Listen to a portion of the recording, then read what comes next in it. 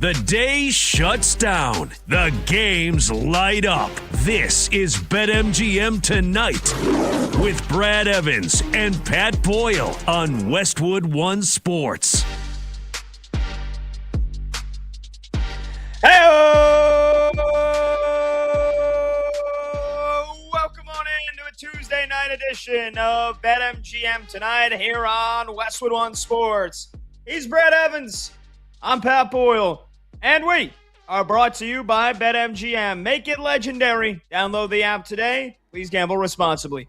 We're with you every Monday through Friday, 6 to 11 p.m. Eastern. You can watch the show live on YouTube. Just search BetMGM Tonight and hit that subscribe button. You can watch the show live on Twitter at BetMGM Tonight.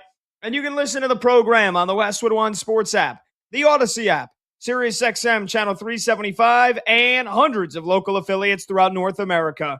Our talk and text line to join the show is 310-840-4910. Well, Brad, the Knicks are mortal. The Knicks will lose a game. They lose last night. Game 3 of the NBA Finals goes the way of the San Antonio Spurs. There will be no sweep. There will be no Knicks in 4. I still feel good about where the Knicks are at. Game 4 now is a massive one. You can't win both games on the road and then drop both games at home. So tomorrow night is going to be a pressure cooker. But as of this moment, the Knicks are still up 2-1. But I got to give the Spurs credit. They fought. They played physical. I got a big problem with the refs, which we'll get to. But Wemby was great. Spurs made shots. The Knicks couldn't make a shot in the fourth quarter. That was ultimately the difference here. And so, do you give San Antonio a chance? Yeah, I give them a chance, but I really still do like the Knicks' chances here, Brad.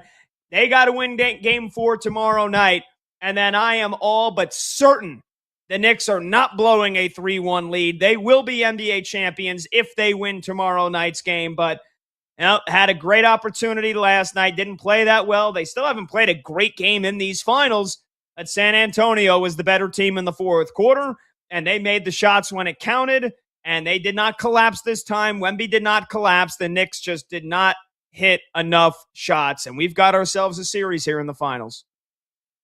Now, let me be honest. I think your prognostication could prove prophetic, my man. You said the Knicks in 6, and it's very much on pace for that. And we got an actual series now. I think this could be highly entertaining.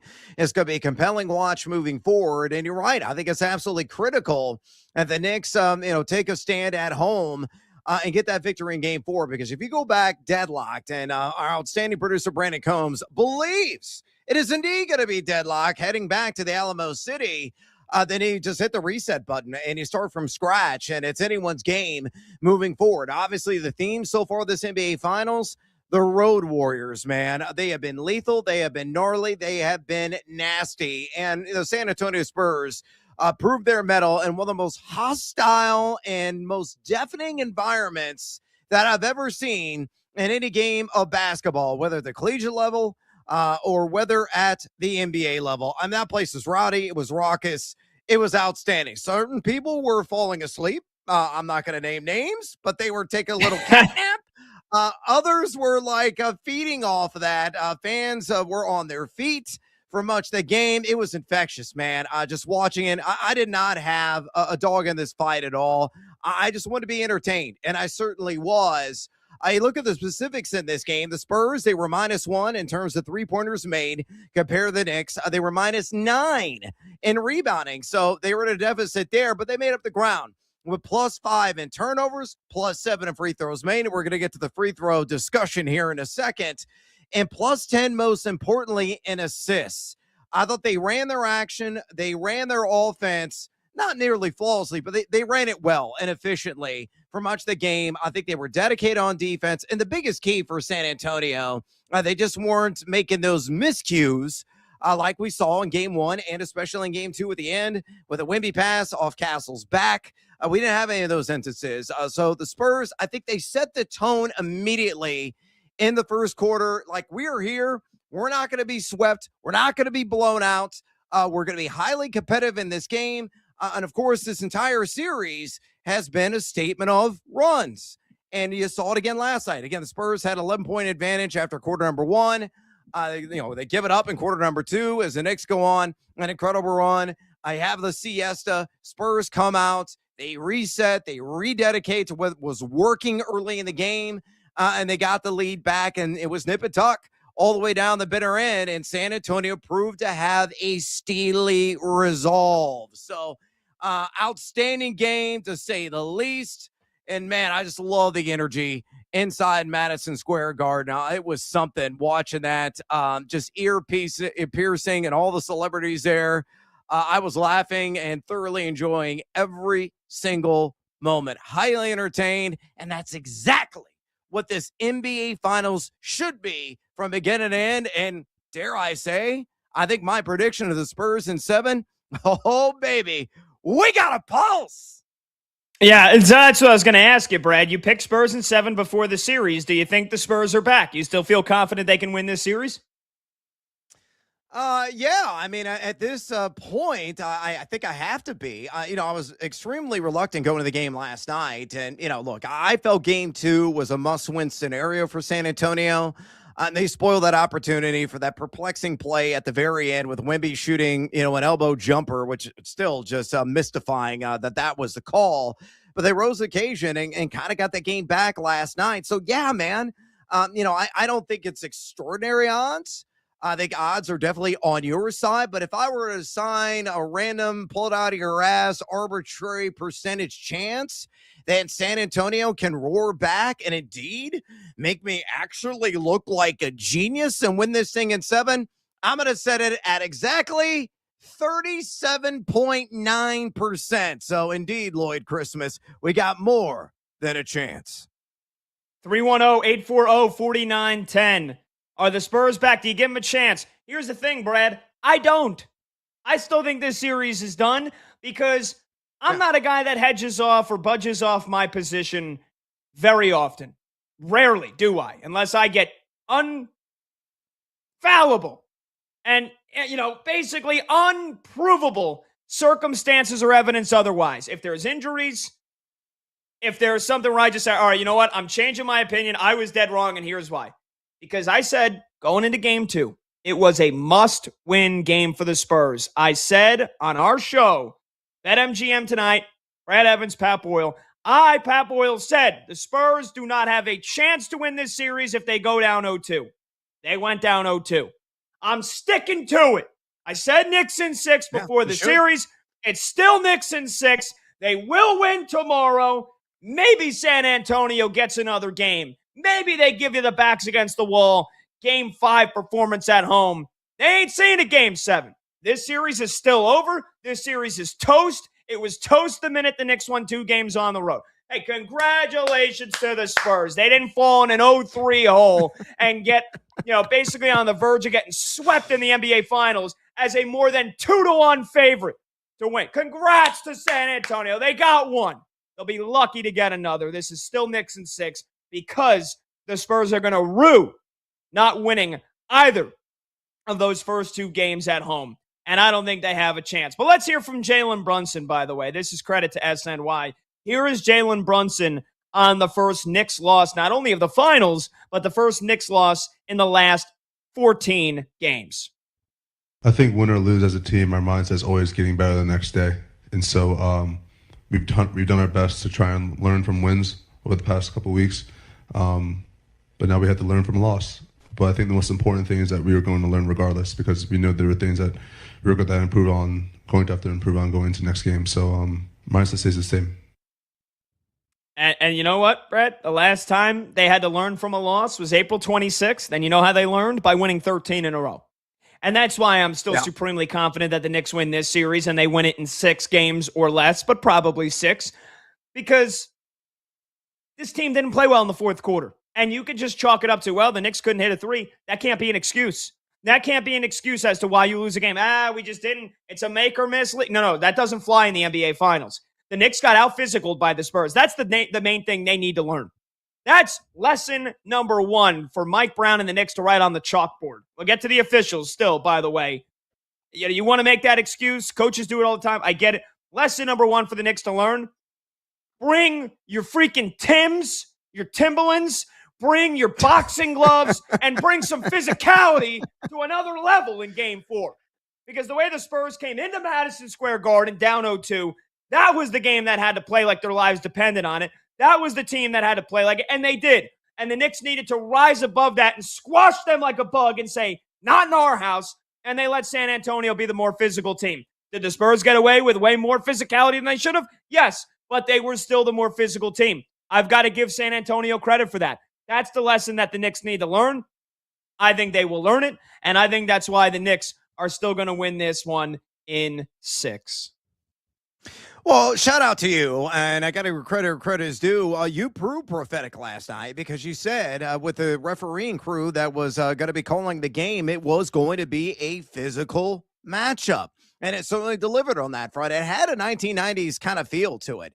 There was a lot of pushing, shoving, hooking, and holding, poking and prodding, various kinds of action that was reminiscent of old school New York Knicks with Patrick Ewing and John Starks and company, back in the mid to late 90s. I thoroughly enjoyed that. I don't want basketball at this level to really be a finesse game. And I understand that's a crux of good, good, wholehearted and good-natured basketball in general. But I want the elbows thrown. I want some of the punching action is there. I want the shoving.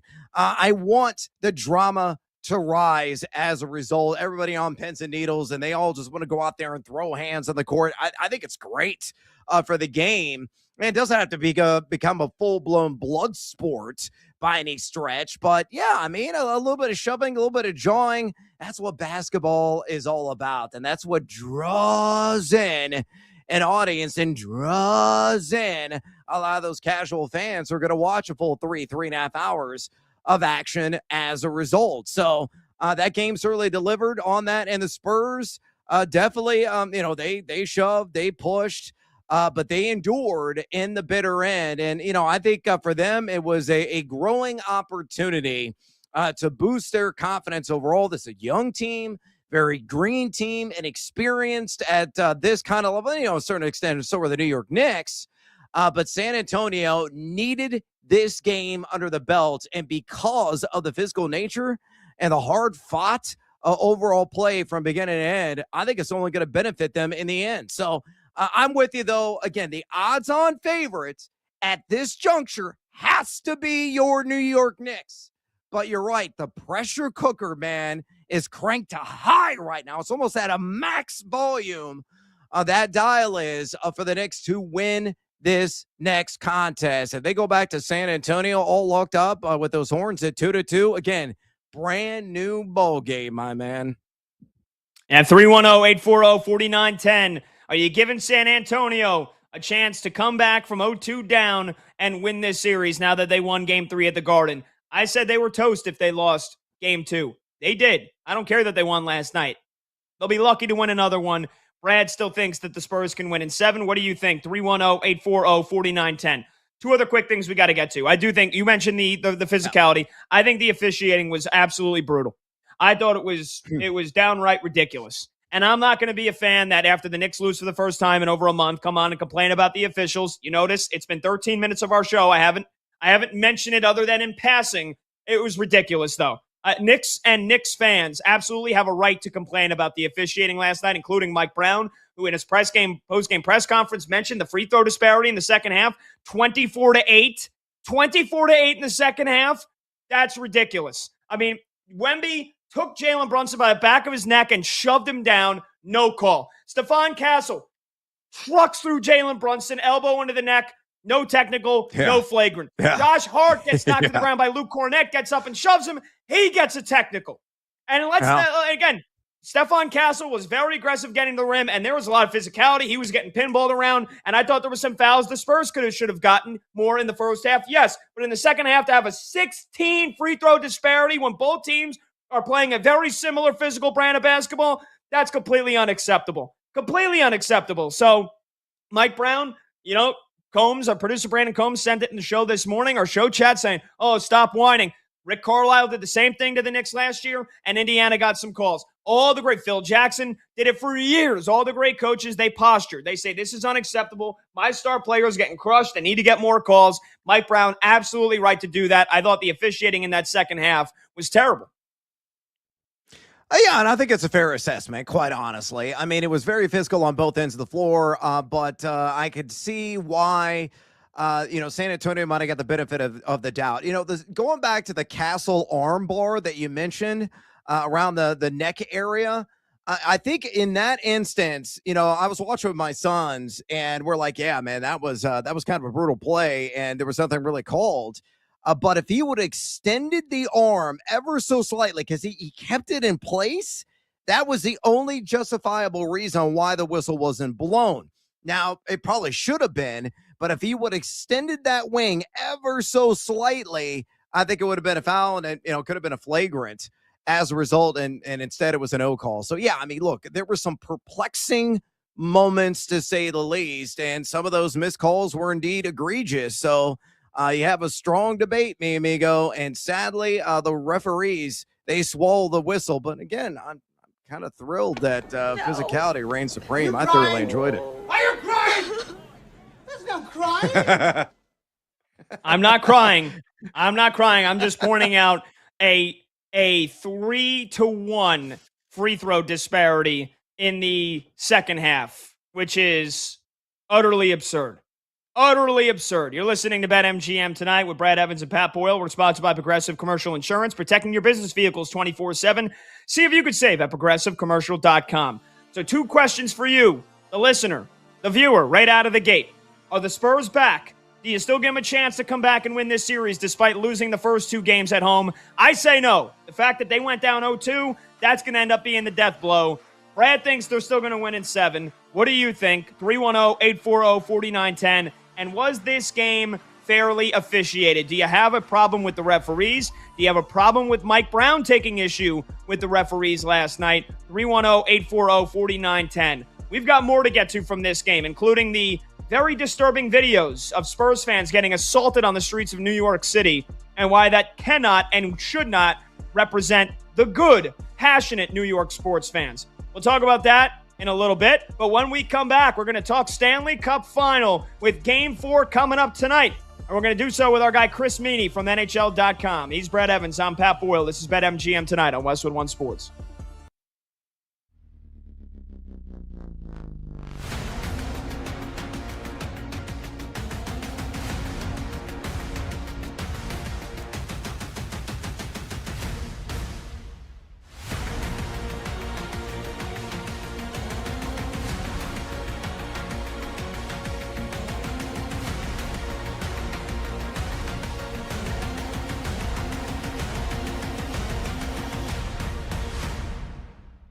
I were a Spurs fan, I would love it.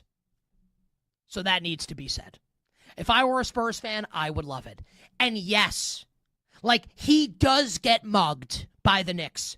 And specifically, there were a couple moments here where my eyes were gravitating towards Towns and Wemby as opposed to who actually had the ball. Because to be fair, Towns basically has Wemby in a straitjacket before some of this offense is initiated. Arms around him. Yes, this is happening. It is happening. Also, what are you supposed to do? The guy's 8 feet tall and you can't teach that. Of course they're going to foul him. Obviously they're going to foul him, right? So Wemby's getting roughed around. Brunson's probably like you or I treat a mosquito. You feel it on your shoulder, you smack it, right? That's probably what Brunson's like. I get it.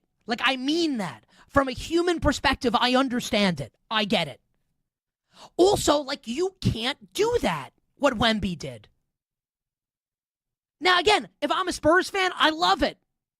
My star saying, I'm not taking your star's crap. I think it's great if you're a Spurs fan. But if you're not a Spurs fan, even if you're not a Knicks fan, if you just want to be objective, how do you defend it?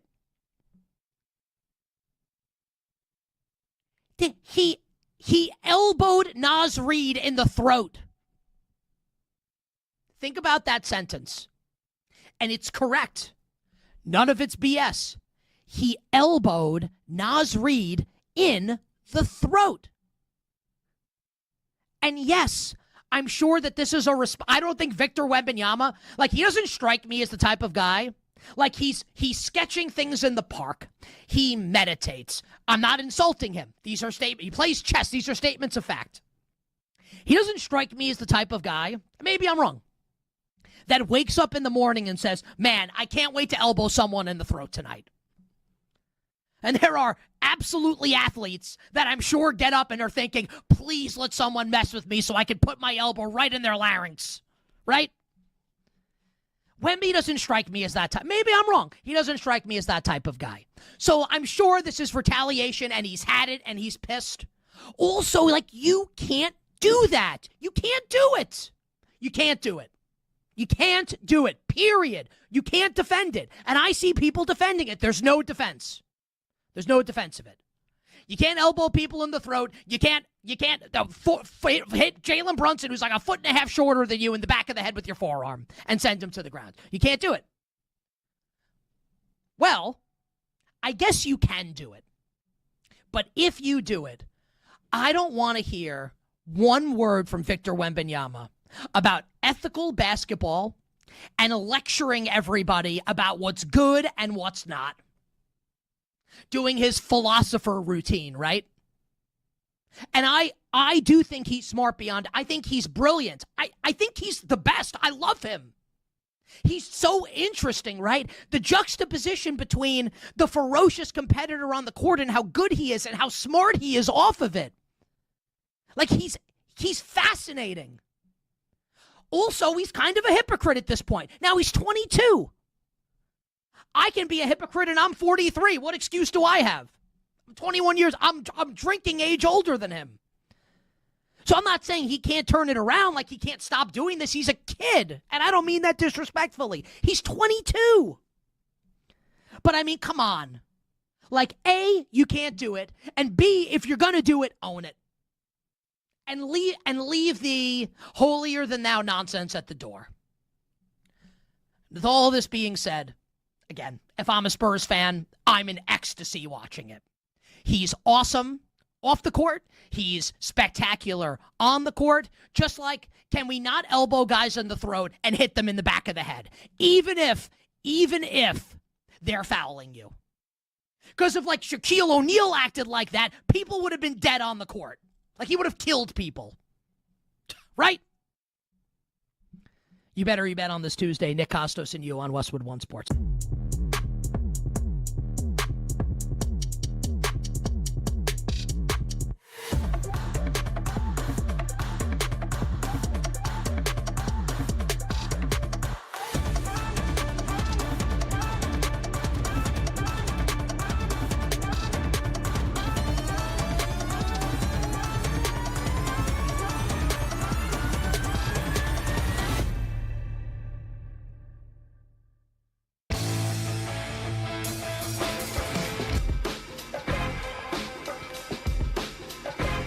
Live scores, sharp options, no waiting till tomorrow. BetMGM Tonight is back. All right, welcome on back. BetMGM Tonight, Westwood One Sports. He's Brett Evans. I'm Pat Boyle. We will get to your phone calls and your texts in a short order of time. 310-840-4910. We opened the show talking about last night's Spurs win over my Knicks to make it a 2-1 series in the NBA Finals. Do you still give the Spurs a chance now that they won a game? Do you think they're back? Brad predicted them to win in 7. I'm still saying Knicks in 6, and the fact that the Knicks won both those road games is going to be the death blow. And also, do you think the referees were an issue in last night's game? So we'll get to your calls. We already got a bunch of texts that came through, 310-840-4910. We got a busy show, though, so we move to the guest line here with Game 4 of the Stanley Cup Final coming up tonight in Vegas between the Golden Knights and the Hurricanes, with Vegas having a 2-1 series lead. One of the best Stanley Cup Finals through 3 games that I can ever remember. Let's talk to our guy Chris Meany here, who does NHL Fantasy and Edge Stats for NHL.com. He's a part of NHL Media. You can find him on Twitter at Chris Meany. We had him on a couple of weeks ago. Chris, welcome on back, man. How you doing? I'm doing great. Yeah, thanks for having me, guys. Fun night last night in the NBA. It's been a absolutely electric Stanley Cup final, and shout out to Brad, one of my faves in the business. It's been a long time since him and I have chopped it up, so good to be here, guys. Yeah, Love you. absolutely. Chris, let's start out here with the goaltender for Carolina. If I'm not mistaken, we still don't know who's going to be in net. Am I correct on that? Yeah, we're not sure. Tough decision for Rod Brendamore, of course. Freddie Anderson, who's well experienced. He's got a ton of experience. His first 2 rounds were pretty much perfect. This guy was leading a lot of statistics. And then, despite beating the Canadians in 5 games and he picked up a shutout, he wasn't really that great in that series, and he hasn't been great here. And you look at some of the high danger numbers so far. 18 shots against from high danger areas from Vegas. He's only stopped 12 of them. That's a .667 save percentage. So maybe just the extra day off, guys. He's a little bit older, 36 years old. So maybe that extra day off kind of helps him, and Rod goes back to him. But, Bussy was phenomenal when he came in for relief in a really tough situation, down 4 goals in the third period, stopped a penalty shot against the hottest player in the Stanley Cup Finals, and Mitch Marner, who already had a hat trick, the fastest natural hat trick in NHL history, just over 6 minutes. So interesting decision for Rod Brendamore, but I do believe he's going to go back to his guy, Freddie Anderson, just the experience factor. And again, that extra day off could help him. Yeah, that's what I was just going to ask you. Sorry, Brett, go because I did want to ask the full question. So I was going to ask you right before you said it at the end. You think it's going to be Freddie Anderson, and you think the experience versus Bussy, who was nearly unstoppable when he came in the third period. You think that's the right decision for Carolina? Go back to Freddie Anderson, who had played every single minute until Game 3, until the third period of Game 3. Yeah, there certainly is a case for Bussy, a breakout campaign for him. 31-6-2 this season. He had a really good season, and you mentioned just the third period that he had and into overtime as well. Hard to fault him with that overtime goal, off the backboards. It kind of goes off one of his players and off his back pad and then in the net. But he stopped 18 of 19, all 4 high danger shots that he faced in Game 3. But yeah, I think, the experience, Freddie Anderson's got a couple shutouts here so far in the Stanley Cup playoffs. Again, his body of work, it wasn't great in the regular season. He didn't play a whole lot. He battled some injuries. And again, Bussy was good. But I just feel like, what he's done in some big moments in the Stanley Cup playoffs is his guy. There's certainly a scenario you can go to Bussy. If it doesn't work out, you're down 3-1, you go back home, you can go back to Anderson. We have seen some success in the playoffs with some teams kind of flip-flopping some of their goalies, the Sabres early on in the playoffs, the Colorado Avalanche in the second round as well. But I think that we'll see Freddie Anderson between the pipes. And you know what? If it's not him, Bussy's a fine asset as well. This is a stingy Hurricanes team. They don't give up a whole lot at 5-5, so we'll see what happens. All right, Chris, the Hurricanes haven't lost back-to-back games since mid-January. Outside of the goaltending you just mentioned, need to be better. What else does Carolina have to do tonight if, and it could be a giant, if they want to even win this series or possibly even it up? So give us some of the key factors for the Hurricanes. Yeah, Brad, they played really good. You look at some of the 5-5 shot attempts percentage, and I like to look at those numbers, 5-5 numbers. They were the best team in the NHL in terms of offensive zone possession, and a sizable advantage here over Vegas, 58.7% to 41.3%. Game 1, Game 2 in the 60 percentile for the Carolina Hurricanes, and then Game 3, 53% to 46%. So they have owned the puck, they've owned the possession, they've owned the shot attempts edge. The high danger shots are pretty much even. So it really is, you don't want to sound cliche, but you're on the road, kind of keep things simple. Don't, live in the penalty box. The power play is kind of woken up for the Hurricanes, which wasn't the case over the first 3 rounds of the Stanley Cup playoffs. So overall, their game has been really good. And you alluded to, the back-to-back losses. You got to go back to early January. That's a 51 game sample size. I think they're 24-7 this season, including the regular season after a loss. We've already seen them bounce back here 3 times, twice actually in the playoffs. It's just the 3 losses they've had in the playoffs. But stay out of the box. Got to get those timely saves, help out your goaltender just a touch, because Vegas, they got 3 lines that are clicking. But ultimately, this has been a really good team. They haven't made a whole lot of mistakes this year, and I do expect them to bounce back here tonight. I did have Vegas winning the series in 6, but I do like Carolina to kind of get back into this series tonight.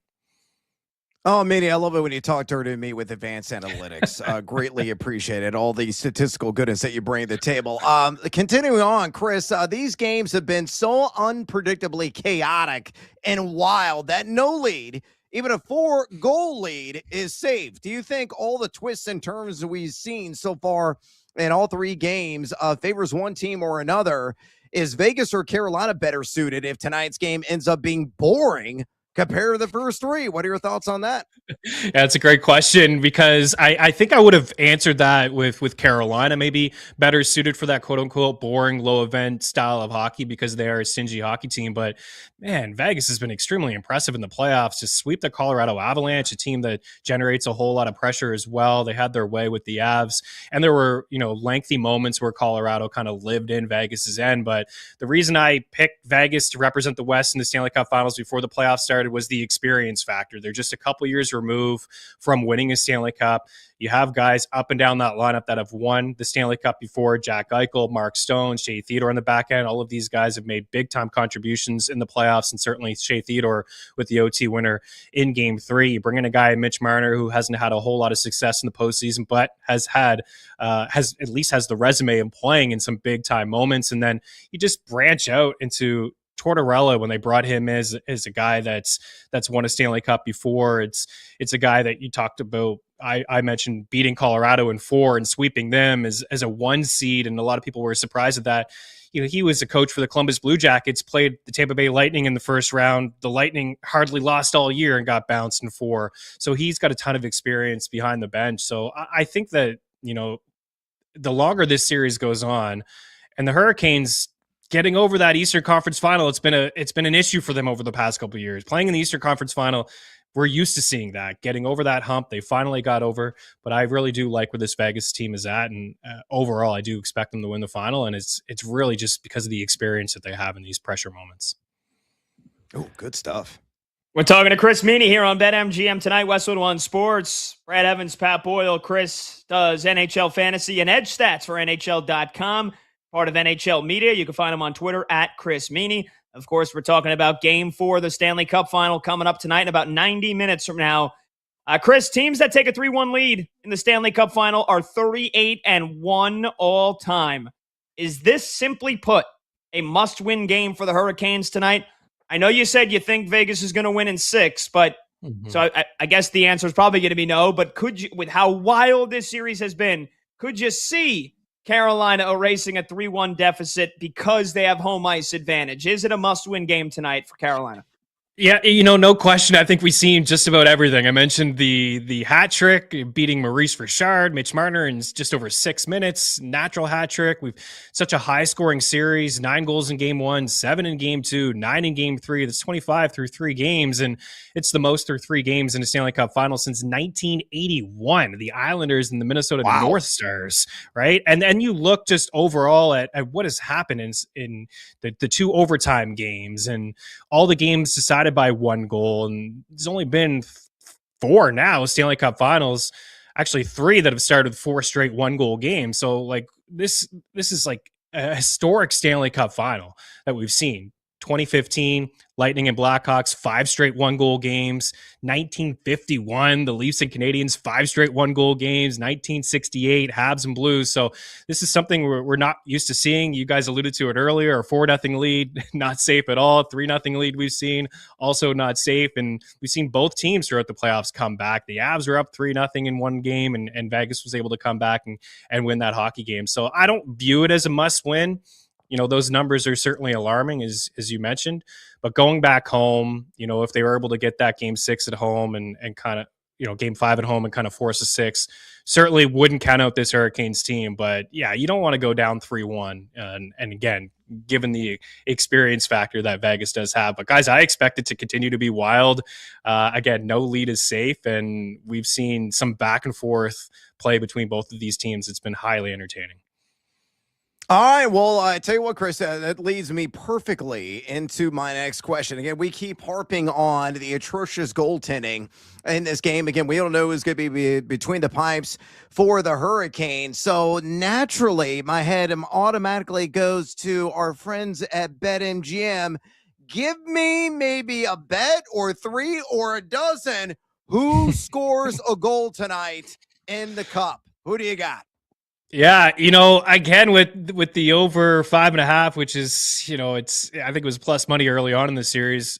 I do expect some goals. So we've been writing props over at NHL.com/fantasy every single day throughout the regular season and the playoffs. And there's been two lines in particular that, I've highlighted throughout the Stanley Cup playoffs. And it's the second line in Carolina with Taylor Hall, Logan Stankoven, who leads them in goals. Hall leads them in points. He's tied for third in the playoffs with 17 points. He has been really good. He's one of the oldest players here in the Stanley Cup playoffs, kind of came out of nowhere. I think at one time he was 200-1 to win the Conn Smythe, and now I think he's the favorite for the Hurricanes.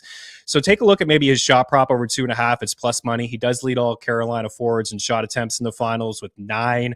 You look overall with the shot attempts. Actually, sorry, the shot attempts 9 was in game 3. He's got 24 in the Stanley Cup finals, which leads all players. He's first in 5 and 5 shot attempts percentage differential. He's got points in 5 of the 7 road games. He's plus money for a point. So if you wanted to take the point for him, kind of there's a little bit of correlation with Jackson Blake and Logan Stankoven. All those guys roughly plus money for a point. But the shot attempts have really been there for Hall. And I noticed last game, Rod Brind'Amour played him with all 3 of their top centers. So he's kind of getting double shifted with a couple shifts with Stankoven, a couple with Jordan Staal, couple with their number 1 center in Sebastian Aho. So he's a guy that I expect the usage rate to be high. And the 24 shots on goal in the 7 road games, that's a pretty decent sample size there. He's had 3+ in 6 of the 7 road games. So maybe take a look at him. And on the other side, Brett Howden. Mitch Marner's been unbelievable. 28 points here in the playoffs, leads everybody in points and primary assists. He had the hat trick, but his point prop is a little juice. But Brett Howden, who leads the playoffs in goals, is benefiting playing with a guy like Mitch Marner. Penalty kill together. I think he's got 3 shorthanded goals. So he's up near the top in terms of that category, but plus money for a point. William Karlsson as well, who's been playing on that line, who missed a big chunk of the regular season, guys, missed the first round of the Stanley Cup playoffs against Utah, was inserted against the Ducks, immediately went on Marner's line with Brett Howden, and that line has been phenomenal ever since they were kind of formed. So maybe take a look at Brett Howden for plus money for a point. And there's a couple guys that you could take just 1.5 shots. There's a little bit of juice on Howden, 1.5, maybe Ivan Barbashev, but Jordan Staal, the oldest player in the Stanley Cup finals, he's had at least 2 shots in all 3 games and a goal in all 3 games as well. So maybe you could take a look at his anytime goal prop and his over 1.5 shots is plus money. Oh, me likey. Yeah, there you go, Brad. That's a nice big spoonful of plays for you from Chris. Yes, sir. We're talking to Chris Meany here on BetMGM tonight, Westwood One Sports, talking Stanley Cup Final. Chris, I want to get a little bit more into the X's and O's here. The high flip or a quick up on the far side, 2 terms that coincide with how absurdly good Vegas has been at counterattacking Carolina's relentless forecheck. We saw it with that beauty of a pass by Mitch Marner into the first period of game 2, where he just kind of shoveled it into the air, down the ice into a striding Brett Howden for that breakaway goal. What's the solution for Carolina? Is it less pressure on the forecheck, which is getting away from who they are? Like, how do they combat what Vegas is doing to them and generating so many odd man rushes and breakaways? Yeah, and that's the thing with Carolina. They're just so relentless. And we saw that against the Montreal Canadiens. When the Canadiens beat the Sabres and the Lightning in the opening round, they dealt with teams that were heavy on the forecheck, but they weren't like super aggressive and they weren't relentless, like 3 forwards deep. They were able to kind of take the puck and turn it back behind their net and break it out. You've heard Tortorella multiple times. He was mic'd up, I think, in game 1 when Carolina was just all over them to start that game 1. And he was saying, guys, let's push it up. Like, let's not circle back. There's no east-west here. It's kind of, we want to play a north-south type of style. So we've seen a lot of that from Vegas throughout the playoffs, and especially in this series. As you alluded to, this is a great play by Marner to get that puck out high. You have forwards leaving the zone early. I think Carolina, maybe a couple adjustments, but this is the reason they're here. They've played this way for the past few years. This is what Rod Brind'Amour loves to do, right? We heard a little bit of Taylor Hall talking about when he first went to Carolina. He was like, wow, I'm not in shape, and I played in the NHL for a dozen years, right? This is a team that likes to get after you with all 3 forecheckers. I think for them, maybe they just need to be a little bit aware, cautious, drop a defenseman back and say, just in case, you guys are going to leave the zone early. But I can't imagine Carolina is going to play a quote unquote trap. They're going to continue to do what they do best, and that's get after defensemen, dump pucks in deep opposite corners of guys that are offensive, like Shea Theodore. We saw Lane Hudson in the third round, and just lay the body on those defenses. And then over the course of a 7-game series, that stuff does tend to wear down on some of the defenders. So I can't imagine they're going to do anything too different. But again, just be aware of maybe that flip zone. But we're seeing a lot of teams. Carolina's doing it as well. That high flip, it's, I don't know, it's like a little bit of an alley-oop. You guys were talking basketball in the previous segment. It's a thing that's happening more and more in the NHL these days. Look at that. He can drawing the two sports together here. We love it. All right, Chris, last one for you. We love what you guys are doing with edge stats to better understand the incredible feats of athleticism these guys are showing on a game-by-game basis. So can you break down some of your favorite edge stats here during the Stanley Cup playoffs?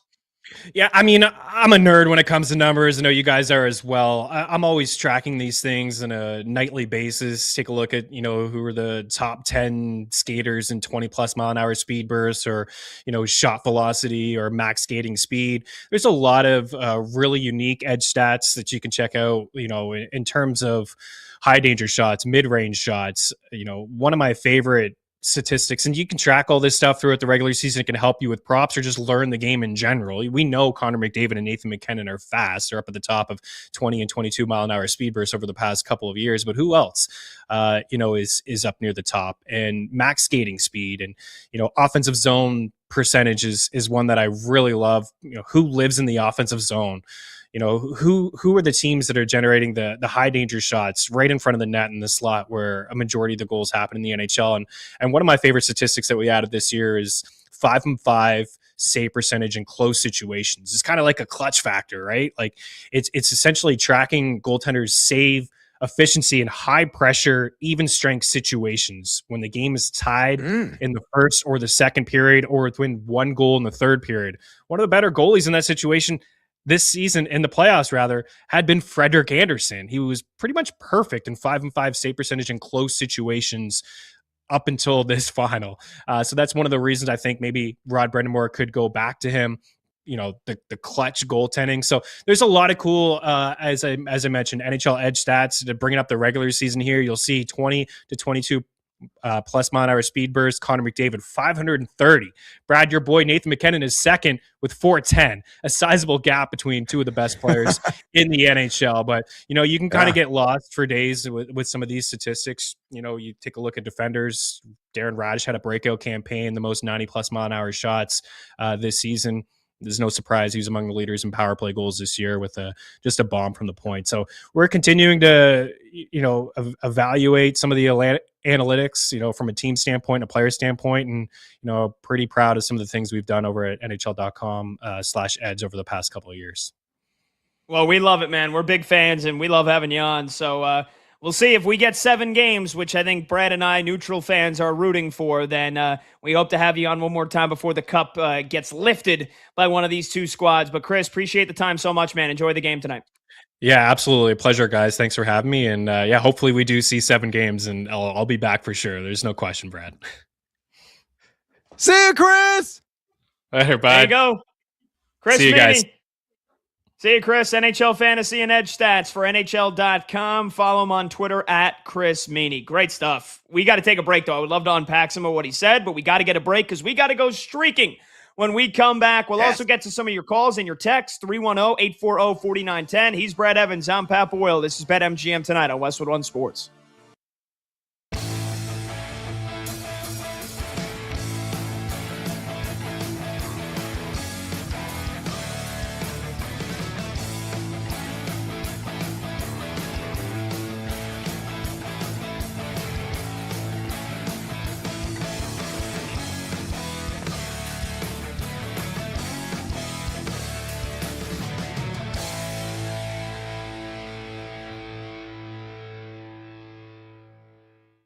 Well, I mean, they're kind of behind the 8 ball. The guy they wanted to hire was Bruce Cassidy. The Vegas Golden Knights won't allow him to talk to the Oilers or sign with the Oilers. They have him under contract for one more season, and they've made the tactical decision not to follow the tradition of the NHL, which is when you hire a guy. Sick, right?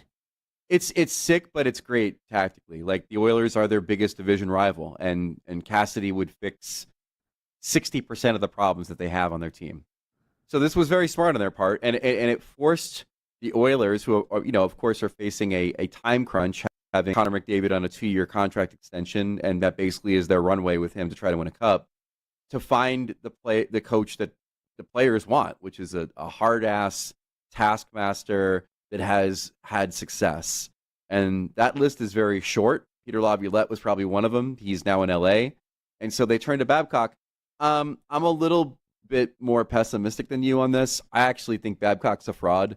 There's 3 reasons why he has the reputation that he has. One is J.S. Jaguar, his goalie in 2003 when he went to the Cup final with the Mighty Ducks. The other is Nick Lidstrom, who is the reason for Detroit's run of success, where Babcock was the coach for a big part of it. Lidstrom retired in 2012. I think Babcock has 1 playoff series win since then as a coach. And then the other, obviously, is the greatest assemblage of talent we've ever seen on Team Canada, where he won gold medals in 2010 and 2014. So, look, man, there are a lot of coaches that if given those types of scenarios would have won. The rest of the time, he's been underwhelming and, quite frankly, off the ice, embarrassing. I mean, he got signed by the Columbus Blue Jackets.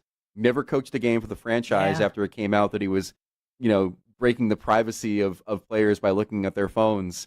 I think this guy is wrought with problems. I think he's coasting on a reputation that he forged 15 years ago. And I don't think he's going to be the solution in Edmonton. I don't know if you can, because you're not in his head. Maybe you haven't. I don't know. Does Connor McDavid support this hire? He does. I did some calling around on this yesterday when the news came out. First of all, the Edmonton players themselves reached out to the NHLPA to figure out if everything is kosher with this guy, because the PA was the one who led the investigation into the invasion of privacy of players in Columbus. And I guess what they heard back was all right. But the leadership group supports trying to find this kind of coach. I think the leadership group supports the idea that Mike Babcock could be the guy based on his pedigree, and are willing to overlook some of the problems that he's had in other situations. Are they dumb? They're not dumb. They're desperate. They're desperate. They turfed the guy that got them to the conference final, to the Stanley Cup final, rather, in 2 consecutive seasons. And they got to turn somewhere for a coach. And the options are few and far between for the kind of guy they're looking for. So, a guy who literally a month ago told Darren Dreger from TSN he was retired is trending to be the new head coach of the Edmonton Oilers.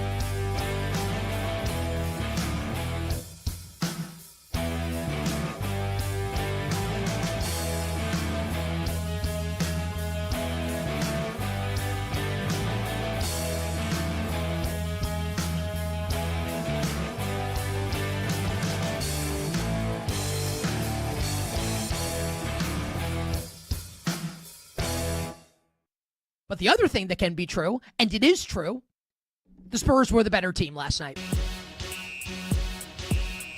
Live scores, sharp options, no waiting till tomorrow. BetMGM tonight is back. Welcome on back, BetMGM tonight, Westwood One Sports. He's Brad Evans. I'm Pat Boyle. Phone number to join the show, 310-840-4910. Looking to take your MLB action to the next level this season? Boosted odds are here to crank up every pitch, swing, and home run. BetMGM is hooking you up with your very own MLB Odds Boost token. Just add any MLB bet to your bet slip, activate your Odds Boost token, and lock it in. If your bet hits, you're cashing out with an even bigger payout. Huge thanks, by the way, to Chris Meany joining us last segment to talk puck, to talk Stanley Cup Final. If you missed it, you can rewind on the Odyssey app or make sure to download the BetMGM Tonight podcast wherever you get your podcasts. All right, it's just past 6:45 p.m. Eastern here. We got a big night of baseball ahead of us. Let's go streaking! We won a game yesterday. We win one today, that's 2 in a row. We win one tomorrow, that's called a winning streak. It has happened before. We're good streaking! Yeah! All right, everybody on the crew, we go around the room. Everybody picks one batter that they think will correctly get a hit in tonight's game. Brad, you are our only active streaker right now, and it's a big one. 6 in a row for you. I've gotten it wrong 2 days in a row. Combs has gotten it wrong 2 days in a row.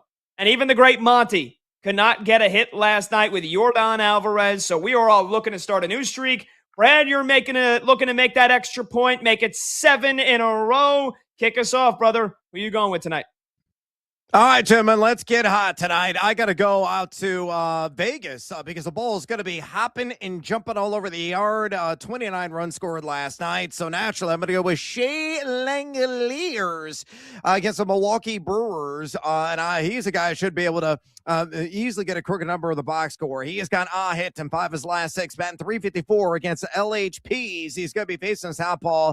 And they unfortunately named Robert Gasser on hopefully Langelier is not going to have any flatulence at the plate. He's also hitting .333 at home.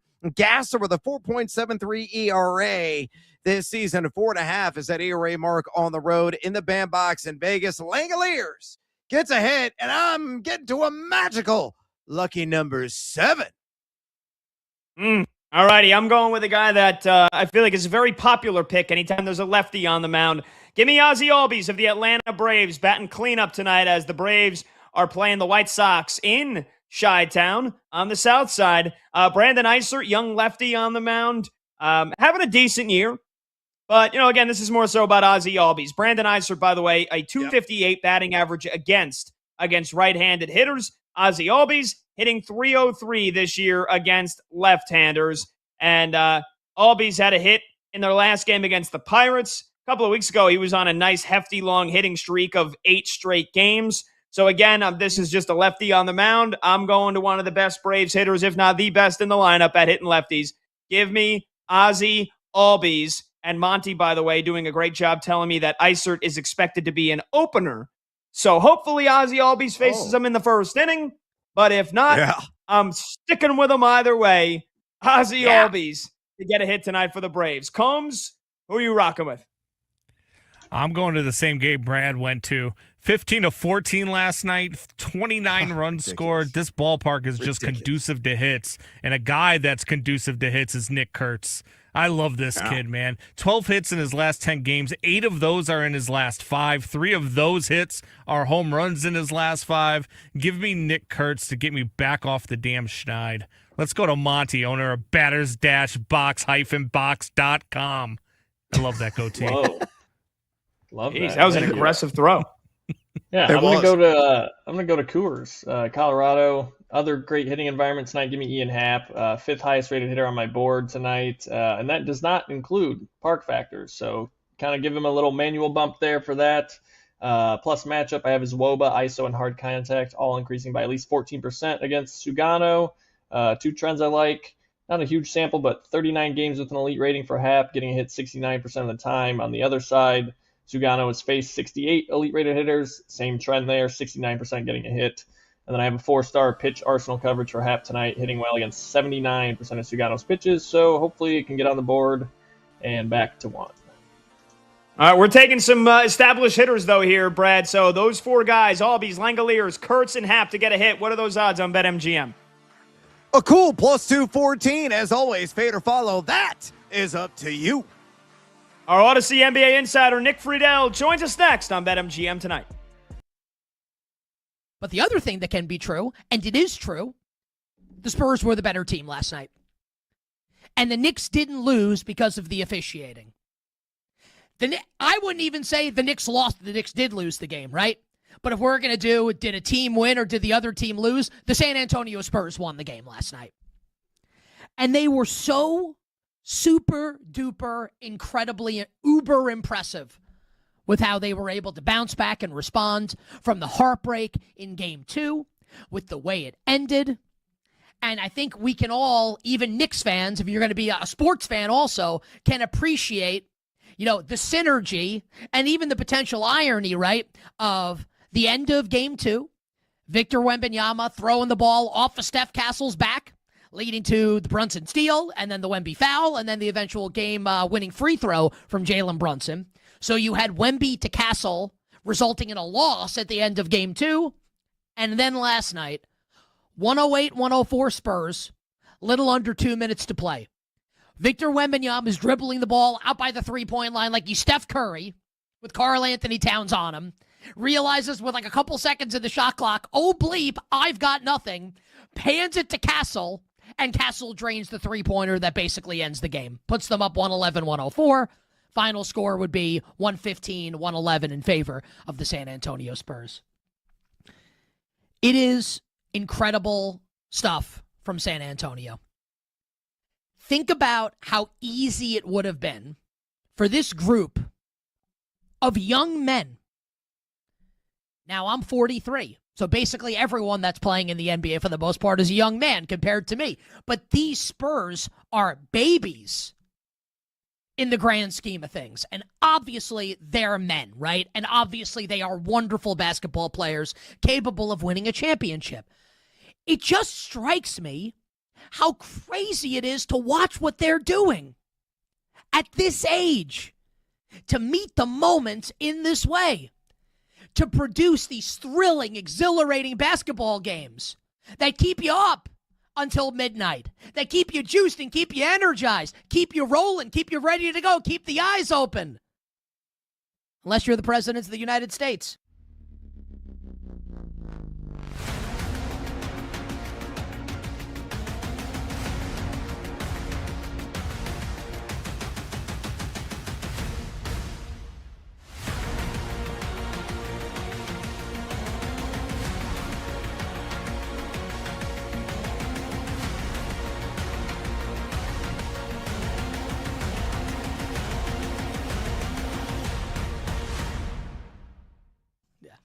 It's so funny because, even going back, Spain has lost in the 2018 World Cup, right? Spain lost in a penalty shootout to Russia. In the 2022 World Cup, Spain lost in a penalty shootout to Morocco in the round of 16. And since then, right, they win the Nations League in 2023, and then they usher in this new era of Spain. Nico Williams and Lamine Yamal join for the Euros. They get a new manager. They replace Enrique. And they were clearly the best team at the Euros. They went to the Nations League last year. They destroyed France in the semifinals and then lost a penalty shootout to Portugal. So, look, they've lost 3 penalty shootouts in significant tournaments in the last 6 or 7 years. That's pretty much been the only time they've lost. And what do I think about this tournament? Yes, Lamine Yamal is not healthy right now, but do they even need him before the quarterfinals? He's going to have probably a month between the first game Spain plays with any real jeopardy. And now I think they have the best midfield. I think if your combination of Rodri and Pedri and Fabian Ruiz is the best in this tournament, we know that they've found a striker group partnership that works. They have Olmo, who occasionally slots in there, but he can play off of Oyarzabal. Oyarzabal's been the hot golden boot pick. He was 30-1. Now he's down to 14-1. I think ultimately what I came back to is I don't quite trust France and their structure and their tactics and their management. England, I think, could join Spain as the joint best team in this field if we see that Tuchel's sorted out some of the open play attacking stuff. But Spain is the most reliable team. They're the team I have to trust the most. I'm going to go with them to win the World Cup.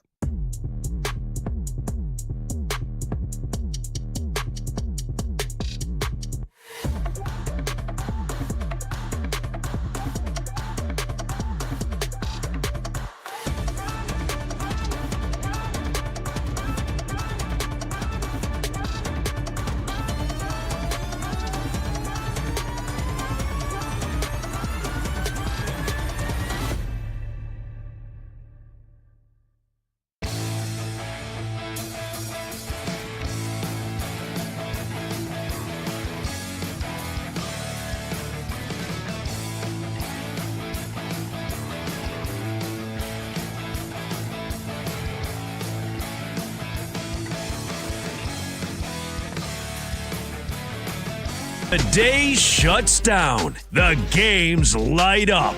This is BetMGM Tonight with Brad Evans and Pat Boyle on Westwood One Sports. Hey, welcome on back to BetMGM Tonight here on Westwood One Sports. He's Brad Evans. I'm Pat Boyle. And we are brought to you by BetMGM. Make it legendary. Download the app today. Please gamble responsibly. Hour number 2 of this Tuesday night extravaganza kicks off right now. You can watch the show live on YouTube. Just search BetMGM Tonight and hit that subscribe button. You can watch the show live on Twitter at BetMGM Tonight. And you can listen to the program on the Westwood One Sports app, the Odyssey app, Sirius XM, Channel 375, and hundreds of local affiliates throughout North America. Let's start hour number 2 by talking a little bit more of the NBA Finals. Knicks lead the Spurs 2-1. San Antonio, though, after dropping both games at home, they go into a raucous Madison Square Garden last night, and they get their first win. To talk about it all, on the line is Odyssey Sports NBA insider Nick Friedel, and Insider Calls are brought to you by Hyundai, by the all-new Hyundai Palisade Hybrid. Nick, were you at the Garden last night? You go to New York City and they make you shave the beard? You look like a completely different guy. What's going on with it? I wish I had gotten in. I wish I was at the Garden. All my friends were sitting there going bonkers, saying that it was the best atmosphere they've ever seen. But yeah, I got my summer shave off to a good start. Pat, I'm looking at this the last 24 hours and I'm going, all right. The momentum was really, really going crazy. There was certainly a lot of people that thought the sweep was imminent. And now I think that there is a ton of pressure on your Knicks to get this win tomorrow. You get the win, you go up 3-1, you got to make another trip to San Antonio, but you allow yourselves 3 chances at this thing. If you don't win tomorrow, I think this young San Antonio team goes, oh, man. And it is wild, guys, because, that's the finals. You have 2 very evenly matched teams, it feels like, in these first 3 games. But when you watch that first game, you thought, all right, the Knicks have a little bit more. That second game, the last 10, 15 seconds, that changed everything. Because if Wemby doesn't throw the ball off his teammate's back and he goes down and hits a shot, we're feeling a lot different right now. So I think the Knicks still have control. I think they'll feel better in their second attempt at trying to maintain everything that's going on in the energy at the Garden. But I do think as we get ready for Game 4 now that they have to bounce back, and they absolutely can. It just felt like everything was pointing towards them finding a way last night, and it didn't happen. Yeah, look, I wanted to bust out the brooms last night, Nick. Even though I said before the series it was going to be Knicks in 6, I give San Antonio credit. They came into MSG and played more physical. But, Nick, they were allowed to play way more physical than the Knicks. Echoing Mike Brown's sentiments, I thought the 24-8 free throw disparity in the second half was ridiculous. Did you have an issue with how the game was officiated last night? Do you think me and Knicks fans have a gripe? We have a rightful gripe with the officiating? As I watched it live, Pat, I didn't think so. The only thing that struck me was they were letting Wemby throw the elbows and get more physical, and we're not as used to seeing that. But in real time, I'm sitting there watching the game going, all right, I thought Draymond actually made a good point afterwards on the postgame show. He's saying the refs usually reward the more active team, the team that is forcing the action. And that was San Antonio in the second half. So it's all a mind game in the postseason. Mike Brown's doing clearly what the Knicks want him to be doing in getting the messaging out there. But they have got to find 2 things to me to get them into some kind of rhythm, especially offensively. They've got to get Brunson a little bit more help. He's taking way too many shots. And those shots are adding up over the course of the game, and he just doesn't look as refreshed as he should be, and we've seen it now 3 games through. And the other one is, if you're Karl Anthony Towns, who was so good, guys, in those first couple games, how do you have a game where you essentially completely disappear in 38 minutes? So, There are always going to be reasons why, but that guy especially has got to score more late in these games in the fourth quarter. I think by doing that and making the adjustments they need, that will give the Knicks what they need tomorrow night. All right, Nick, you already touched on this a little bit. Let's dive in a little bit deeper. Madison Square Garden is such a magical place. Despite incredibly long lines and TSA-like security ahead of Game 3, the faithful cheered their butts off last night, standing nearly from tip to final buzzer. I mean, it was just deafening, throughout. Though ear-piercing, over 4 quarters, the young Spurs remain composed. They refuse really to succumb to the partisan crowd. Talk about the atmosphere inside the Mecca and the guts that San Antonio displayed. And do you feel that this series is going to be defined by Road Warriors? So far, so good. 3 for 3 Road Warrior wins so far.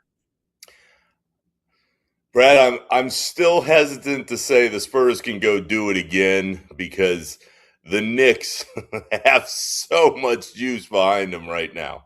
That's why I absolutely believe that tomorrow is crucial for New York because of what's on the line. But to your point about the Garden, when you followed the game as long as so many of us have, even when you're watching on TV, you're just not used to feeling that. And you're not used to seeing just constant for 2.5, 3 hours, raucous support game to game and basket to basket. I think it's what would worry me if I were a Knicks fan, though. If I'm Pat and I'm walking in tomorrow night, I'm sitting there going, all right, well, everybody's going to be ecstatic again, and they're going to say, all right, let's bounce back. It seems like there's so much pressure and so much buildup, though, that it might be a little easier to take the crowd out of it, if that makes any sense, because everybody's so overwhelmed and they're so ready and they want to celebrate so badly that if a young San Antonio team comes out and sets the tone again in the first quarter, you kind of look around and go, uh-oh, what's the problem? So I can't give the Spurs enough credit. You've got everybody seemingly saying, this is probably done. And for them in that environment to play the way they did, to stay composed, to come back after being down at halftime, they've got to be walking in there tomorrow with a hell of a lot more confidence. And Wemby keeps saying, we are always confident. Okay, but you go and win the first finals game in that building in so long, and you do it by clawing your way back down the stretch and making big shots. The way Stephon Castle played, if he can replicate that and they keep throwing body after body on Brunson, I think the Spurs are going to have a real good chance to tie this thing up. Oh, maybe levy another counterpunch tomorrow night. Nick, one Spurs sensation who certainly wasn't intimidated by the decibel levels inside MSG was Dylan Harper. Though he only shot just over 27% for the field, he finished with 13 points, 9 boards, and 4 dimes last night. Now, before the series began, you felt Harper, next to Wemby, was arguably the most important Spurs player. How impressed have you been with a rookie's efforts, and does he shine again in Game 4? Brad, I still can't believe that he is playing this well at this stage of his career. So often you see younger players, even when you've had success in the regular season, they get in the playoffs, especially as you go a little deeper in these rounds, and you go, they need some more seasoning. They need some more time under the spotlight.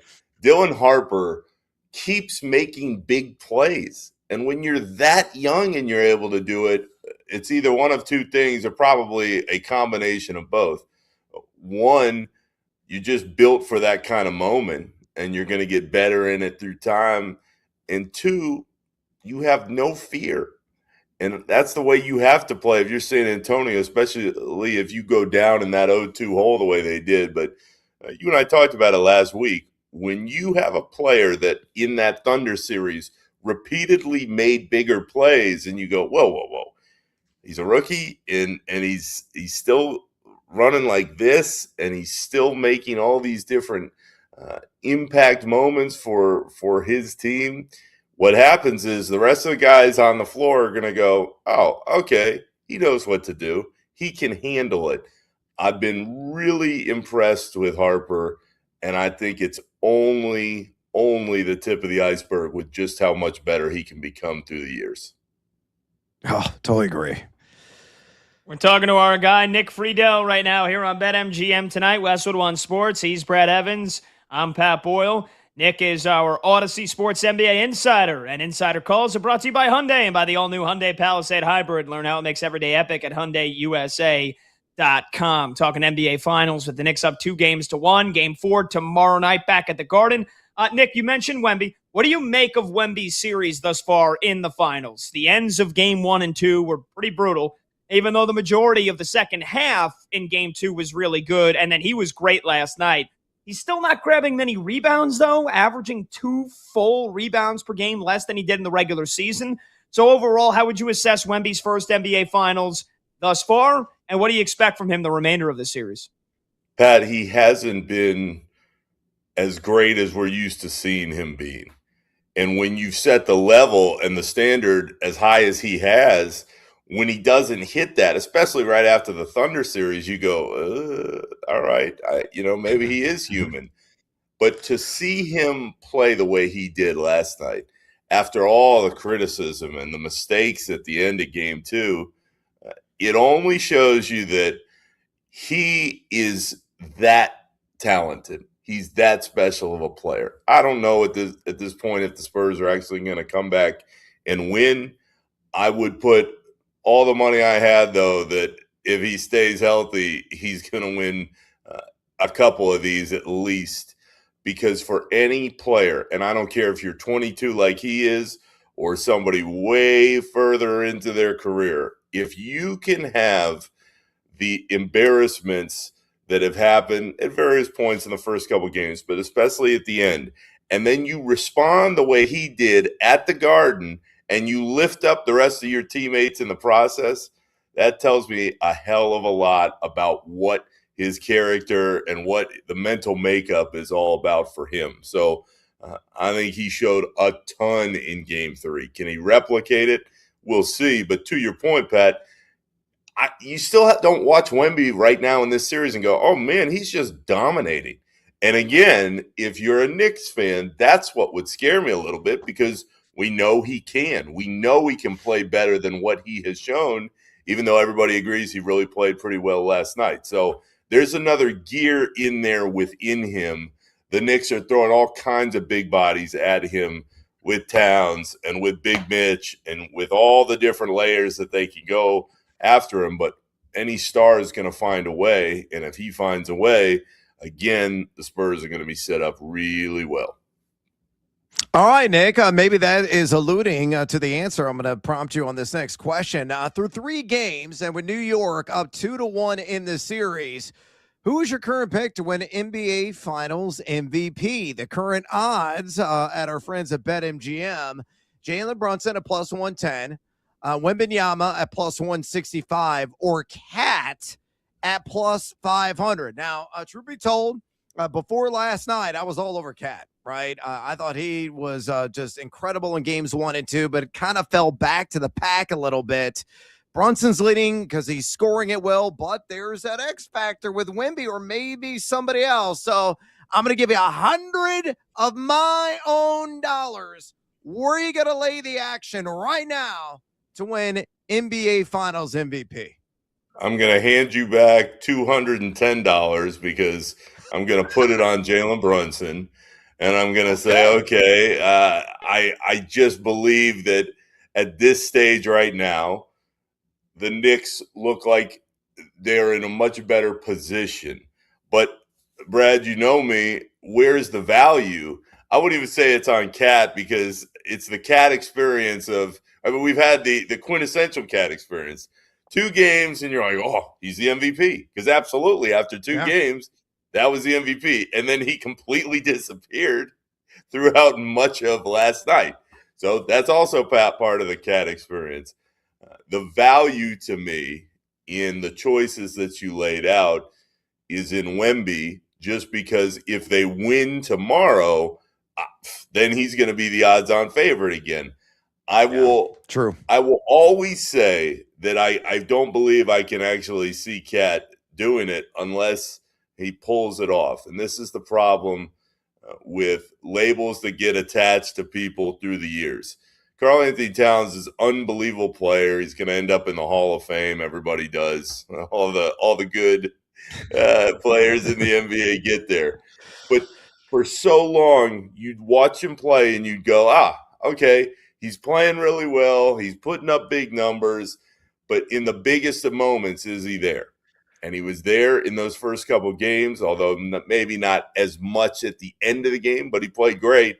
And then last night you went, oh, boy. So if we're looking at one player, I know there's been a lot of focus on Bridges. He didn't play well last night. Sure. To me, it's Towns. When he's aggressive and they get him rolling, he sets up everybody else. And when it doesn't happen, you open the door for what could occur when things can kind of get evened up in this series. Talking to Nick Friedel here on BetMGM tonight, Westwood One Sports. He's our Odyssey NBA Sports Insider. Nick, this doesn't have to be a long answer. I'm more so asking just because I feel like it needs to be asked here. I thought the violence that was documented on social media last night after the game was disgusting. Several videos of Spurs fans getting assaulted in the streets of Manhattan last night simply for wearing a Spurs jersey. Wemby condemned it. Cat condemned it. What, if anything, can the NBA do to crack down on this? I mean, there were 8 arrests last night. Is this just the world we unfortunately live in? Yes, to me. I mean, I've watched it, Pat, in all these different arenas, and some are worse than others. And the Garden, everybody's charged up because of what's happening, and everyone's excited. But it's gross. I mean, in a lot of places, if you go to a different arena and you're wearing your team's jersey or their colors, you're going to get harassed. Now, to the level by which somebody wants to beat you up, that's a little tougher and only happens probably in a couple different spots. But it's really sad because all of us at our core, we do this and we talk about this stuff because we're sports fans. And to not be able to go into a different place and cheer for your team, it's really sad. It's disgusting. And I'm glad that the players have come out and said what they did, because I think that's the only way things can change. But to the point about the NBA, you could put security guards in every section, everywhere. Once you get outside, people have to look out for each other. And if you can stop something from happening or you see something going on, be human. I mean, that's what I would say to all of this. It's a good answer. I mean, it's like I said, it's an easy answer. I don't know how do we stop wars from happening, right? I mean, so I don't know. I just felt like that needed to be mentioned. Nick, do you think the appearance of New York sports legends like Derek Jeter and Eli Manning inside MSG last night actually might be putting more pressure on the Knicks and their core? Like, I'm not saying Jeets and Eli shouldn't show up because it's too scary for the Knicks, but like subconsciously, do you think maybe the moment up 2-0, first home game in the finals last night, plus the celebrities in the building, even more than usual, you think that maybe affected the team last night? Yes, absolutely I do. When you're looking around, Pat, and you're seeing Jeter, and you're seeing Eli Manning, and you're seeing Jay-Z, and you're seeing all these guys that all the players have looked up to for so long, and you've been listening for days, oh my gosh, the Knicks are up 2-0. Oh my gosh, this is actually going to happen. At the Garden, too. People are playing 10, 20, $1 zillion to get in the door. You can't tell me that doesn't at least leak into to guys' heads. Pat, if I've learned anything in 20 years covering the NBA, at the single biggest core, I remind my friends of this all the time, because they all are always asking, what do you think about this? What do you think about that? These guys are human beings, just like you and me, and just like Brad and everybody else listening to us. They go through the same things that everybody else does, but because they make $1 zillion and they live this first-class life, everybody thinks, oh, well, it can't affect them that much. I'm telling you, They hear everything. They see what's going on. You can put blinders on all you want, but they're humans. And there's no way that they didn't feel all that energy coming back into the city going, oh, okay. There's no way they didn't look around the floor and go, oh, look at all these people. Look at all these celebrities. Now, having said that, you're a pro. And as a pro, you've got to go and do your job to the best of your ability. And the Knicks just didn't play very well last night. But the game, they couldn't have picked a better time. They're at home. They got a game tomorrow. They can get refreshed and get rolling. But absolutely, and Pat, this goes into game 4 in the conversation. I think there's so much hype around the Knicks right now that the Spurs almost could sit there and take a breath and go, okay, well, we got the first one. And we sure as hell would love to come out with a split and go 2-2 and feel good about this. I think that the pressure absolutely is on the Knicks because of what led into what's happened at the beginning of this series. It's good stuff. Good stuff. Nick, finally, we're talking with Nick Friedel here, our Odyssey NBA insider, for another 2 minutes or so. Nick, finally, one last one for you, non-NBA finals, but I'm always intrigued by what the Sixers are doing because they normally have screwed it up here over the last couple of years.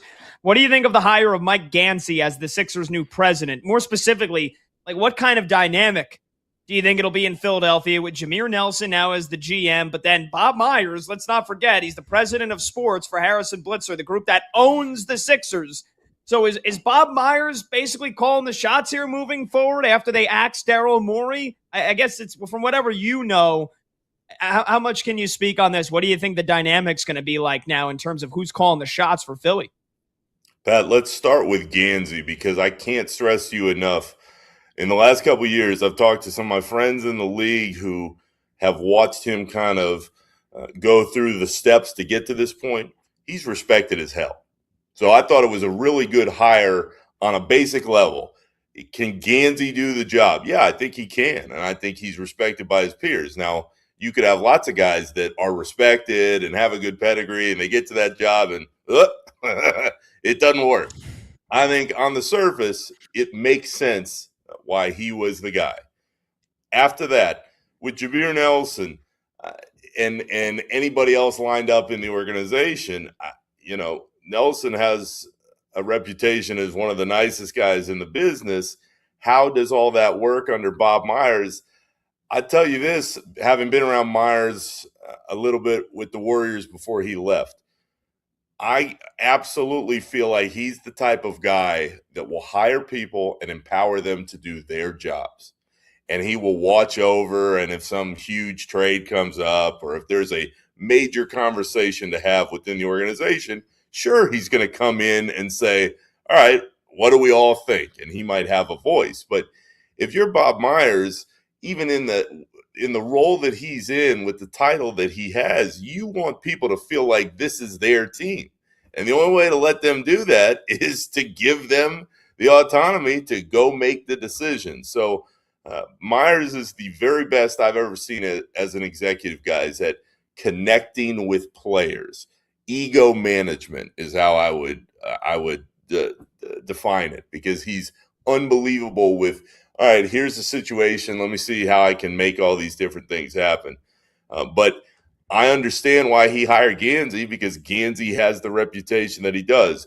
Jameer Nelson, he's got the St. Joe's background. He was in the league a long time. It makes sense. They needed to change the page. It's just a question of will it all work. But specific to Gansey and Myers, Pat, I think it's Gansey's show, and Myers will be there if they need to run something by everybody at once. Yeah, like what the hell do we do with Joel Embiid and Paul George's contracts? Not too much big stuff going on in Philadelphia over the next couple of years. So Get them out. Get them out as fast as you can if you're the Sixers. That's some free advice, and they need to follow it. Nick, great stuff as always, man. I'll be in Spain next week, brother. So if there is a Game 6, I won't be here. We've gone through that on the show. So I think this is the last time, no matter what, me talking to you during the NBA Finals. Hopefully, though, the Knicks finish this freaking thing in 5, although I probably doubt my life will be that easy. So I know Brad will chop it up with you next week if there is a Game 6 and more. But until then, brother, blast as always. Got a lot of respect and love for you. Can't wait to catch up with you soon. It'll be great in Spain. I hope for your sake that your Knicks can close this thing out. But either way, it's been a blast, and I'll talk to Brad next week. But we still got the draft, and we got some other stuff that we'll take care of. But have a blast on your trip, and hang in there. Thanks, brother. See you, Nick. See you, buddy. There you go. That was Odyssey Sports NBA insider Nick Friedel. Insider calls are brought to you by Hyundai and by the all-new Hyundai Palisade Hybrid. Great stuff. Great stuff. Brad, I hope, in lieu of me, I hope you and Nick are talking about a Knicks ticker tape parade down the Canyon of Heroes next week, brother. But we'll see. We'll see. Got to win Game 4 tomorrow night. You got wine and tapas. Hey, there you go. And that's, I guess I can only complain so much. All right, we got to grab a break. When we come back, we'll dive deep into Game 4 tomorrow night. The big questions around MSG, the Knicks and the Spurs in tomorrow's NBA Finals Game 4. He's Brad Evans. I'm Pat Boyle. This is BetMGM tonight on Westwood One Sports.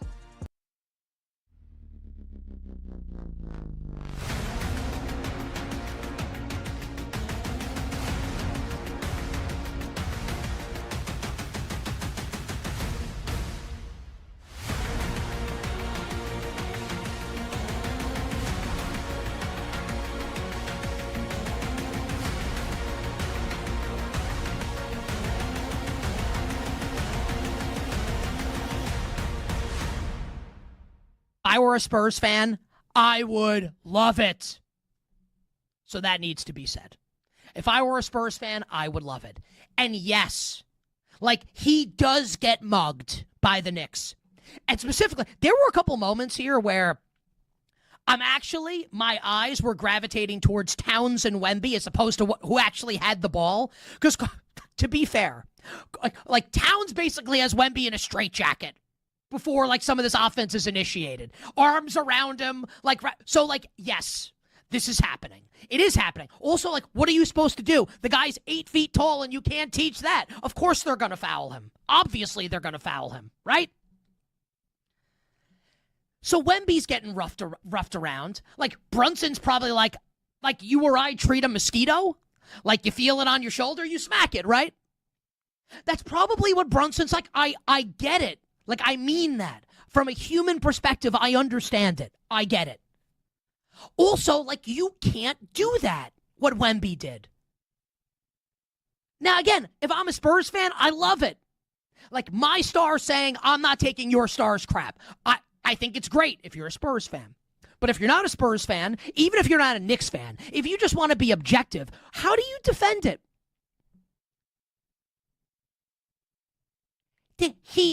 He elbowed Naz Reid in the throat. Think about that sentence. And it's correct. None of it's BS. He elbowed Naz Reid in the throat. And yes, I'm sure that this is I don't think Victor Wembanyama, like, he doesn't strike me as the type of guy. Like, he's sketching things in the park. He meditates. I'm not insulting him. These are statements. He plays chess. These are statements of fact. He doesn't strike me as the type of guy, maybe I'm wrong, that wakes up in the morning and says, man, I can't wait to elbow someone in the throat tonight.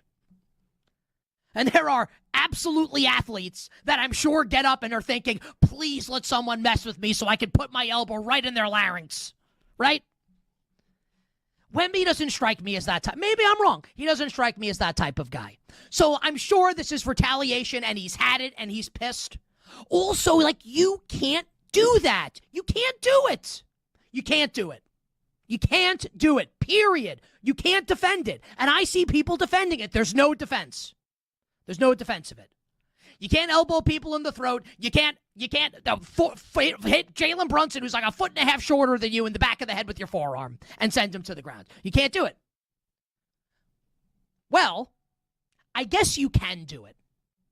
But if you do it, I don't want to hear one word from Victor Wembanyama about ethical basketball and lecturing everybody about what's good and what's not. Doing his philosopher routine, right? And I do think he's smart beyond. I think he's brilliant. I think he's the best. I love him.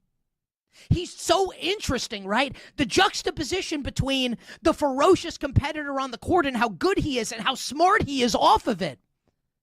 Like, he's fascinating. Also, he's kind of a hypocrite at this point. Now, he's 22. I can be a hypocrite and I'm 43. What excuse do I have? I'm 21 years. I'm drinking age older than him. So I'm not saying he can't turn it around, like he can't stop doing this. He's a kid, and I don't mean that disrespectfully. He's 22. But I mean, come on.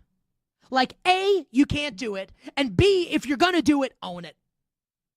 And leave the holier than thou nonsense at the door. With all this being said, again, if I'm a Spurs fan, I'm in ecstasy watching it. He's awesome off the court. He's spectacular on the court. Just like, can we not elbow guys in the throat and hit them in the back of the head? Even if they're fouling you. Because if, like, Shaquille O'Neal acted like that, people would have been dead on the court. Like, he would have killed people. Right? You better bet on this Tuesday. Nick Costos and you on Westwood One Sports.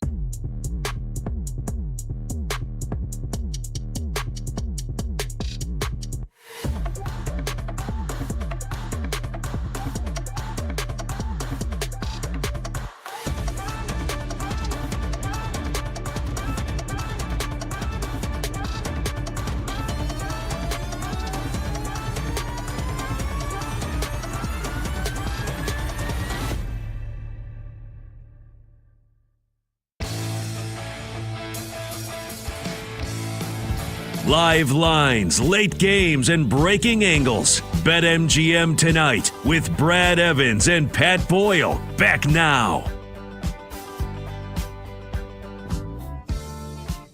Welcome on back. BetMGM tonight, Westwood One Sports. He's Brad Evans. I'm Pat Boyle. Phone number to join the show, 310-840-4910.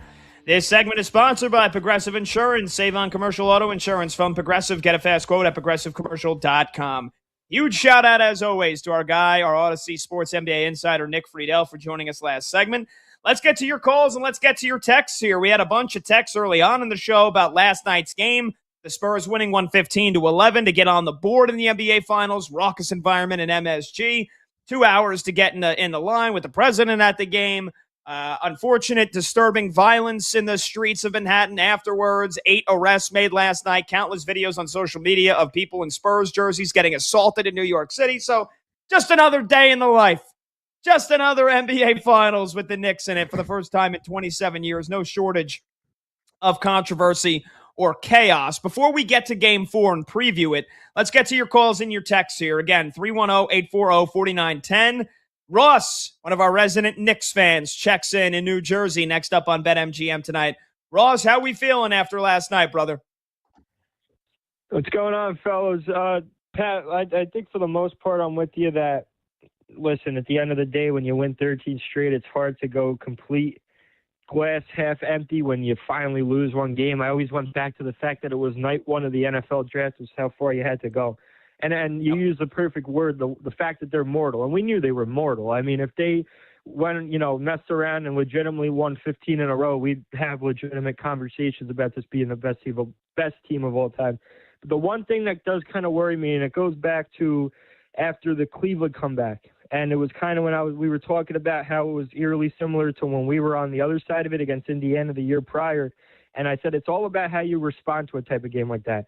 Cleveland could have easily gotten back in the series had they showed up at Game 2, just like we could have easily got back into the series prior or the year prior had we responded at Game 2, both of which would have just turned it into a best-of-5, no harm, no foul.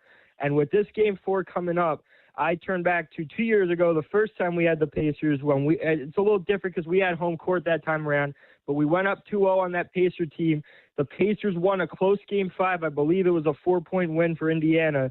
And then game 4, they took by a whopping 32 points. And that's my big worry is if you kind of give the Spurs an inch in game 3 and then they take a mile in game 4. And then suddenly in this scenario, it becomes a best of 3 where you're going back to San Antonio and they have home court again. But the one thing I'll say is if you want to play devil's advocate, we've probably played better basketball on the road than at home. And I say better doing air quotes because like they've been playing phenomenal basketball wherever.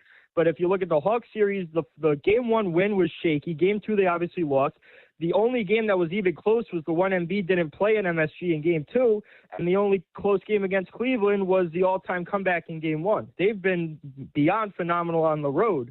But at the same time, if you're going back for a 3-game set where you're giving the 60-plus win team home court in a 3-game stretch, all of a sudden it kind of seems like you threw everything down the loo. But end of the day, we're still up 2-1. So I'm going to stay glass half full for now, man. But I think they really Ross, hold on, brother. Stay with me here because you really think, you said if you give San Antonio an inch, they're going to take a mile. You really think with how incredible, historically good the Knicks have played, every game in this series has basically come down to the final 2 minutes. You think there's a chance the Knicks get blown out at home in game 4 tomorrow?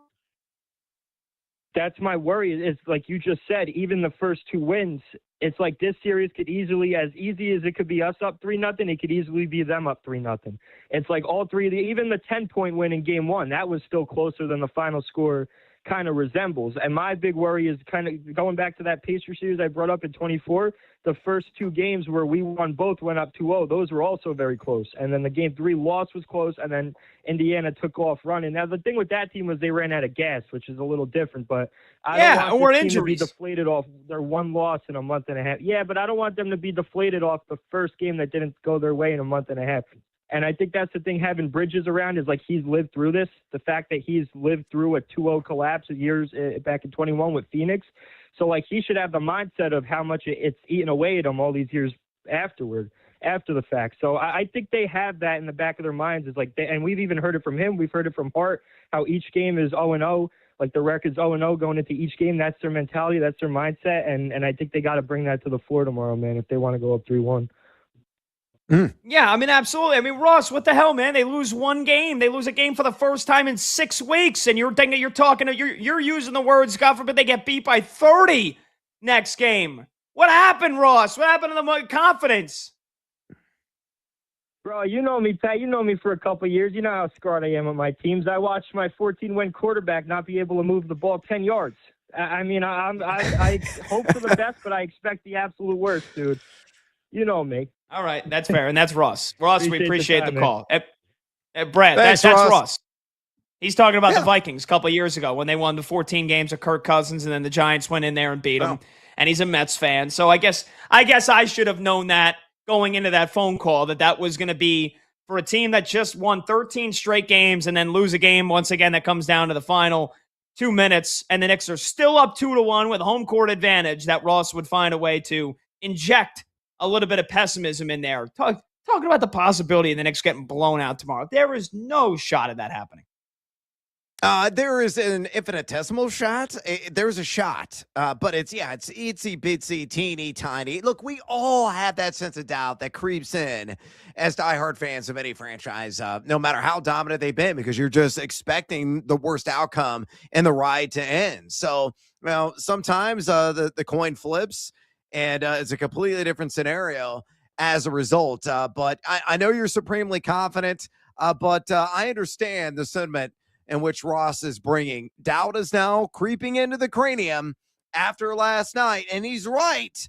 There is a very small chance Spurs wax that ass, but it's not going to happen. I think the game tomorrow is going to come down to like much of the games already in this series. It's going to be who wins in the final, basically 60 to 90 seconds. That will ultimately determine the outcome. It's going to be in the single digits, and it's probably going to be by maybe a single possession. Yeah, this is crazy. I'm getting close. I'll tell you this. I'm getting close. Not there yet. I'm getting close to guaranteeing a Knicks win tomorrow night. I'm getting close. Oh, don't do it. Don't throw out the G word. Don't throw out the L word. You're going to curse yourself into the grave. Don't you dare do that. I won't throw out the L word, but I might throw out the G word. I'm getting there. I'm getting there, Brad. We got some texts to get to, though, first. Anthony from Houston texts in, I think whoever wins game 4 will win the series. If the Knicks win game 4, they're winning in 6. And if San Antonio wins game 4, they're winning in 7. Just my opinion. Always enjoy the show. I'll be honest. If San Antonio wins this game tomorrow, how do you not think they're going to win the series, right? I'm really gonna be curious, Pat, what the market does. How does it really flip? Is San Antonio going to go from being at plus money to take the series now at minus money? Yeah, I think that's going to happen. They'll probably be like minus 150. They can see another W tomorrow. Yeah, by the way, we got another text coming in here, a 240 number that says, good evening. I don't get the NBA. Why do they have a different ref crew every game? Also, I sure wish the media would settle down as if the Spurs are leading the series. Yeah, we've talked about that before. Doesn't make a lot of sense. I'd rather have the same referee crew game after game so players know what they can and can't do. I think it just makes it better. You know what's a foul. You know what's not a foul, rather than what happens last night. But that's never going to change, in my opinion, in the NBA. And, I don't know if the media, I don't know when people say the media, right? Sometimes I think that's just maybe a vacuum that people live in where they hear a couple things from friends or they happen to read a few tweets or Instagram posts or whatever. I don't know if anybody's treating this as if the Spurs are leading the series. I think that the home team hasn't won a game yet. So I think a lot of people think, all right, well, if they can win game 3 in the Garden, they can win game 4. I don't know if anybody's thinking as if the Spurs are leading this series, Brad.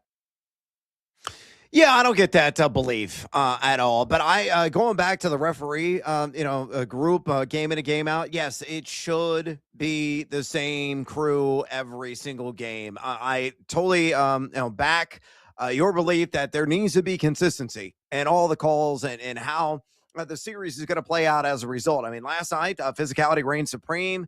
The night before or the game before, more whistles mounted. Yeah, there just needs to be some steady eddies and how the game is called, how the game is reffed. I think it's inexcusable, but you're right. The NBA, they ain't going to change. All right, one more quick text here comes from a 541 number, and I wish they'd put their name on it and where they're from, but nope, cowardly. They text in, I'm not going to cry about the officiating. Now, please give me 5 uninterrupted minutes to cry about the officiating. Take an L. No, I'm not taking an L. Yes, I said I give San Antonio credit. They were more physical, just like Mike Brown said, the Knicks head coach. He said it perfectly. San Antonio won the game. They were more physical. We didn't do the things we needed to do. That being said, 24-8, free throws in the second half. Are you kidding me? You're taking L. Taking L. Why don't you shut up? Why don't you put your name on your text next time, take an L? No. Garbage. Triple the amount of free throws in the second half. Hey, Pat, squirt some ketchup on it and just consume the L. You got to take it, man. I think that's ridiculous. I think that's ridiculous to just ignore the fact that the Spurs shot triple the amount of free throws than the Knicks in the second half and just be like, oh, nope, nothing to see here. Don't cry. Again, it's not like I came on the air and said the Knicks lost because of the refs. The Knicks should be up 3-0 if not for the refs, but it played a factor. Oh, well, maybe the Knicks shouldn't get in the penalty. 10 minutes left in the fourth quarter. Yeah, did you see the fouls that they got called for in the first 2 minutes of the fourth quarter? Some of the most ticky-tack garbage I've seen. But we let Wemby reverse choke slam Brunson. No foul. Castle puts his elbow into his throat. Common foul. But Josh Hart gets up and shoves Luke Cornett after he gets knocked on his ass. Automatic technical. I mean, come on. You're not bitter at all, are you? Please No. express your opinion to our audience of 300 plus terrestrial stations across the country. All right. Well, we'll give out some predictions for Game 4, some early plays, some early leads when we come back. And we'll also get you an update on the wild Brendan Sorsby bleep show, as Brad put it in our rundown. 310-840-4910. He's Brad Evans. I'm Pat Boyle. This is BetMGM tonight on Westwood One Sports.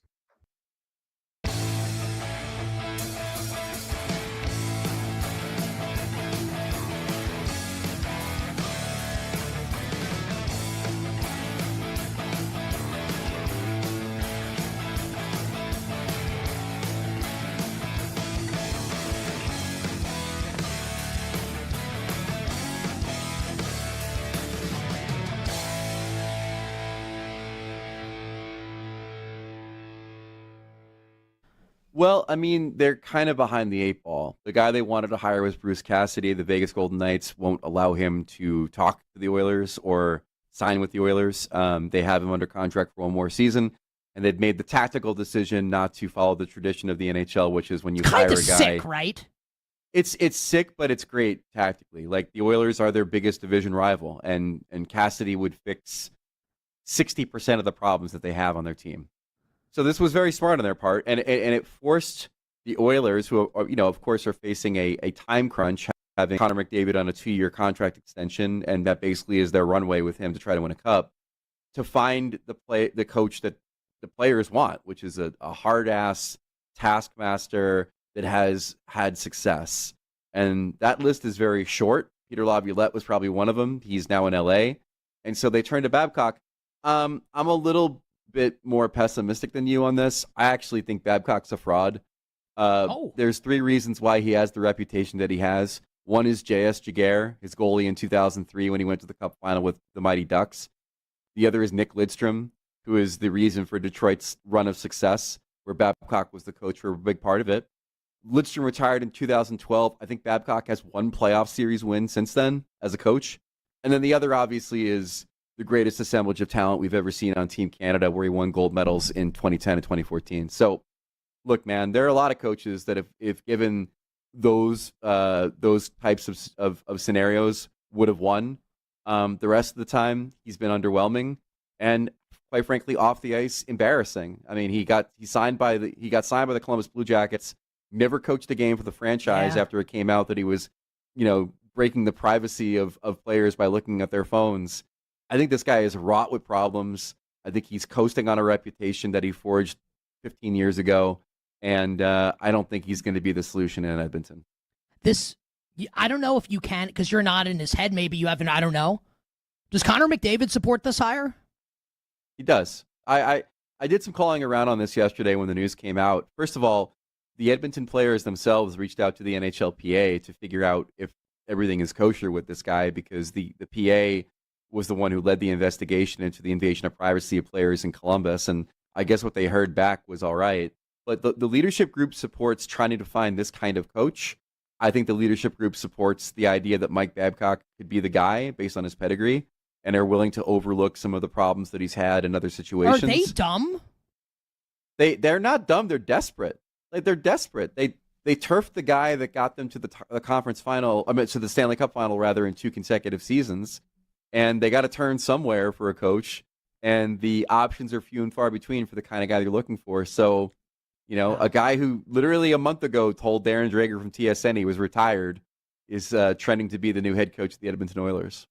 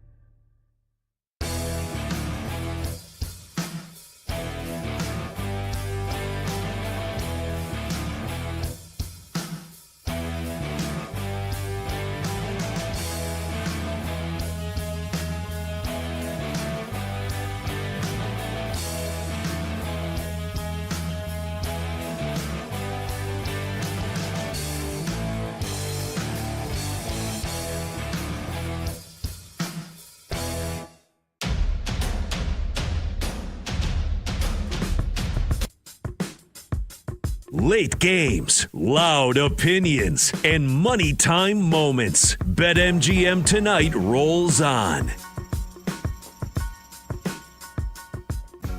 All right, welcome on back. BetMGM Tonight, Westwood One Sports. He's Brad Evans. I'm Pat Boyle. I'm calm. I'm good. I don't know.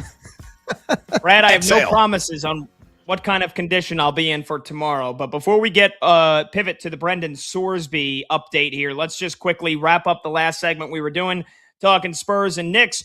We're going to obviously get into more detail in it tomorrow on the day of the game. But Brad, do you have an early play that you like for Game 4 tomorrow in the NBA Finals? Yeah, I'm going to give you one. It's got to be everything Dylan Harper. I'm going to go back to the same well I drank from the other night at plus money. It's now at minus money, but still affordable at a minus 115 juice. Harper, 20-plus points plus rebounds. He's done that now 9 times, here in the NBA postseason. Again, 13-9 in Game 3. He's averaging just south of this, 18.8 combined points and rebounds so far in the NBA postseason. But the guy is just a spark plug off the bench. I think he gets 20-plus points and rebounds together forever, and I cash. Yeah, I'm super confident that the Knicks win tomorrow. So minus 2.5 at plus money.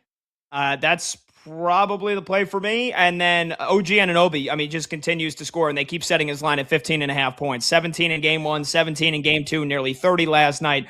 OG to continue scoring. He could shoot the three. He's able to beat the Spurs defenders off the dribble. He's got the athleticism and the strength to finish at the rim. The Knicks are going to keep relying on OG Anunoby to get them buckets, even when one of Brunson or Cat is off the floor. OG's got to continue to score for the Knicks, and the way he's shooting and playing right now, I don't see how that doesn't continue. All right, 310-840-4910. We suck again. Who sucks again? You suck, Combs, and your Cubs suck. How about that? Brad, we got an update on the Brendan Sorsby bleep show, as you put it, the quarterback from Texas Tech who was initially banned for gambling, the gambling scandal that took place over the last couple of months, but then yesterday granted an injunction, is going to be eligible to play for Texas Tech this year. The courts have now set a date for the NCAA's appeal for February 8th. That's after the NCAA championship game. It's after the season ends. So is this where the pressure gets put on Texas Tech now to take action and not let Sorsby play to avoid the embarrassment? And if Texas Tech kicks him off the team, do you expect a civil lawsuit from Sorsby against the school? It's still June 9th. We got a long ways to go. What happens now? Yeah, sticky situation to say the least. I think ultimately it's going to come down to what the Big Ten does, because the Big Ten in the coming days, they issued this statement through Pete Thamel yesterday of ESPN. They are debating a league-wide mandate to ban teams in that conference to play Texas Tech in any sport. And it does hit home for me here in the ILL, because Illinois is scheduled a home-and-home series against Texas Tech before the season last year. Of course, the first game was in Champaign. Now you got to have the rematch in Lubbock this year. That is very much in peril. It is very much in doubt whether that moves forward. So let's say, hypothetically, the Big Ten says, no, you cannot play Texas Tech, Illinois. No team of the Big Ten can play Texas Tech in any sport, whether it's gymnastics, tennis, golf, basketball, baseball, whatever it may be. It just opens up Pandora's box and prompts endless questions as a result. So the question I then turn around and ask everybody is, let's say Texas Tech makes it to the college football playoff and they got to face a Big Ten team like Ohio State or Michigan in the opening round matchup. Will they be allowed to even play in that game? Texas Tech, do the right thing. Make sure that Sorsby never sees the field this year. Problem solved. Even if a civil lawsuit comes down the chute, chances are you're probably going to win it. Yeah, Brad, I had some technical difficulties there, so I think that was, I froze up there, so I missed most of what you said, but I think it was pretty well said. I know you feel very passionate about this, so again, I don't know, what could change other than, what's the percent, real quick, chance Texas Tech says, sorry, we're going to do the right thing and not allow Brendan Sorsby to play. What percent do you give that? If they're sensible and reasonable, 99.9% reality, probably 75. But okay, so you do think there is a very solid chance, though, that they do not allow him to play. Okay. All right. Well, if they're reasonable.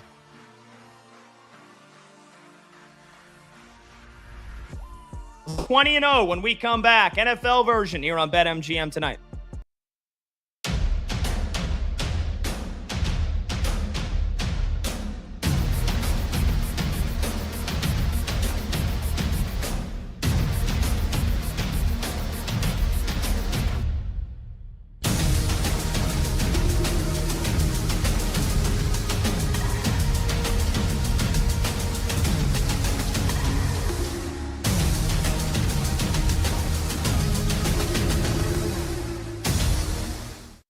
But the other thing that can be true, and it is true, the Spurs were the better team last night.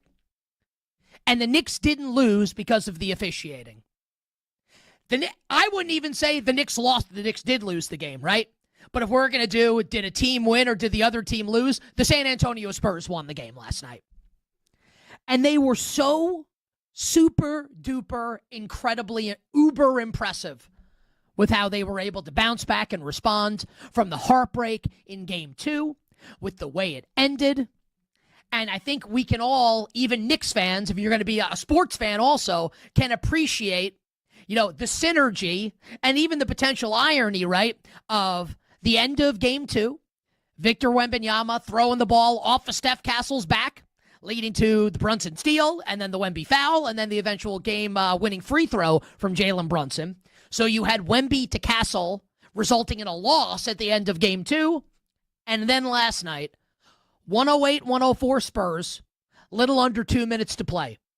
Victor Wembanyama is dribbling the ball out by the three-point line like he's Steph Curry, with Karl Anthony Towns on him. Realizes with like a couple seconds of the shot clock, oh bleep, I've got nothing. Hands it to Castle, and Castle drains the three-pointer that basically ends the game. Puts them up 111-104. Final score would be 115-111 in favor of the San Antonio Spurs. It is incredible stuff from San Antonio. Think about how easy it would have been for this group of young men. Now, I'm 43, so basically everyone that's playing in the NBA for the most part is a young man compared to me. But these Spurs are babies in the grand scheme of things. And obviously, they're men, right? And obviously, they are wonderful basketball players capable of winning a championship. It just strikes me how crazy it is to watch what they're doing at this age, to meet the moment in this way, to produce these thrilling, exhilarating basketball games that keep you up until midnight, that keep you juiced and keep you energized, keep you rolling, keep you ready to go, keep the eyes open. Unless you're the president of the United States.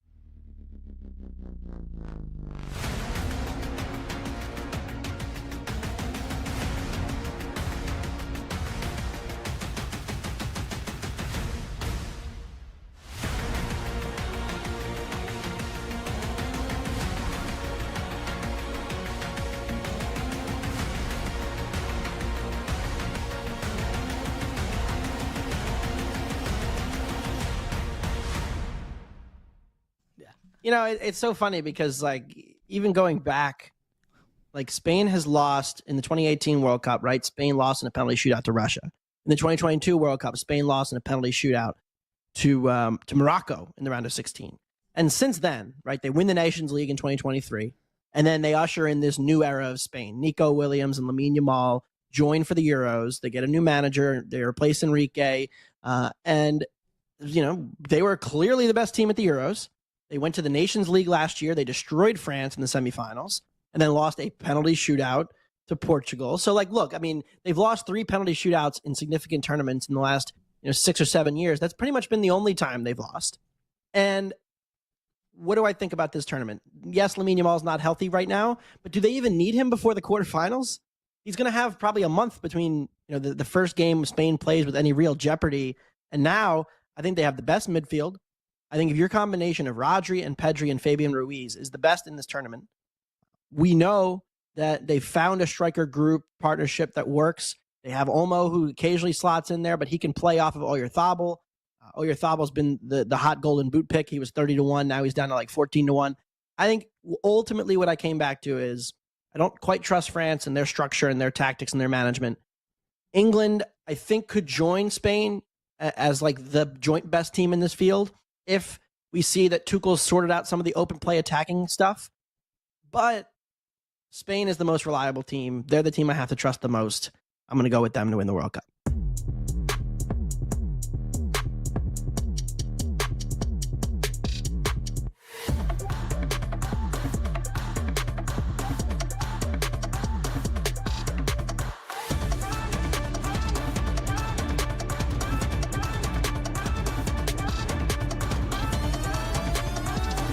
Shuts down. The games light up. This is BetMGM Tonight with Brad Evans and Pat Boyle on Westwood One Sports. Hey, welcome on back to BetMGM Tonight here on Westwood One Sports. He's Brad Evans. I'm Pat Boyle. And we are brought to you by BetMGM. Make it legendary. Download the app today. Please gamble responsibly. Hour number 3 of this Tuesday night get-together kicks off right now. You can watch the show live on YouTube. Just search BetMGM Tonight and hit that subscribe button.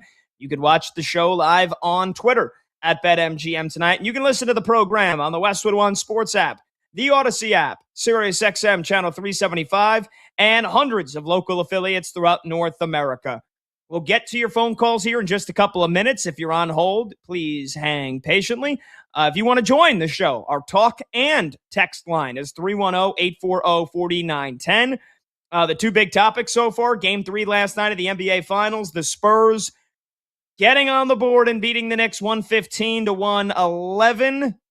I still think the Knicks win this series in 6. I'm very confident they win tomorrow. The Knicks are not dropping both games at home after they won both games on the road. It ain't happening. So your thoughts on the series, your thoughts on the officiating last night, and I'm not saying it's the reason the Knicks lost, but it played a factor, 24-8 in terms of the free throws in the second half. So you want to weigh in on that stuff, 310-840-4910.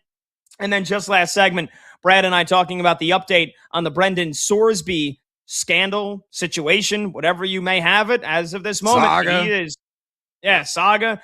Granted an injunction yesterday from a Texas court. He's cleared to play despite just being banned by the NCAA a few months ago from gambling on games that he was involved in. So we've got some callers already that are piling up on the Brendan Sorsby stuff. We'll get to again at 310-840-4910. You can call and you can text. All right, Brad. But first, we played 82-0 yesterday. Can you go 82-0 NBA style, where it's a very viral game right now, 82-0.com. You get a team, you get a decade, and then you have to try to fill out a starting 5 that gets you to 82-0. Now, I thought I put together a Hall of Fame squad with Shaq, Dr. J. But did you? I thought I did. did. Shaq, Dr. J, Jason Kidd. I believe I also had did I have Vince Carter? No, I took Jason Kidd over him. I had Shaq, Dr. J, Jason Kidd, and a bunch of losers. I had Kevin Durant, and I had World Be Free. Yeah. That got me 60 wins. Yeah. And your lineup, that's right, which had Steph Curry, Donovan Mitchell, I forget, Bob Pettit, a couple of others. That got you 68 wins. So, yeah, because I'm a genius. Today, you and I are going to work as a team. And we're going to play the NFL version, 20-0. We've got to build an offense and defense on an NFL squad that would be good enough to be 20-0 and do what the New England Patriots in 2007 couldn't do. So let's get video producer Michael Montgomery here. Let's see if we can get this on the screen. Let's get producer Brandon Combs involved as well to help out. And let's play this thing, Brad. Why don't you, Monty, start us off here. Spin the wheel, Monty. No whammies. All right. So we got the Green Bay Packers. Yeah, we got the Green Bay Packers from 2016 to 2020. Now, Combs, you've played, I think, every sports version of this game so far. I have. Do we pick an offensive player first or defense, or we have to pick both? So it's your first 6 rounds will be all offensive. Your last 7 rounds will be all defensive, or your last 6 rounds, I should say, will be all defensive. So this is going to be an offensive player. I cannot see the screen. So Monty, we're gonna need you on the mic. I got buddy. it. I got it. I'll read it right now. So your quarterback options, obviously Aaron Rodgers that season, nearly threw 50 touchdowns and close to 4,300 yards. And the other choice here is Devontae Adams. That was his main money man that season. Nearly 120 grabs, over 1,300 yards. He had 18 touchdowns that season. I mean, Jordan Nelson was awesome too, with 97, 1,257, and 14.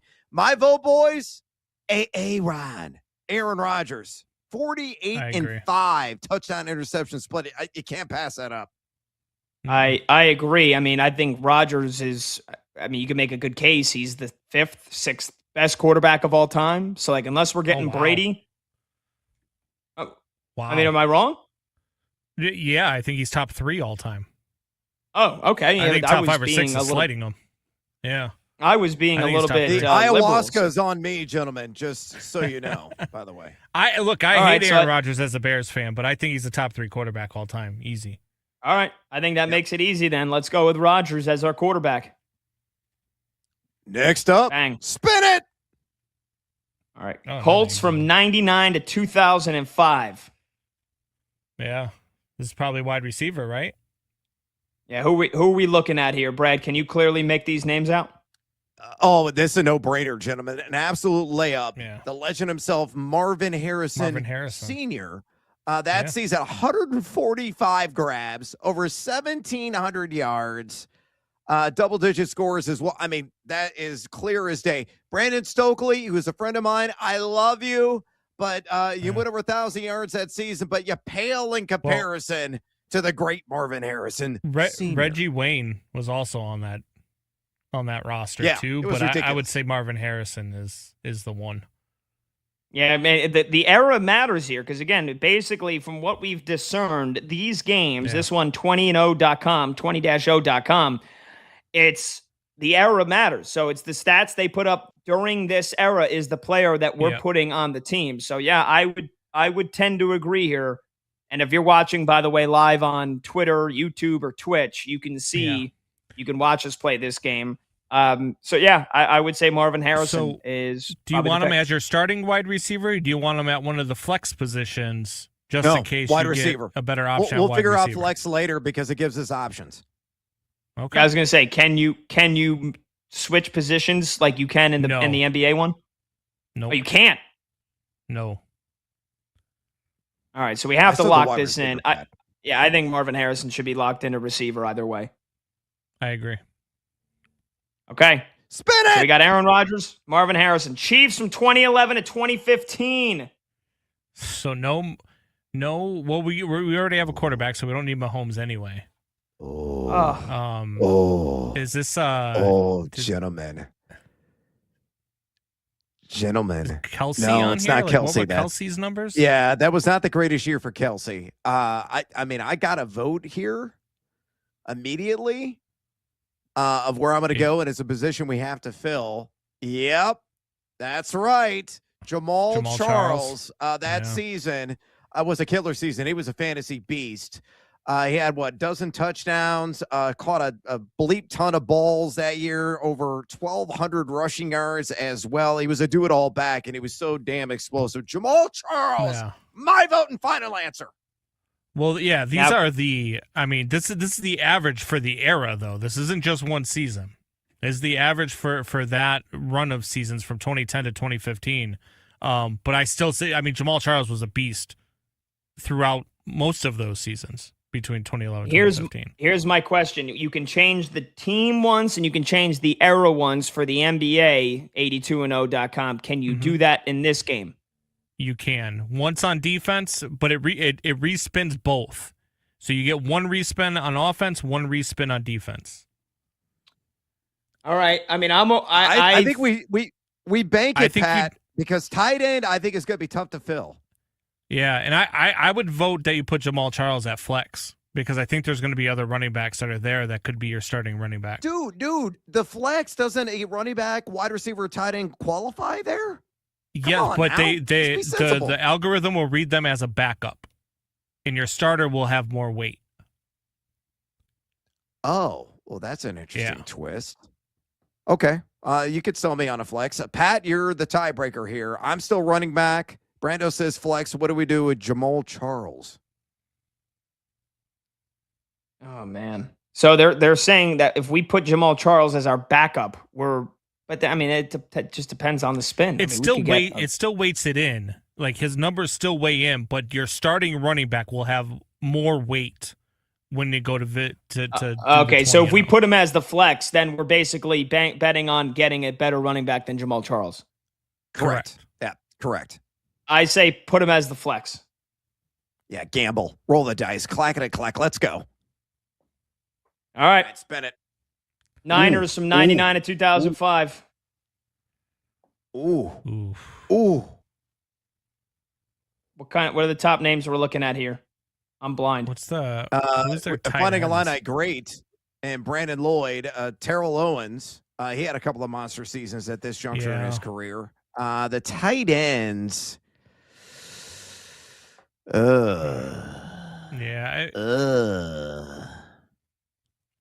We might have to respin, gentlemen. Who's a running back? Charlie Garner? Garrison hold on. Hurst? We don't want I T.O. kind of like T.O. Yeah. I mean, T.O. as your second yeah, flex. but we already have Marvin Harrison, a wide receiver. Yeah, but he would be your second flex. Oh, there's two flexes? Correct. Yeah, these were like this is prime. Terrell Owens.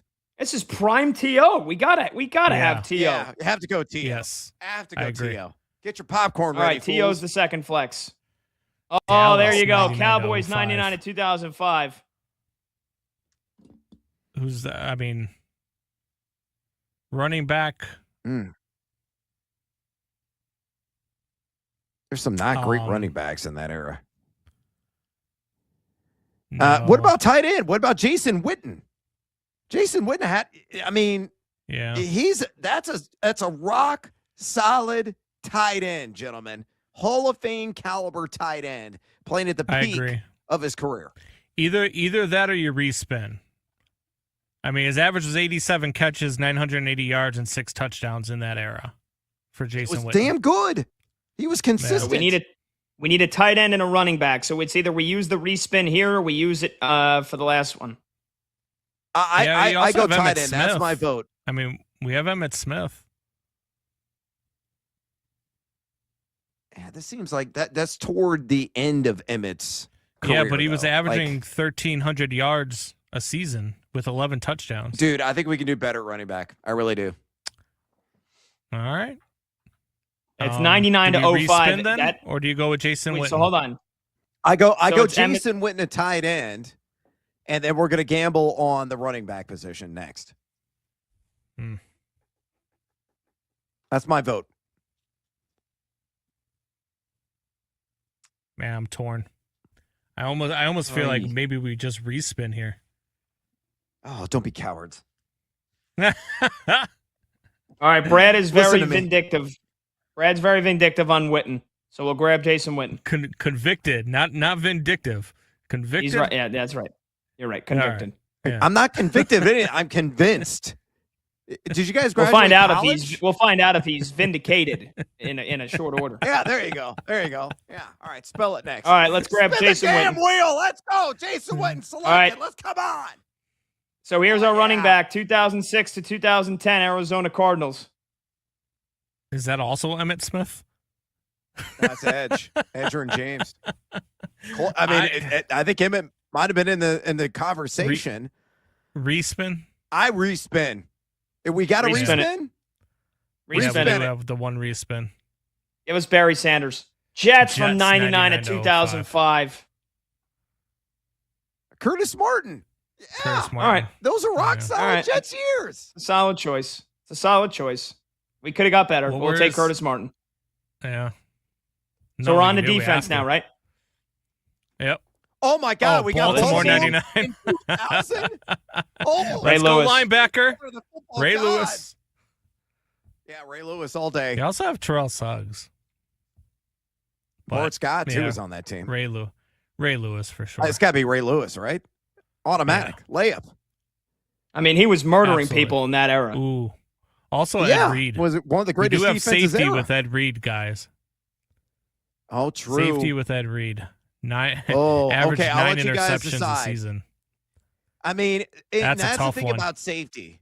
That is a tough one Yeah. because safety to have just epically good numbers is probably going to be tough to come by. So, yeah. Big Ed Reed. I'd probably go Ed Reed. Yeah. Okay. All right. Reed. Ed Reed, safety. Yeah. Now defense, just so you guys know, defense only has one flex. There's only one flex on defense. That's good not now. two. Chiefs 2006 to 2010.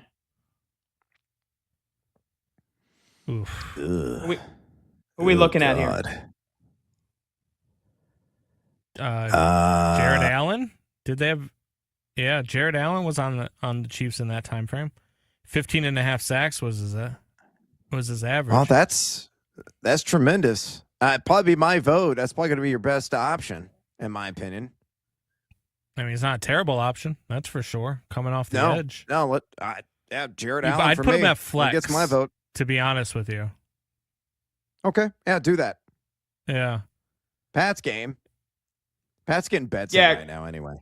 Well, what I'm doing is I'm pulling up our show on YouTube on my phone so that I can actually see the screen because I can't see Jack right now on just our or squat. Okay, yeah, that's a good call. All right, so you down All with right, Jared I'm Allen good. with the flex? Yeah, I'm good with Jared Allen. Okay, let's do it. like Next, spin it. 85 Bears. Yeah, it's Oh, from no, my God, 2021 to Jets. 2025. Right away, I would say Sauce Gardner. Yeah. Back-to-back first-team All-Pro. I mean, I don't know if there's anybody better than him.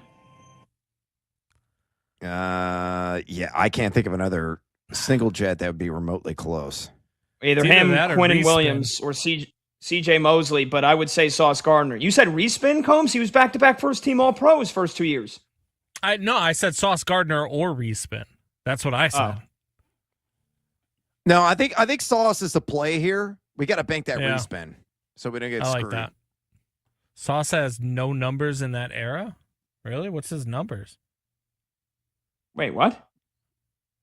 2 picks in that No one threw to him. I mean, is that what it's weighted on? Are they just weighing the interceptions, or are they weighing like how good the player was?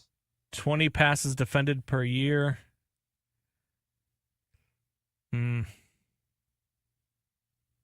Yeah, I mean, I would go think with that's a it. tough call. He's still a shutdown defender. Yeah, I'd go with Sauce. I mean, do we know for sure whether or not this game has it baked into the algorithm, like they're all pro honors, or is it just these stats that they're showing? Yeah, it's just a hard. I mean, I'd have to look that Guys, up. let's find out. This is the experiment. Take Sauce Gardner, and I think we'll get our answer. Yeah. All right. Live and learn. All right, next. 85 Bears. Browns. Oh, gosh. 2006 to 2010. We get the Jets and the Browns on defense, and well, they were on the field. To be fair, those are their two strengths, if they even have one over the last 15 years. Can we? Do we have a linebacker or anybody that accumulated tackles in that? I mean, T.J. Ward. Who were their edge rushers? God, I don't even know. Fujita was on that team. I have no. I mean, maybe here's the respin, guys. Yeah. Yeah. Yeah, I say think respin. that's the play. Yeah. Yeah, respin it. Let's go. Let's Green respin Bay it. 89 and 98. Oh, yeah. Yeah, Reggie White. White. Yeah. Oh my gosh, yes. Yeah, without question. That's Reggie White. All right, that's an easy one. Done. All right, we need 2 more defensive players, right? Yep. Tampa 16 to Well, you 20. got a Super Bowl Bucks team, 2016 to Ooh, 2020. And Ndamukong Suh. Yeah. Did they have Sue at that time? Yeah, they Yep, did. they did. Yeah, Defensive and Vita Vea tackle. was on that team as well. Yeah. They had some good linebackers too. Yeah, we got several options here. Yeah, those half those guys are still on the team. That's why they're terrible now. Yeah. Yeah. Yeah. Vita Vea is still decent when he's healthy.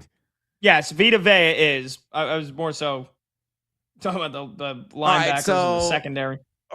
I would What say do we need? probably I mean, you got Devin White too. You got Jason Pierre-Paul that was on that team. We need a linebacker and a pass rusher. Linebacker and a defensive tackle. Oh, defensive tackle. So I think. What about Sue? Yeah, I guess Ndamukong Suh is probably the play then. It's probably Sue. Would be my guess. Yeah. Yep. Let's go Sue. All right, last one.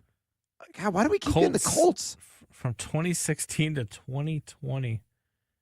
Shaq Barrett? No, he was Tampa Bay. Just kidding. I looked at the wrong screen. Yeah, I was gonna say you're behind. That's the problem. Our when I watch our show on my phone, it's like 30 seconds behind. Oh, Morrison was the leading tackler, I think, on that team, right? At linebacker? Yeah. Do we? Anthony Walker we don't have was a spin anymore, right? No, we have to take a linebacker. So it's Anthony either Walker, we're probably you looking had at Antonio Morrison. Anthony Walker or Antonio Morrison. Yeah, I'd say Anthony Walker probably.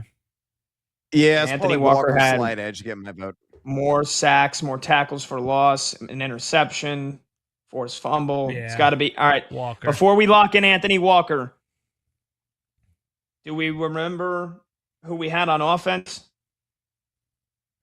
Studs. Yeah. That's what we had on screw it. offense. Aaron Rodgers. Monty, is lock it quarterback. in. Let's see what record we got, and we can go back and break it down if needed. Yeah, it'll show us afterwards. What do was we go? our record? Drum. Where's the record? I can't see. I can't see anything. It's 70, I don't see Jack 17 nor and Scott. 3. It's cut off. 17 and 3. Yeah. A minus, pretty 98 good, boys. offensive grade, 94 defensive grade. Aaron Rodgers, Curtis That's Martin, right. Marvin Harrison, Jason Witten, Jamal Charles, T.O. on offense. Yeah, that's right, gentlemen. That's teamwork. 17 and 3. That's pretty damn good. I like it. I mean, considering some of our defensive options, I think 17 and 3 is pretty damn good. There's Our been offense really killed us. 2.6. There's been 2.6 million submissions, and all time our squad ranks 679,000. We're at a pretty good percentile. That's Kudos, that's gentlemen. garbage. It's Garbage. That should be laudable. 19 What and are one you minimum. talking about? It's garbage. We're 17 and 3. Oh, it's garbage. We've got He's some a of the Knicks greatest fan. players He's of all just time. got crying in his blood. He really is. I'm He's sick of upset these right now. games' algorithms. How do you get better on offense? You got You Aaron need a Rodgers, hug. Marvin Harrison, T.O., Jamal Charles. You got I think Reggie it's our Walker, defense. Ed Reed on defense. We got a good We team. got a 99. I know. Yeah. So where are those three losses It's a go? good Who are we Mad playing? rate. Are we playing the 2007 Patriots and the 73 Dolphins? Those are the two of the three losses. All right, we got to break. I'm getting pissed about everything. 310-840-4910. We will get back to your phone calls and your texts when we return. That's a promise on the Brendan Sorsby stuff. We'll also do our 3-point stance on the Kansas City Chiefs next in our teams that we're profiling here this offseason. He's Brad Evans. I'm Pat Boyle. This is BetMGM tonight on Westwood One Sports.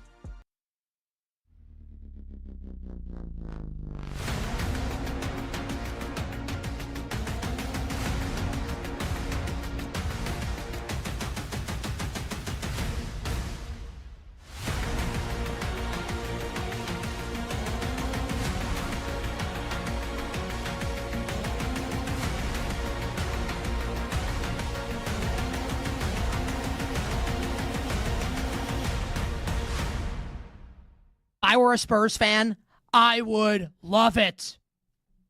So that needs to be said. If I were a Spurs fan, I would love it. And yes, like, he does get mugged by the Knicks.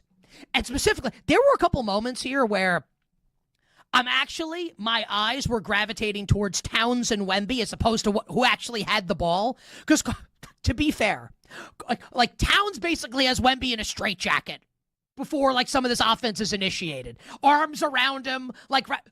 Yes, this is happening. It is happening. Also, like, what are you supposed to do? The guy's 8 feet tall and you can't teach that. Of course they're going to foul him. Obviously they're going to foul him, right? So Wemby's getting roughed around. Like, Brunson's probably like you or I treat a mosquito. Like, you feel it on your shoulder, you smack it, right? That's probably what Brunson's like. I get it. Like, I mean that. From a human perspective, I understand it. I get it. Also, like, you can't do that, what Wemby did. Now, again, if I'm a Spurs fan, I love it. Like, my star saying, I'm not taking your star's crap. I think it's great if you're a Spurs fan. But if you're not a Spurs fan, even if you're not a Knicks fan, if you just want to be objective, how do you defend it?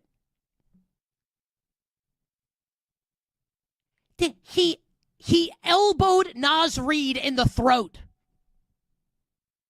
Think about that sentence. And it's correct. None of it's BS. He elbowed Naz Reid in the throat. And yes, I'm sure that this is I don't think Victor Wembanyama, like, he doesn't strike me as the type of guy. Like, he's sketching things in the park. He meditates. I'm not insulting him. These are statements. He plays chess. These are statements of fact. He doesn't strike me as the type of guy, maybe I'm wrong, that wakes up in the morning and says, man, I can't wait to elbow someone in the throat tonight. And there are absolutely athletes that I'm sure get up and are thinking, please let someone mess with me so I can put my elbow right in their larynx, right? Wemby doesn't strike me as that type. Maybe I'm wrong. He doesn't strike me as that type of guy. So I'm sure this is retaliation, and he's had it, and he's pissed. Also, like, you can't do that. You can't do it. You can't do it. You can't do it, period. You can't defend it. And I see people defending it. There's no defense. There's no defense of it. You can't elbow people in the throat. You can't hit Jalen Brunson, who's like a foot and a half shorter than you, in the back of the head with your forearm and send him to the ground. You can't do it. Well, I guess you can do it. But if you do it, I don't want to hear one word from Victor Wembanyama about ethical basketball and lecturing everybody about what's good and what's not. Doing his philosopher routine, right? And I do think he's smart beyond. I think he's brilliant. I think he's the best. I love him. He's so interesting, right? The juxtaposition between the ferocious competitor on the court and how good he is and how smart he is off of it. Like, he's fascinating. Also, he's kind of a hypocrite at this point. Now, he's 22. I can be a hypocrite and I'm 43. What excuse do I have? I'm 21 years. I'm drinking age older than him. So I'm not saying he can't turn it around, like he can't stop doing this. He's a kid. And I don't mean that disrespectfully. He's 22. But I mean, come on. Like, A, you can't do it. And B, if you're going to do it, own it. And leave the holier than thou nonsense at the door. With all this being said, again, if I'm a Spurs fan, I'm in ecstasy watching it. He's awesome off the court. He's spectacular on the court. Just like, can we not elbow guys in the throat and hit them in the back of the head? Even if they're fouling you. Because if, like, Shaquille O'Neal acted like that, people would have been dead on the court. Like, he would have killed people. Right? You better bet on this Tuesday. Nick Costos and you on Westwood One Sports.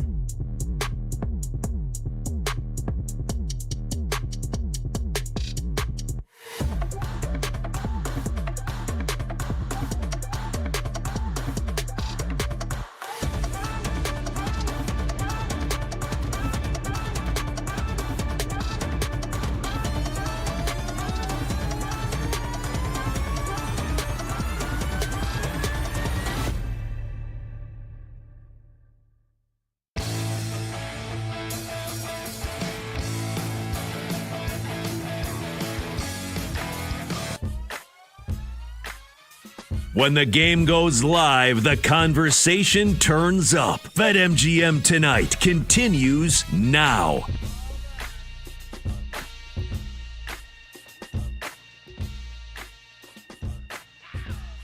All right, welcome back to BetMGM tonight here on Westwood One Sports. He's Brett Evans. I'm Pat Boyle. Phone number to join the show is 310-840-4910. Let's get you a scoreboard update here because not even 5 minutes have gone by in Game 4 of the Stanley Cup Final with the Vegas Golden Knights leading the Carolina Hurricanes 2-1.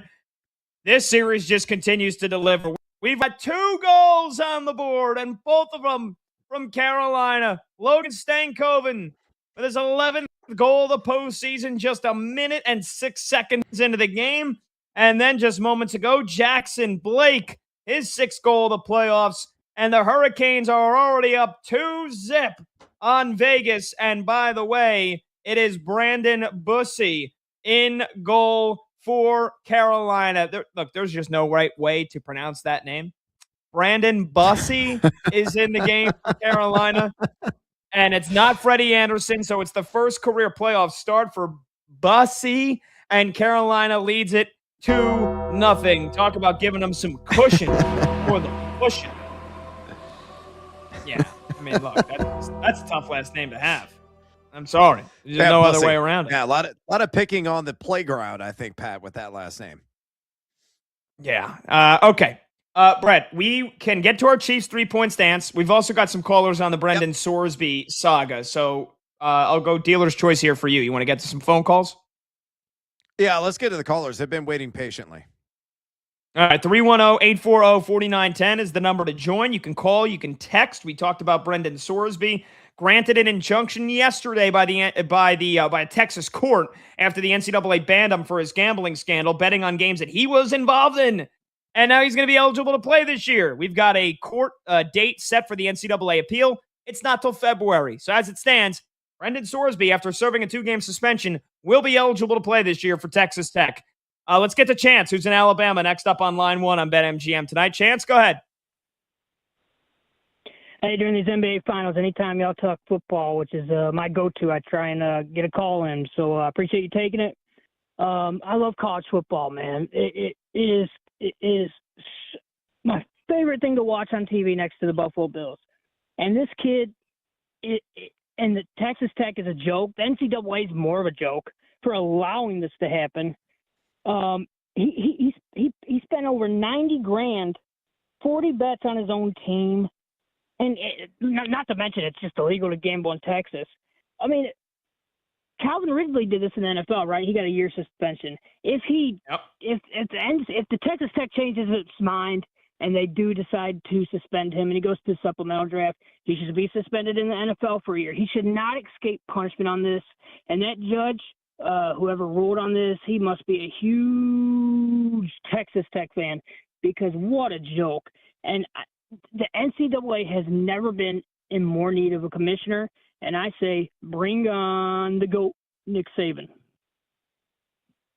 Ooh, Chance, appreciate the call, That's Brad. spicy. I'll let you attack Chance's thoughts first here. What do you think Nick Saban as commissioner and also maybe suspend him in the NFL if he escapes punishment altogether here in college? Yeah, I don't think the suspension of the NFL, really has any staying power whatsoever. If he bids adieu to the college game, which he needs to, enters the supplemental draft, it's like a clean slate. Now, if he gets caught again, betting on an NFL game, so suffer the punishments tied to that league as a result. But I love the Saban call. That would be a tremendous hire. Man that obviously knows and loves the college football game inside and out. Really a stoic figure who, was rather salty in a lot of press conferences over the years. I think would do a bang-up job, an amazing job as kind of the head honcho of the NCAA, which indeed is spineless. So excellent call by Chance. Agree with him mostly on what he was selling, except the fact that Sorsby should face punishment in the NFL. I don't think that, really stands any ground. I agree. I just, not that I don't think it should happen. It's just because again, you want there to be just punishment. But if the NCAA has to and they failed, why is it? I don't think it's necessarily should be on the NFL's shoulders. As much as I want just punishment to be had. If he escapes, we're using the word if he gets off scot-free, basically, if you will, other than these 2 games, it's not. I don't think the NFL is going to then say, "Hey, we'll do what the NCAA should have done." No, not going to happen. 310-840-4910. Let's get to Paul in Rhode Island. I can't imagine what Paul in Rhode Island has to say about this, about Brendan Sorsby. Paul, what's up, man? How you doing? I know you're laughing already, but these college kids, they're bored in their dorm. They're gambling. They're gambling. No doubts. No doubts they're gambling. But I just like to say that these apps are everywhere, and these kids are so bored, and they just gamble. It started for fun. Well, this kid did not start for fun. He lost. He got chocolate chips in his drawers, and he lost most of all his money. But I'm going to tell you right now, the problem with gambling in college is that's why they don't have it in Boston, because you can easily fix games, okay? But the most important is don't compare that to the NFL. As an adult, as a millionaire, and some of these kids in college are not millionaires, do not compare the same thing. If this judge, this singular judge, decided to give this kid a break, you know what? I'm fine with it. You know, he didn't commit a major crime. He did not. He just was bored to death in his dorm, and he gambled on football games. Paul, we appreciate the call. You had a good call going, Paul, until you just said that at the end. You don't have a problem with a college athlete. Let's forget for just a second how much Brendan Sorsby's making in NIL, whether he's making millions of dollars before he even goes to the NFL. Let's forget about that, what he's getting paid. Let's just focus on the fact that he is a college athlete, let alone the most important position, a college quarterback, and he's wagering, he's gambling, he's betting on games that his team is involved in. That is the integrity of the sport that is being tarnished by the quarterback of his own team wagering on the games they're involved in. That is a fundamental issue. Everybody should have a problem with that. I mean, again, Brad, I can't believe that. That's rather dumbfounding. Yeah, he just went off the rails with that one. A lot of contradictions as a result. Like, we're totally supportive. I think he was, riding the right rail. Then all of a sudden, it buckled and threw him off. That was a little bit crazy, to be honest with you. Yeah, look, he was a backup quarterback at Indiana. Let's say hypothetically, when he was betting on games, whether they were for or against Indiana, whether it was the over/under, it honestly does not matter. Let's say he gets inserted. There was an injury to the starting quarterback, and he, being the backup, gets inserted into the game, and he's got action riding on it. So he has direct outcome ability as a result. Get the hell out of here. That cannot be allowed. Rules are in place for a reason. You need to stand on a higher moral ground. Yeah, I mean, again, it's just these kids are bored out of their minds. So yeah, they're gambling. They're gambling. I don't know. Maybe go to class. I don't know. Yeah. Maybe do what we did in college. Like just drink alcohol, smoke a little weed. Like hang out with chicks. I mean, I remember when I played Division III baseball, but even then, you had to sign a contract with the NCAA that you will not partake in any kind of sports wagering. Like, we weren't even supposed to, Brad. It's technically illegal in the NCAA to have like March Madness pools, March Madness bracket pools. If you're in college, if you're a college athlete. Remember Neuheisel? He was a head coach. I don't. And he filled out I know Rick Neuheisel, bracket. Yes. Yeah, and Rick got fired for that back in the day. I love Rick. I've done a lot of radio with Rick over the years. He got canned because he participated in, something that really shouldn't disturb anybody in the country, because millions of people do it every single season. He filled out an NCAA tournament bracket in the game of basketball, submitted a pool as a head coach when he was at UCLA or Washington, one of those two schools, and he got fired as a result. Yeah. That happened. And again, I remember getting a lecture. This is before sports betting was even legalized in the U.S. or even in certain states. And I remember getting a lecture from a member of the NCAA or whoever they brought in to talk to us about, like, you're a college athlete. You cannot do this. Like, you guys can't, these March Madness pools, you guys want to do them for fun?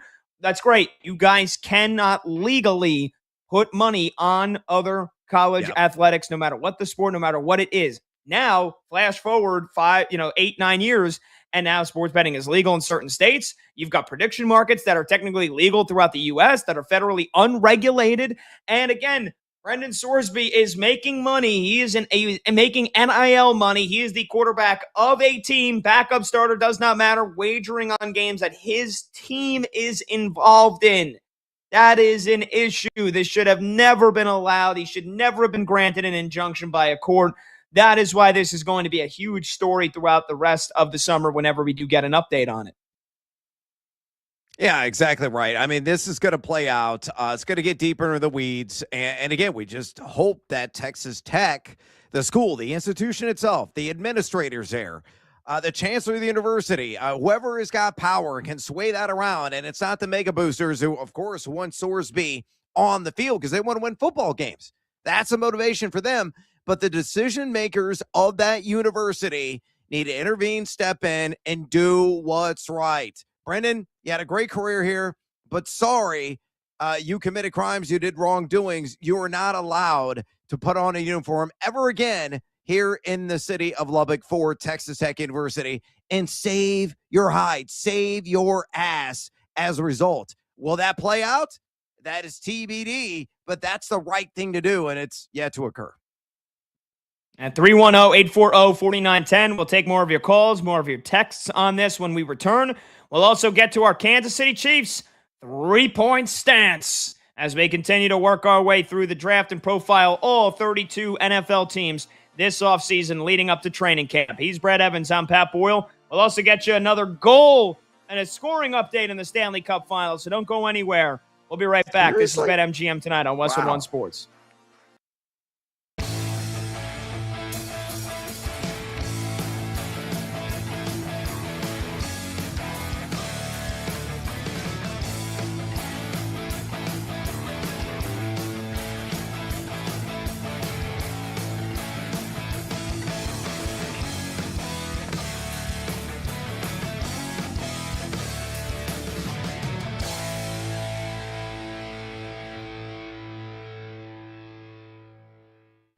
Well, I mean, they're kind of behind the eight ball. The guy they wanted to hire was Bruce Cassidy. The Vegas Golden Knights won't allow him to talk to the Oilers or sign with the Oilers. They have him under contract for one more season, and they've made the tactical decision not to follow the tradition of the NHL, which is when you hire a guy. Sick, right?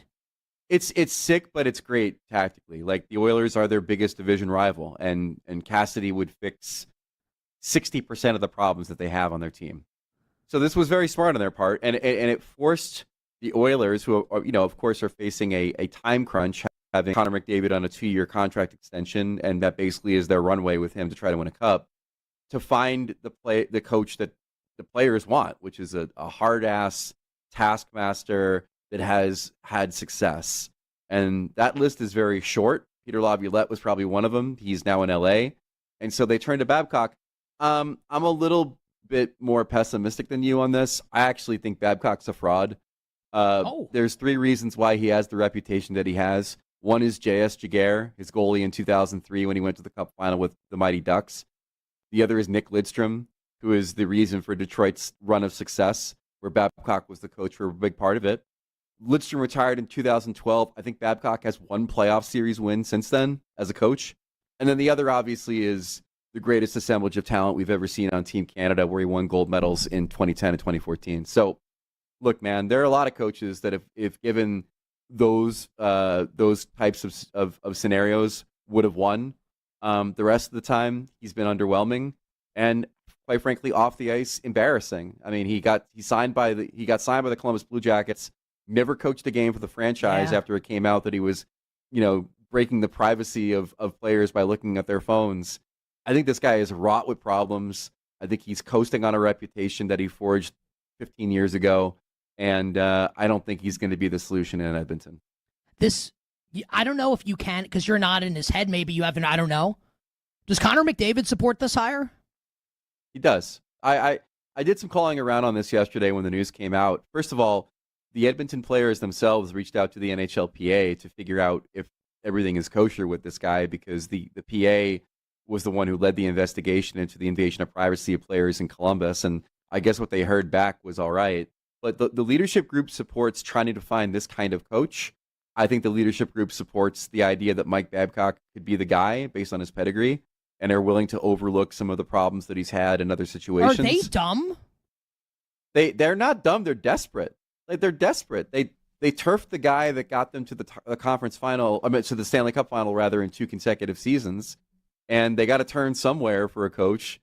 And the options are few and far between for the kind of guy they're looking for. So, a guy who literally a month ago told Darren Dreger from TSN he was retired is trending to be the new head coach of the Edmonton Oilers.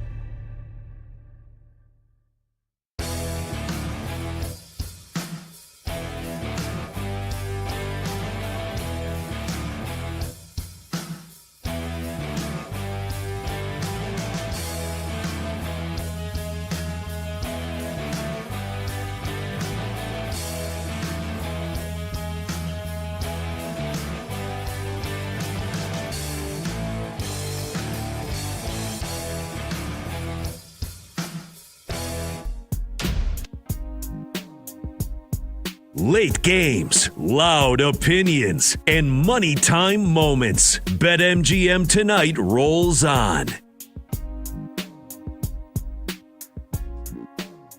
All right, welcome on back. BetMGM Tonight, Westwood One Sports. He's Brett Evans. Oil phone number to join the show, 310-840-4910. Quick programming note. My buddy Sal Licata is going to join us here at the top of the hour in just over 10 minutes from now. The host of Baseball Night in New York on SNY, which is the TV home of the Mets, and the Sal Licata Show on YouTube. He's a diehard Knicks fan, though, like me, so we're going to talk NBA Finals. And we'll also talk some baseball, a little Mets, a little Yankees, a little everything. So I can't wait for Sal to join me. And for those of you that think I'm nuts, we'll see if we get nuts Sal tonight, because that is a level that even I aspire to get to at times. 310-840-4910. We got a scoreboard update here, Brad, and I feel like we will basically have to just keep updating this Stanley Cup final by the minute because the goals keep pouring in. 6 minutes to go in the first period. When we went to commercial break, it was 2-0. Now it's 3-1. Mark Stone with his 7th goal of the playoffs and his 4th goal in the last 6 games for Vegas. And then Carolina answers back 5 minutes later on the power play. Jordan Staal, little rebound tip-in to make it 3-1 Hurricanes with 6 minutes to go in the first period. We've got 4 goals in 14 minutes. The fewest amount of goals we've had in a game thus far in this series is 7 in game 2. We've got 4 in the first period and counting. This series, man, it is incredible. And these are 2 good defensive teams. Yeah, goaltending is highly optional. I mean, look, I'm not the biggest NHL fan by any stretch of the imagination, but this is downright bananas. I mean, we already have, 25 total goals in the first 3 games of the series. And I said this half jokingly during the siesta, this has A's Brewers written all over it in Vegas. Maybe it's the elevation. I don't know. Maybe it's the altitude. It's crazy how many biscuits are put into the basket. It's like KFC and an all-you-can-eat buffet. It's ridiculous. That's a good one. That was very KFC all you can eat. Oof, I could do some all you can eat KFC. Delicious. I haven't had I haven't had dinner it. yet, so that's Neither that's have what's I. going on. Let's here. go. Yeah, we're taking the Yeah. show to local KFC. Let's ride. I think Corinne is putting a salmon in the oven as I speak. I'm That's gonna not need KFC, a bro. stat. It's not KFC. It's a lot. I don't think you'll find a salmon at KFC anytime soon. But I can pretend that it is some crispy chicken thighs. That's for sure. All right, Okay, 310-840-4910, the number to join the show. Let's get to our 3-point stance here on the Kansas City Chiefs. Pretty simply put, they're obviously one of the polarizing teams in the NFL, and especially this year, Brad, coming off of the disappointing season a year ago, missing the playoffs entirely. Mahomes gets hurt late in the year. They sputter down the stretch, lose their final 6 games, finish 6-11. Mahomes coming off the torn ACL. Travis Kelce, what does he even have left in the tank? We've got off the field issues still for Rashee Rice, who had a knee procedure, and he was in prison basically for a month. I think he's still actively in prison right now because he broke his his parole because he was got tested positive for marijuana, which he couldn't do.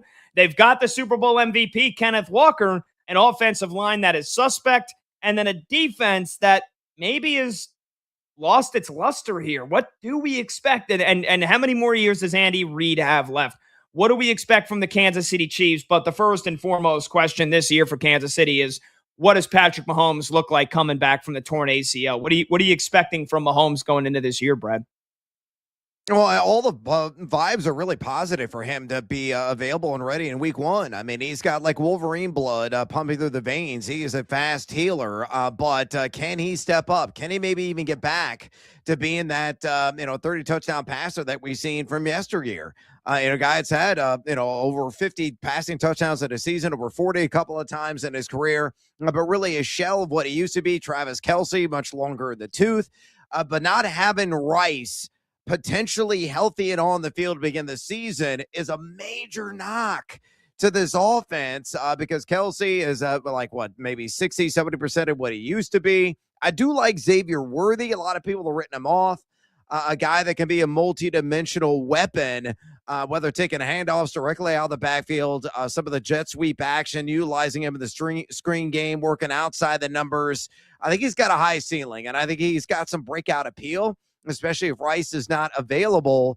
And I love Kenneth Walker, the third, being in uniform there, a guy that should have banner numbers. And we're already getting great reports from OTAs and minicamp that they're working on his pass catching skills and his, blitz pickup. So if he can, improve in those areas, he's a guy that could really carry the mail in this offense and, maybe get 75% of the opportunity share and maybe be the centerpiece, unlike Mahomes, in this Kansas City offense. So you could see an evolution of sorts with Andy Reid, the play calling, and who is really the modus operandi, if you will, there in Cowtown. It could be Walker III more so than Mahomes' arm. All right, so let's go rapid fire here. 2-minute offense, so it's basically 60-second offense on our 3-point stance.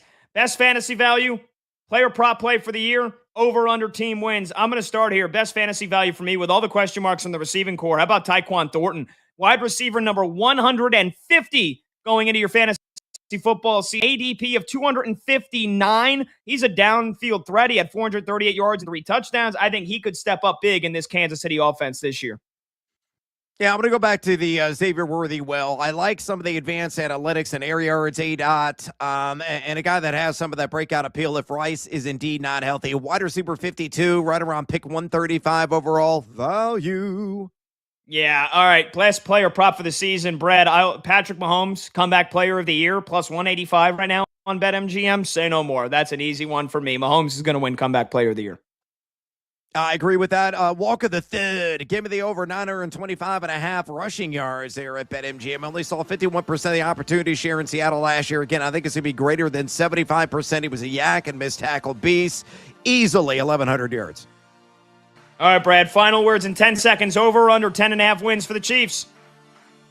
Under. I like the over. All right, Brad, we'll bid you adieu, brother. Hopefully your Cubbies pick up a win in the Rocky Mountains tonight. When we return, solo hours begin, and Sal Licata joins us next on BetMGM Tonight.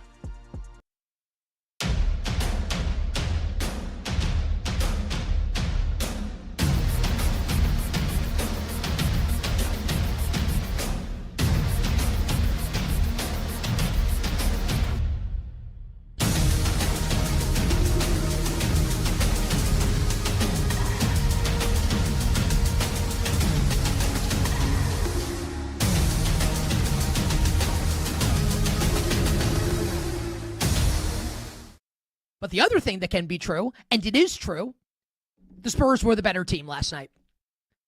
And the Knicks didn't lose because of the officiating. I wouldn't even say the Knicks lost. The Knicks did lose the game, right? But if we're going to do, did a team win or did the other team lose? The San Antonio Spurs won the game last night. And they were so super duper, incredibly, uber impressive with how they were able to bounce back and respond from the heartbreak in Game 2, with the way it ended.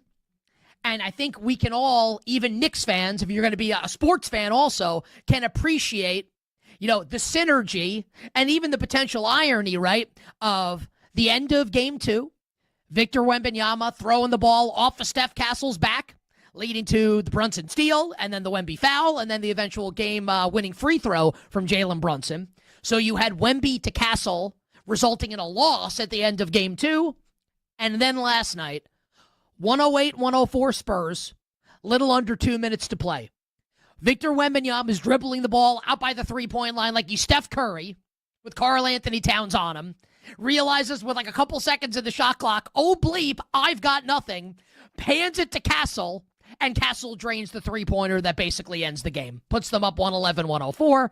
Final score would be 115-111 in favor of the San Antonio Spurs. It is incredible stuff from San Antonio. Think about how easy it would have been for this group of young men. Now, I'm 43, so basically everyone that's playing in the NBA for the most part is a young man compared to me. But these Spurs are babies in the grand scheme of things. And obviously they're men, right? And obviously they are wonderful basketball players capable of winning a championship. It just strikes me how crazy it is to watch what they're doing at this age, to meet the moment in this way, to produce these thrilling, exhilarating basketball games that keep you up until midnight, that keep you juiced and keep you energized, keep you rolling, keep you ready to go, keep the eyes open. Unless you're the president of the United States.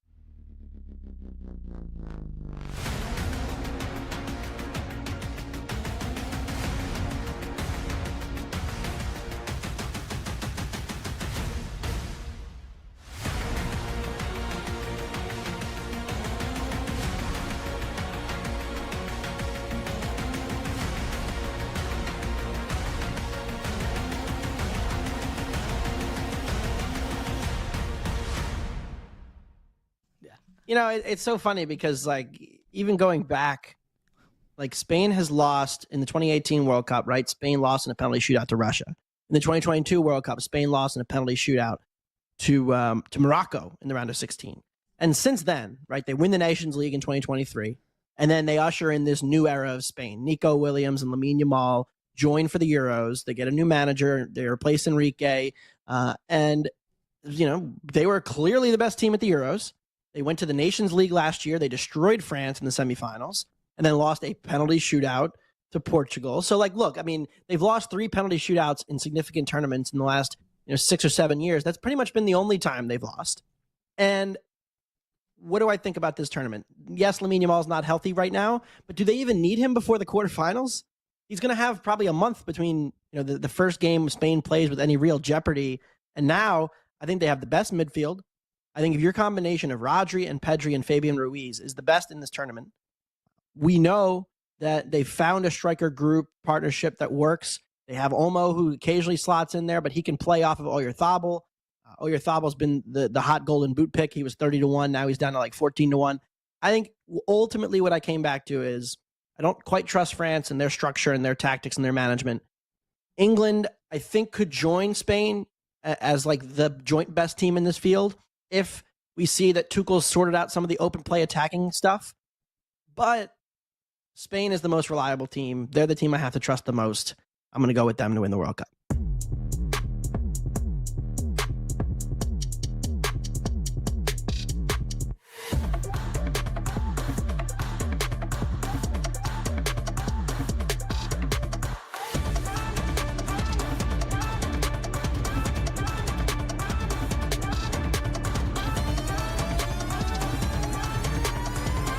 The games light up. I'm sticking to it. I said Knicks in 6 before the series. It's still Knicks in 6. They will win tomorrow. Maybe San Antonio gets another game. Maybe they give you the backs against the wall. Game 5 performance at home. They ain't seen a Game 7. This series is still over. This series is toast. It was toast the minute the Knicks won 2 games on the road. This is BetMGM Tonight with Pat Boyle on Westwood One Sports. Spanking that ass left and right.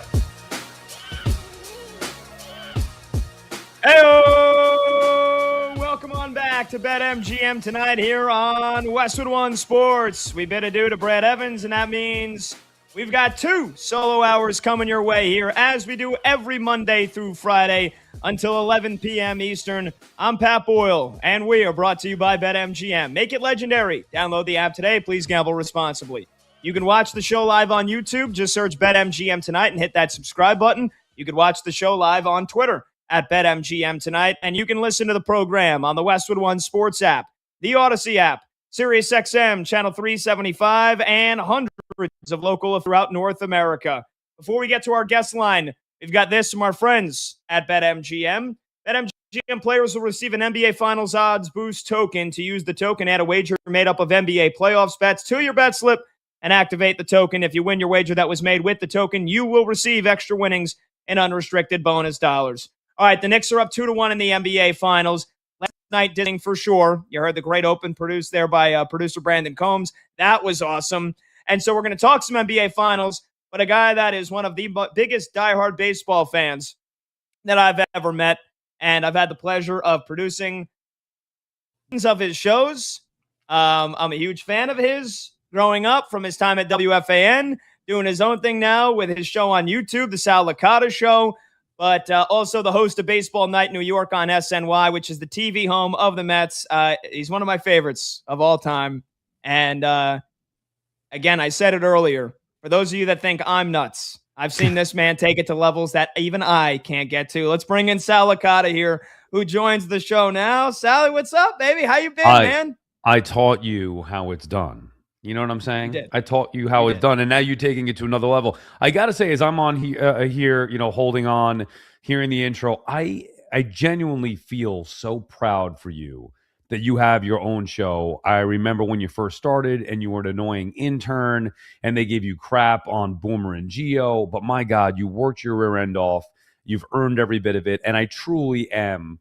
And I would not say this for everybody, and I think you know that. I truly am very happy for you and very proud of you to see all you've accomplished. Thank you, Sal. I appreciate that, man. Which is a fraction, a small fraction of what I have.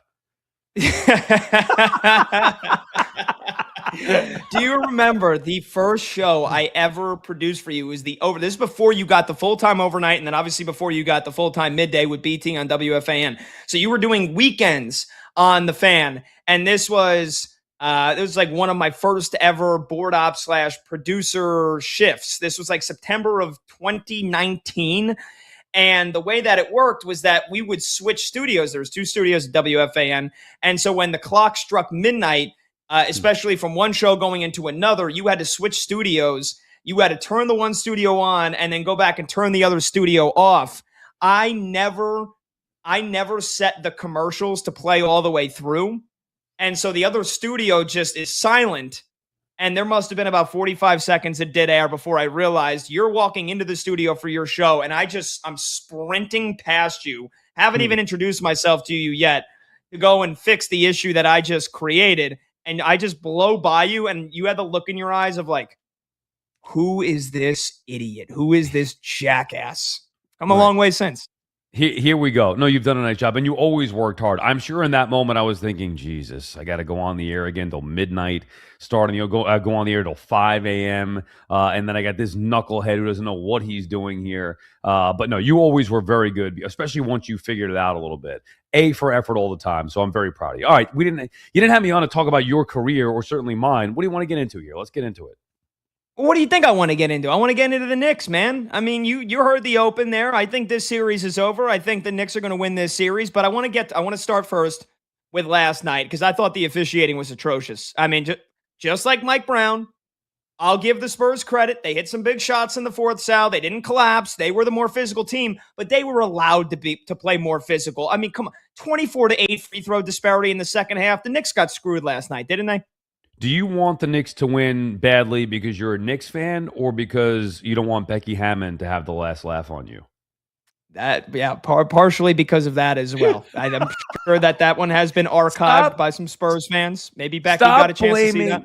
Stop blaming the officials. Now, I agree, Pat. The officials, I think they've been bad for the first 3 games. But I also think the Knicks have been bad for the first 3 games. Maybe bad's a bit strong, but the Knicks have not played their A game for 3 games. So the officiating was bad. I don't understand how they can miss the blatant flagrants multiple times over. Like, I don't think Brunson should have been called for the flagrant that he was. I think you can make an argument Castle was trying to truck him and did. And we saw what happened with Wemby tossing him to the ground. So those things, I don't understand how that happens. Not to mention the other stuff, the disparity and the free throws in the second half. But the Knicks were sloppy and they missed a ton of shots. So it's look, this is part of a series. You complain about the officiating. That's the only reason why the Knicks get beat is because of the bad officiating. I think it played a part in it. It is not the sole reason. And to their credit, outside of the head coach, nobody else was complaining about it.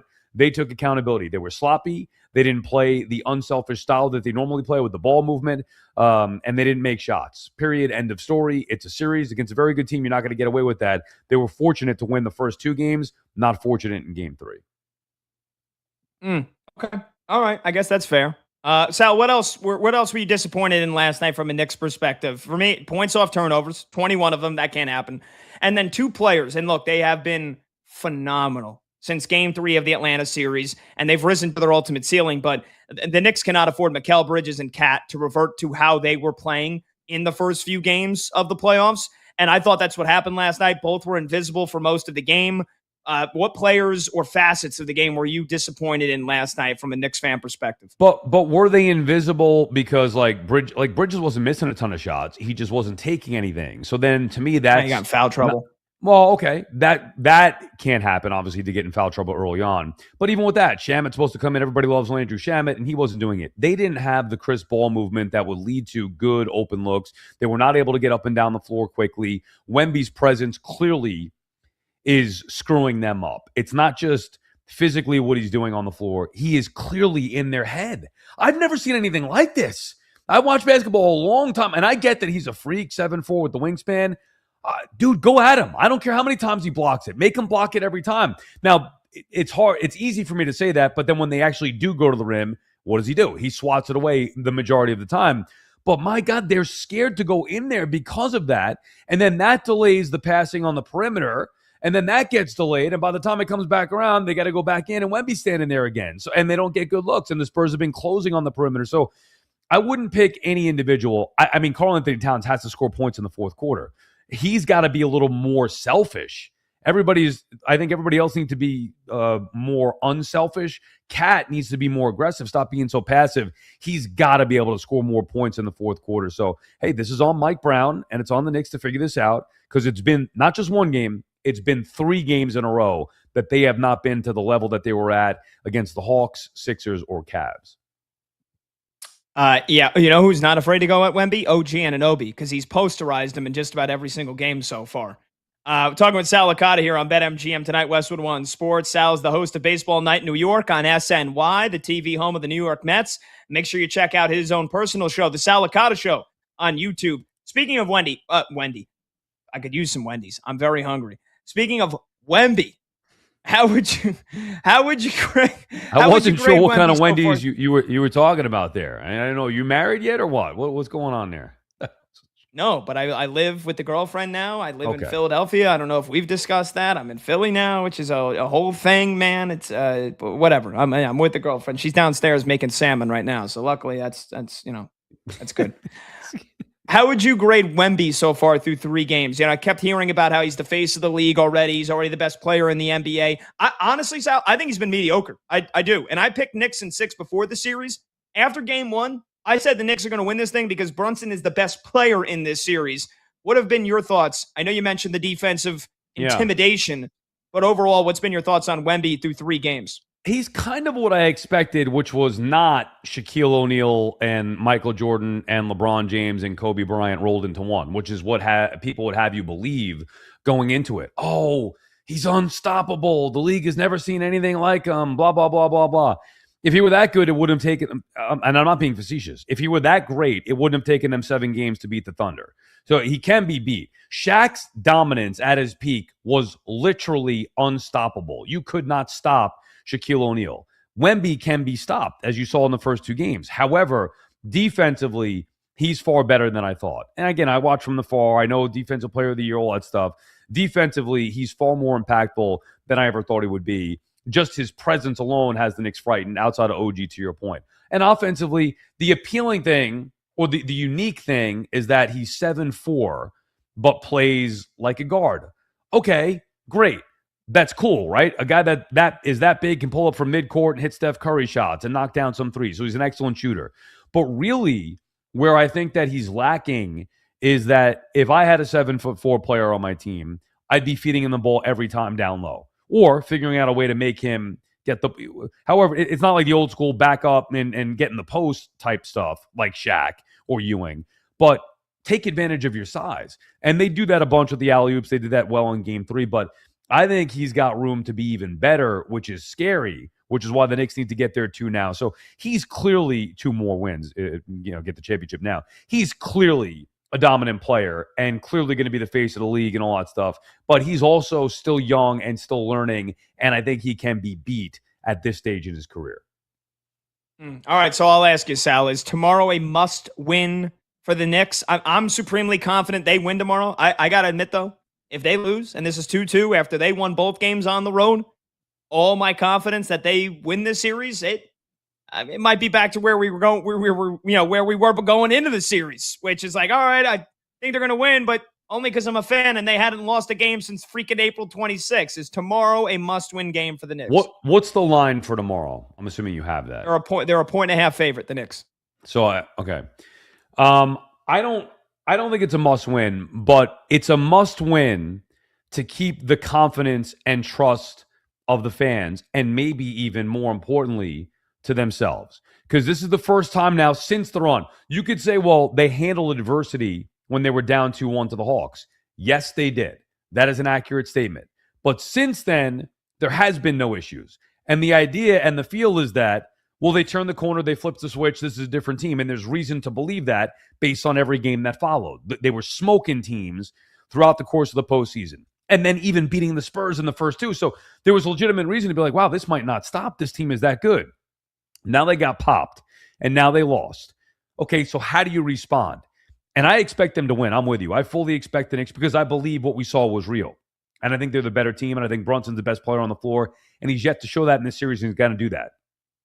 But if they don't, I think it is fair to now doubt you can't say was that not real because it happened, it was real, but maybe the people who said that the Western Conference was superior, maybe the people who said that the Spurs were the better team, maybe they would then be proven right. All the good equity that they built up during the run and certainly in the first 2 games of the series would be gone if they lose game 4. And now it's a best of 3 with 2 of those games remaining in the Spurs territory on their home floor.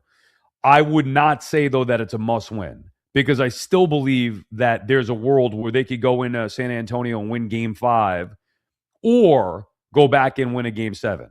I can't imagine the Knicks losing all 3 games at home in this series. I just can't envision that. Hard to envision the Spurs losing 3 out of 4, but I still believe in this team, even if they did lose Game 4, that they can respond. I just wouldn't be as confident in saying that as I was coming into the series where I picked the Knicks in 5 or 6 games, thinking that if they won Game 1, Knicks in 5. If they lost Game 1, Knicks in 6. I'm still sticking to Knicks in 5. I think they win Game 4, go up 3-1, put it away in Game 5, and if not, you have the nice insurance policy in Game 6. Outside of that, tough to imagine the Knicks winning a Game 7 on the road, but they need to win Game 4 to keep the feel and the confidence. Otherwise, panic is going to set in with everybody in this city or in New York City, and then potentially even with the team themselves. Yeah, it's a good point. We're talking to Sal Licata here, BetMGM tonight, Westwood One Sports. By the way, Sal, why are you dressed up so nice? Were you on TV tonight? Did you have baseball night in New York earlier tonight? No, I also do sports night on SNY, and I actually just taped a hit at 8:45 right before I came on with you, so that is why I thought about changing. I was like, let me just do this, and then whatever. You don't want me in the white T-shirt anyway, the white V-neck or tank top. I don't want to show off the guns and embarrass you. Oh, okay. Oh,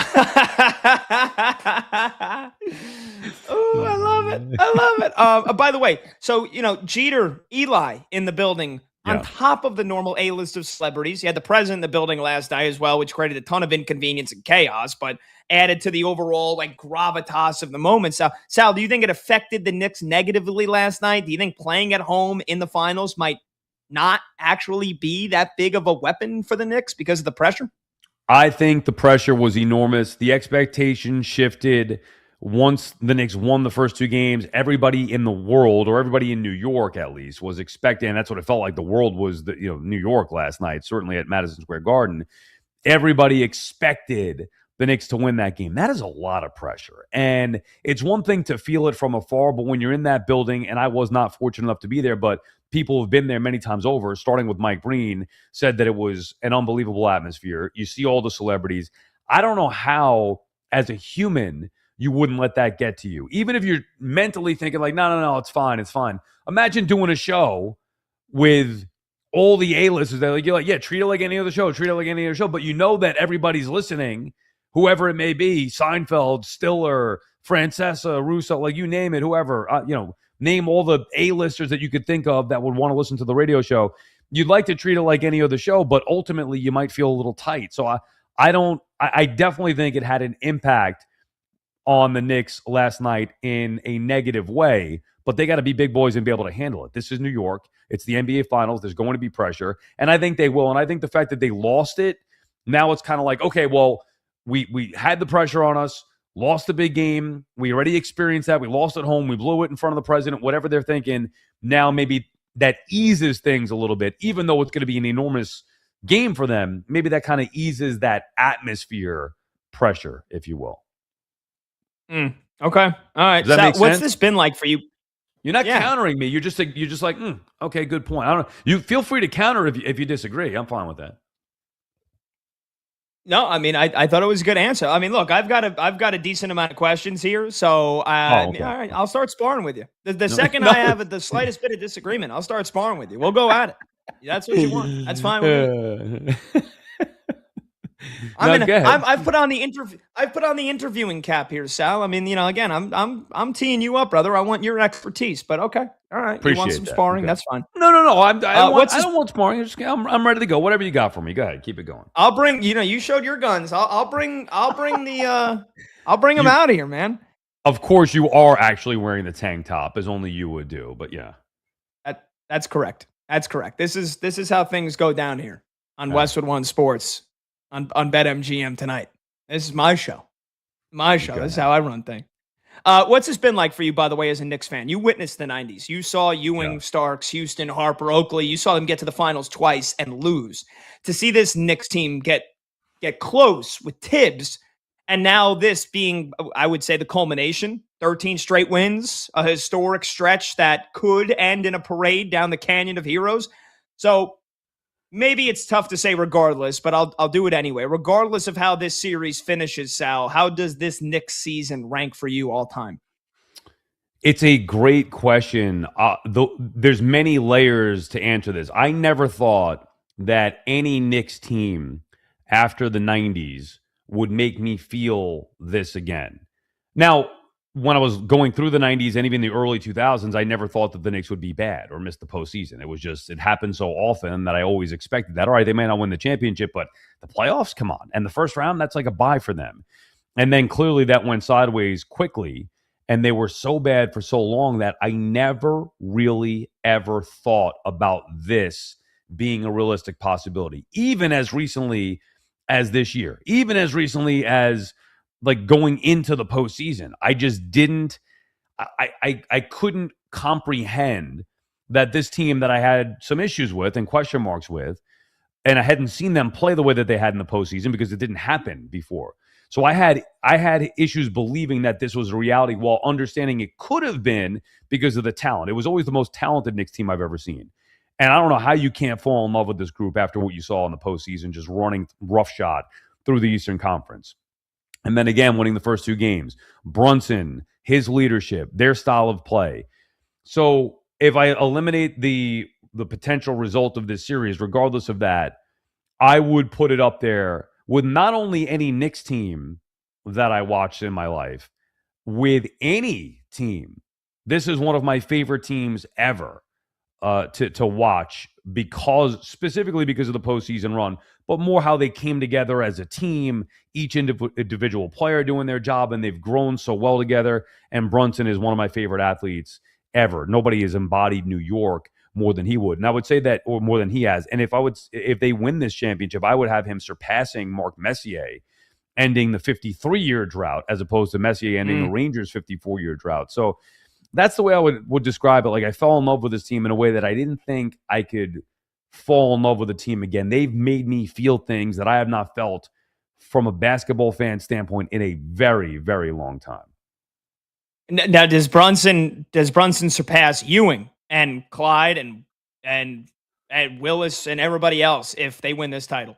Tough for me, Pat, to be honest with you, to say Clyde or Willis, because I understand the history just like you do. Like, we know about their greatness, but I can't definitively say he passes Clyde just because I have seen Brunson and know Clyde more as an announcer. So I'm going to respect everybody who's seen that, their opinion on that, saying that Clyde cannot be touched.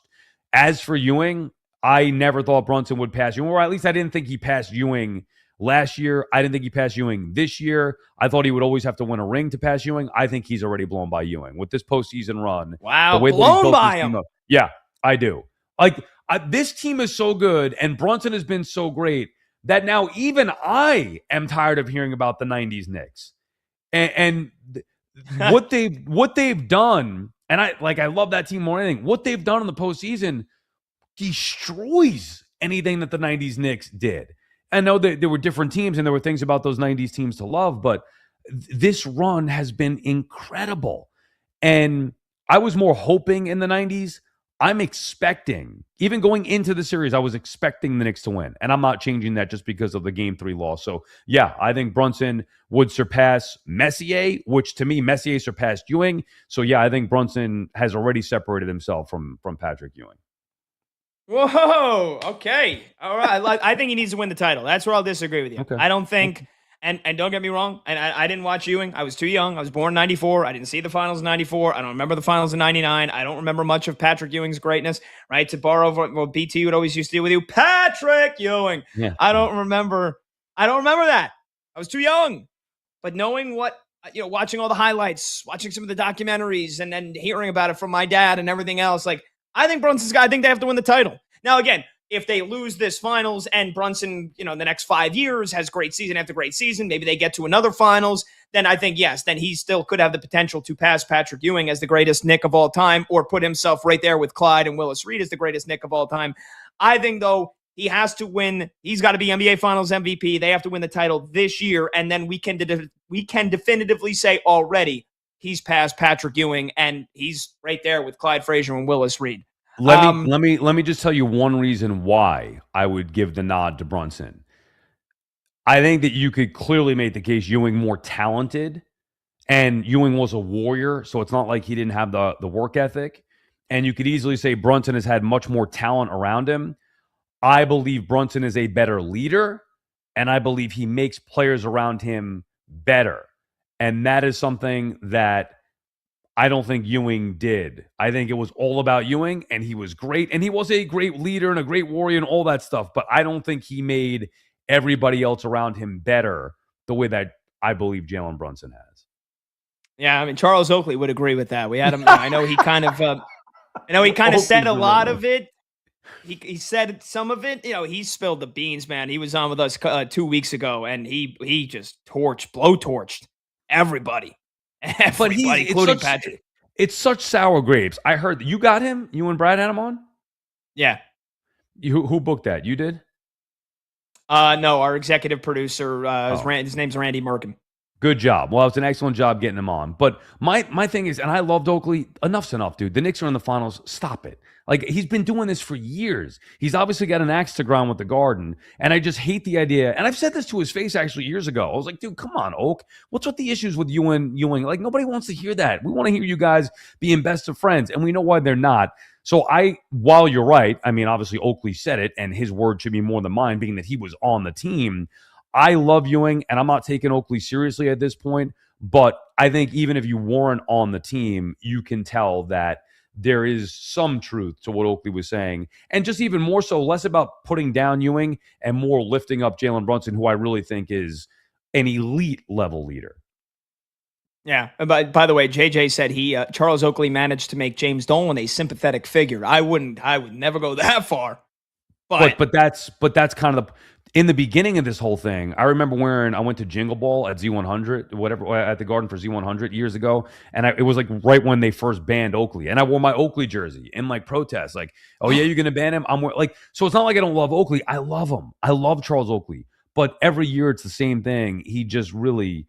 JJ's kind of right with that. You're right. That's taking it to another level. I don't know if I'd go that far, but like at this point, Oakley to me is clearly showing his cards as the unstable one, especially going to Patrick Ewing. One thing to go with Dolan, going to Ewing. Come on. All right. Sal, we're talking to Sal Licata here, BetMGM tonight, Westwood One Sports, host of Baseball Night in New York on SNY, also does Sports Night on SNY, the TV home of the Mets. Check out his YouTube show, The Sal Licata Show. Sal, I did want to ask you at least one or two questions about the Mets.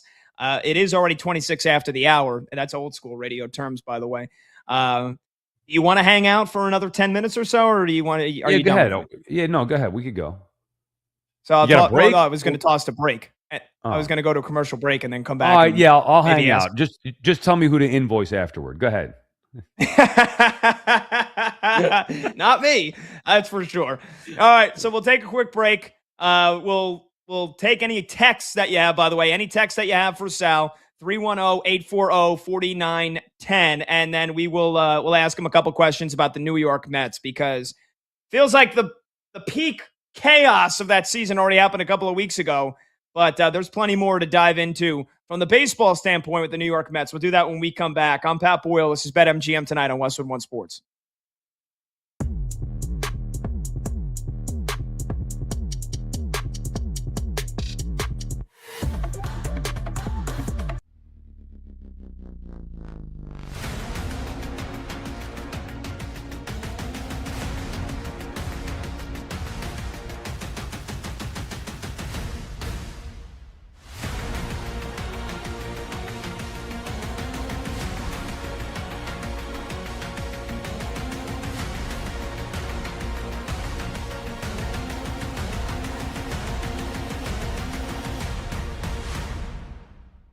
I were a Spurs fan, I would love it. So that needs to be said. If I were a Spurs fan, I would love it. And yes, like, he does get mugged by the Knicks. And specifically, there were a couple moments here where my eyes were gravitating towards Towns and Wemby as opposed to who actually had the ball. Because, to be fair, like Towns basically has Wemby in a straitjacket before, like, some of this offense is initiated. Arms around him. Yes, this is happening. It is happening. Also, like, what are you supposed to do? The guy's 8 feet tall and you can't teach that. Of course they're going to foul him. Obviously they're going to foul him, right? So Wemby's getting roughed around. Like, Brunson's probably like you or I treat a mosquito. Like, you feel it on your shoulder, you smack it, right? That's probably what Brunson's like. I get it. Like, I mean that. From a human perspective, I understand it. I get it. Also, like, you can't do that, what Wemby did. Now, again, if I'm a Spurs fan, I love it. Like, my star saying, I'm not taking your star's crap. I think it's great if you're a Spurs fan. But if you're not a Spurs fan, even if you're not a Knicks fan, if you just want to be objective, how do you defend it?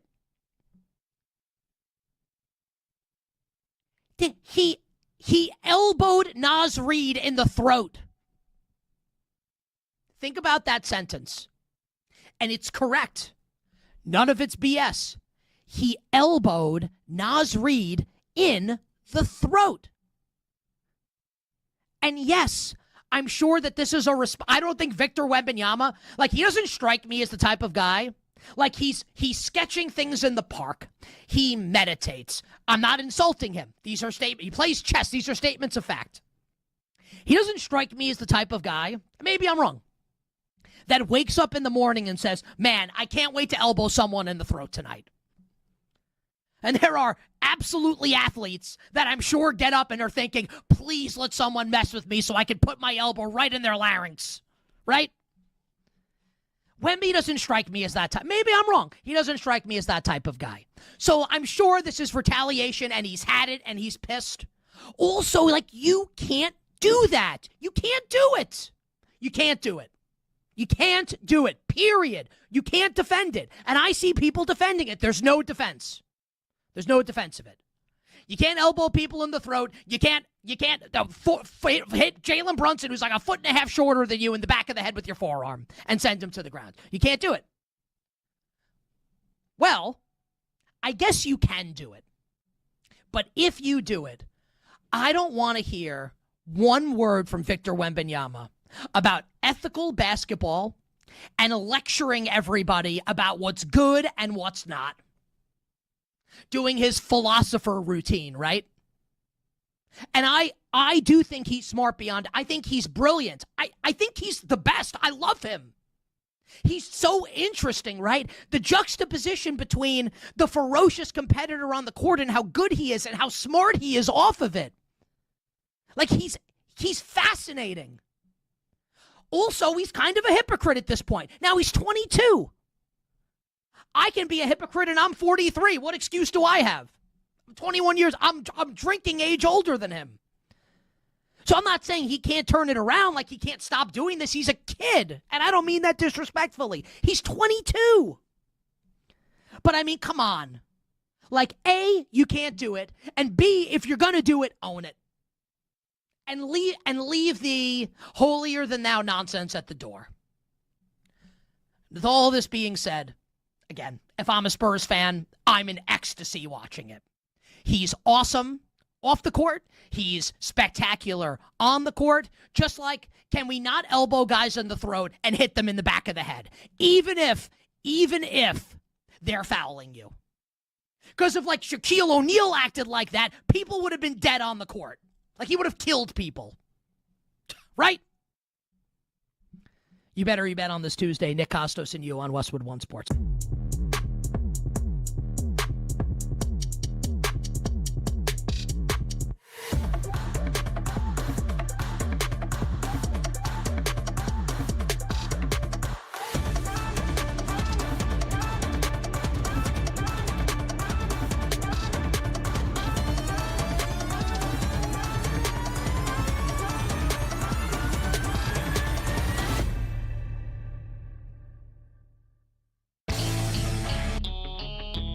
Late games, loud opinions, and money Sal time like this. moments. BetMGM tonight rolls on.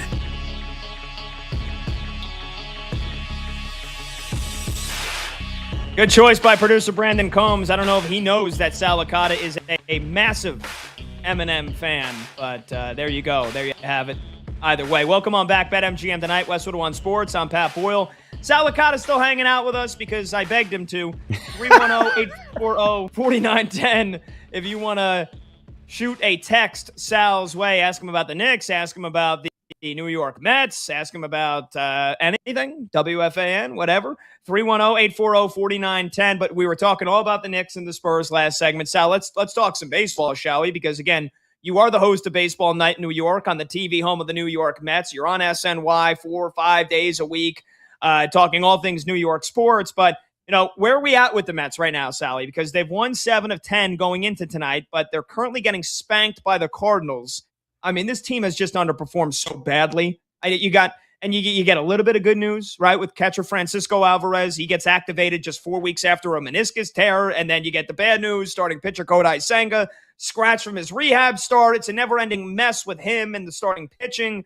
I know you've claimed in years past the NL East was over, and that was wrong. Have you claimed yet, or are you claiming that the Mets season is over here in 2026? Where are we with the Metropolitans? No, they stink. They got spanked again tonight by the Cardinals. They're probably going to get buried this week at home. They get the Cardinals, the Braves. And honestly, I really, and this is me being truthful on the air with you, I do not think that they are worth the airtime, especially for you. Like, I have to talk about them. Doing Baseball Night in New York. There's only 2 teams in New York, and I'm on the home of the Mets. So we're going to talk about the Mets, and there are some good things to talk about. Some of the young players, there are a lot more bad things to talk about. A pathetic display tonight. And like, I don't know what's left to be said. The only reason why they're still in any conversation as far as the national landscape would go is because the wild card is wide open. Like, that's what the sport wants. They want bad teams to be able to have a chance to make the postseason. But I don't even know if the Mets are going to be able to do that. They've been ravaged by injury. They've had poor performance. Freddie Peralta tonight got his you-know-what's lit. I mean, you just can't. Not only is Peralta hurting the Mets, now he's hurting his trade value. So they're a mess. Let's talk about Wemby and the flagrant foul. What more do you want on the Mets? Come on. Well, that was the other thing I was going to ask you. And shout out to our video producer, Michael Montgomery. He put this in here for me. He's won, Freddie Peralta trade. You said he's hurting his trade value. I mean, is he, barring the Mets getting back to 500 in the next 3 weeks here, we know David Stearns would probably be dying to sell off a starting pitcher, the one that he actually spent money on. Yeah. Is Freddie Peralta as good as getting traded here no matter what happens? Yeah, I can't see. No, here's what's going to happen. The Mets are going to hold out till as long as they can, because instead of looking at this team now like many of us and would say, well, they're not worth it, they're not going to win the championship, just sell and rebuild and take a run at it again next year. They are going to do whatever they can to get into the postseason. So this will drag on until the very last minute. I mean, unless they're buried 10, 12 games back over the course of the next 2 weeks, which is very possible. You just don't know. They're right now, they've been treading water. They were actually not bad in May, but kind of treading water, and that could go one of 2 ways. You either start chipping away and start climbing, or you get knocked back down. And I would think tonight's a sign of getting knocked back down. The first of 6 against the Cardinals and Braves at home, and they get pasted 7-0 with their quote-unquote ace on the mound and Alvarez coming back. So just not good signs. But I think they're going to hold out as long as they possibly can before deciding to sell off. But I feel like ultimately that's probably what's going to happen. The team just is not that good. Lindor is going to come back. Maybe that changes some things. I would lean more toward they probably end up having to sell because they know deep down the team's just not very good.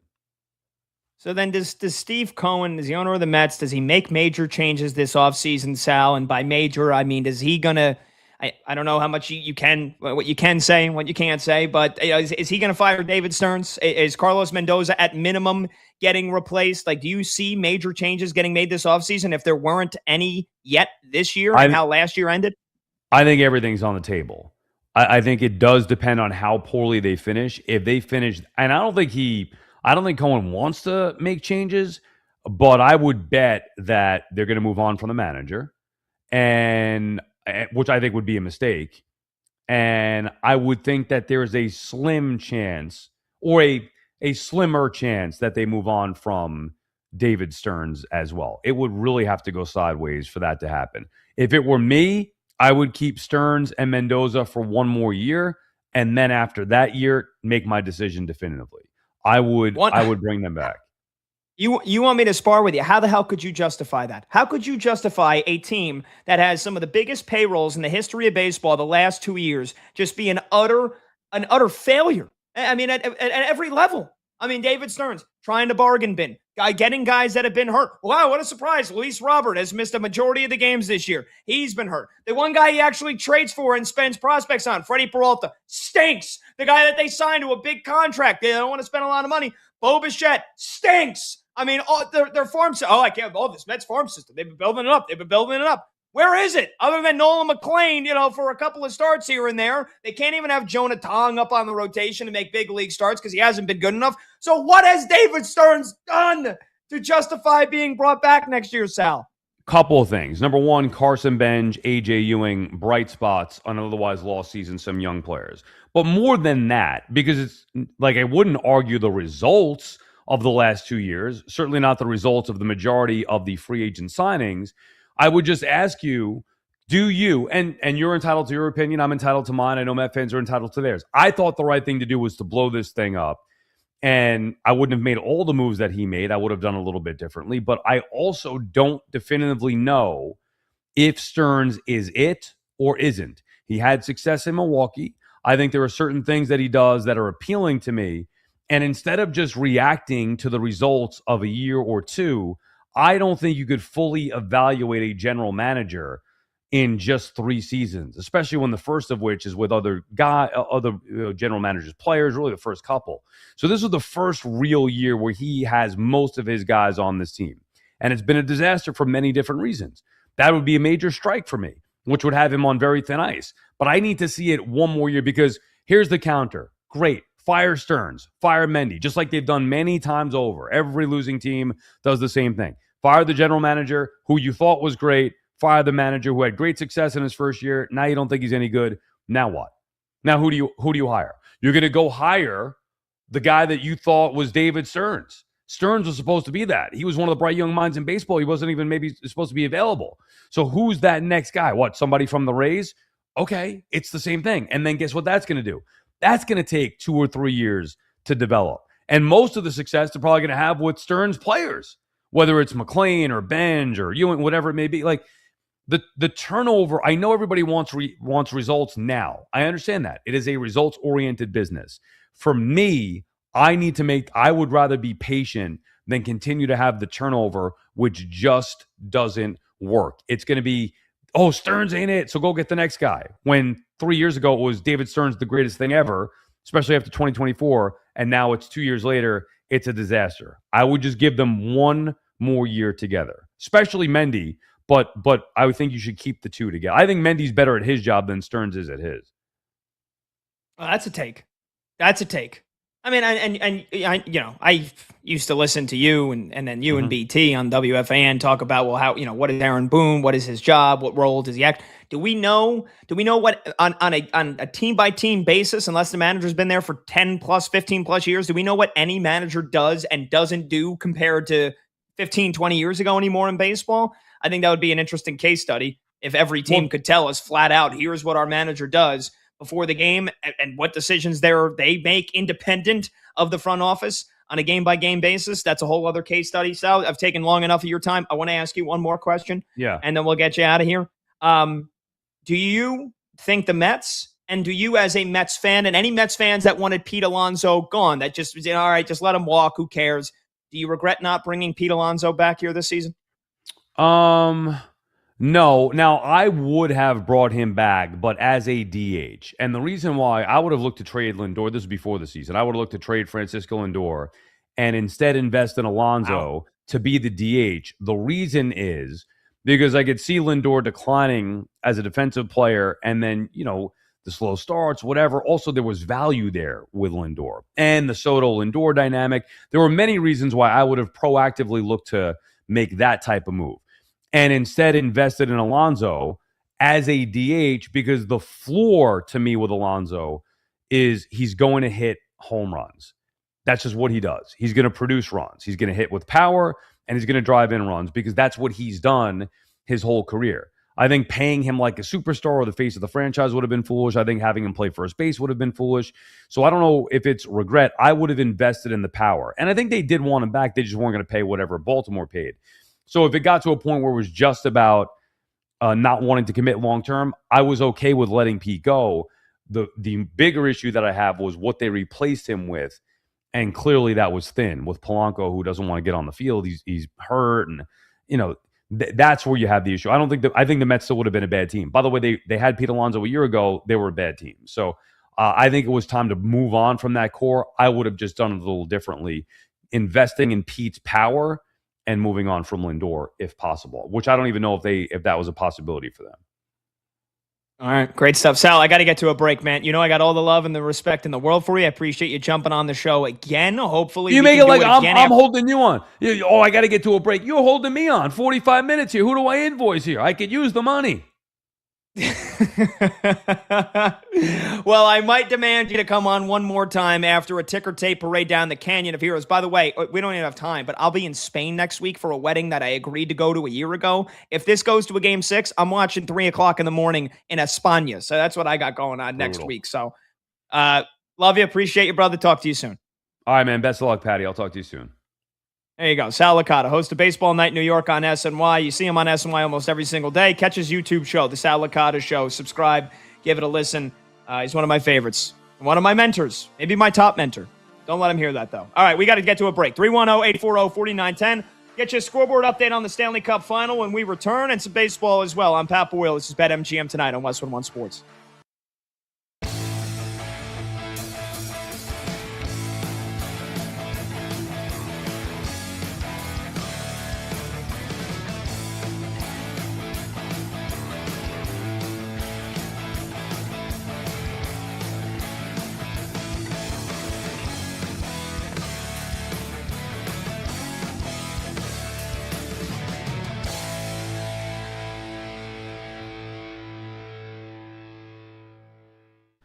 Well, I mean, they're kind of behind the 8 ball. The guy they wanted to hire was Bruce Cassidy. The Vegas Golden Knights won't allow him to talk to the Oilers or sign with the Oilers. They have him under contract for one more season, and they've made the tactical decision not to follow the tradition of the NHL, which is when you hire a guy. Sick, right? It's sick, but it's great tactically. Like, the Oilers are their biggest division rival, and Cassidy would fix 60% of the problems that they have on their team. So this was very smart on their part, and it forced the Oilers, who of course are facing a time crunch, having Connor McDavid on a 2-year contract extension, and that basically is their runway with him to try to win a cup, to find the coach that the players want, which is a hard-ass taskmaster that has had success. And that list is very short. Peter Laviolette was probably one of them. He's now in LA. And so they turned to Babcock. I'm a little bit more pessimistic than you on this. I actually think Babcock's a fraud. There's 3 reasons why he has the reputation that he has. One is J.S. Jaguar, his goalie in 2003 when he went to the Cup final with the Mighty Ducks. The other is Nick Lidstrom, who is the reason for Detroit's run of success, where Babcock was the coach for a big part of it. Lidstrom retired in 2012. I think Babcock has 1 playoff series win since then as a coach. And then the other, obviously, is the greatest assemblage of talent we've ever seen on Team Canada, where he won gold medals in 2010 and 2014. So, look, man, there are a lot of coaches that if given those types of scenarios, would have won. The rest of the time, he's been underwhelming and, quite frankly, off the ice, embarrassing. I mean, he got signed by the Columbus Blue Jackets. Never coached a game for the franchise after it came out that he was, breaking the privacy of players by looking at their phones. I think this guy is wrought with problems. I think he's coasting on a reputation that he forged 15 years ago. And I don't think he's going to be the solution in Edmonton. I don't know if you can, because you're not in his head. Maybe you haven't. I don't know. Does Connor McDavid support this hire? He does. I did some calling around on this yesterday when the news came out. First of all, the Edmonton players themselves reached out to the NHLPA to figure out if everything is kosher with this guy, because the PA was the one who led the investigation into the invasion of privacy of players in Columbus. And I guess what they heard back was all right. But the leadership group supports trying to find this kind of coach. I think the leadership group supports the idea that Mike Babcock could be the guy based on his pedigree. and are willing to overlook some of the problems that he's had in other situations. Are they dumb? They're not dumb. They're desperate. Like, they're desperate. They turfed the guy that got them to the conference final. I mean, to the Stanley Cup final rather, in 2 consecutive seasons, and they got to turn somewhere for a coach. And the options are few and far between for the kind of guy you're looking for. So, a guy who literally a month ago told Darren Dreger from TSN he was retired is trending to be the new head coach of the Edmonton Oilers.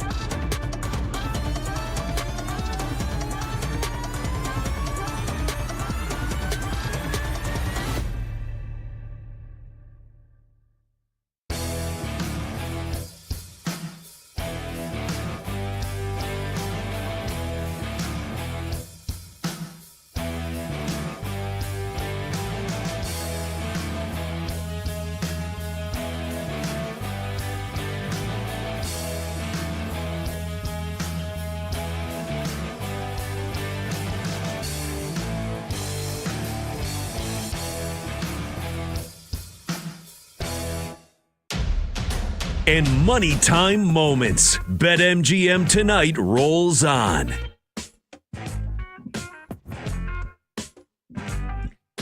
Hi, my name is Pat Boyle. Welcome back. BetMGM Tonight, Westwood One Sports. Hi, kids. 310-840-4910, the number to join the show. Huge shout out to my guy Sal Licata joining me for back-to-back segments. Talk Knicks in the first segment, talk Mets in the second segment. Sal's the best. All right, let's get you a quick score. Oh, we got another goal. Oh, just going to say, let's get you a scoreboard update here on the Stanley Cup final. I think we've only had 2 goals. We only had 1 goal in this second period. Now we got 2. And just like that, we've got another multi-goal deficit erased. Unbelievable, this series. This series is crack. Not that I would know what that's like. It was 3-1 Carolina. You had a near crazy goal that beat the buzzer at the end of the first period for the Golden Knights. It looked like it was going to be a goal. They waved it off, said the puck did not cross the line in time. So it was 3-1 after 1. And by the way, the Hurricanes scored 2 goals in the first 4 minutes of the game. Not the first time they've done this. But yet again, the Hurricanes up 3-1 after the first period. And here come the Golden Knights. Chip, chip, chip, chip, chip, chip, chip, chip, chip, and away. William Karlsson scored 4.5 minutes into the second period to make it 3-2. And just now, it's guess who?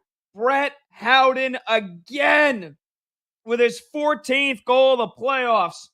And an unbelievable wrister. Top shelf snipe Selly. Oh my God, this series is unbelievable. 6 goals in the first 2 periods, and we still got 2.5 left to go in the second period. So that's where we stand.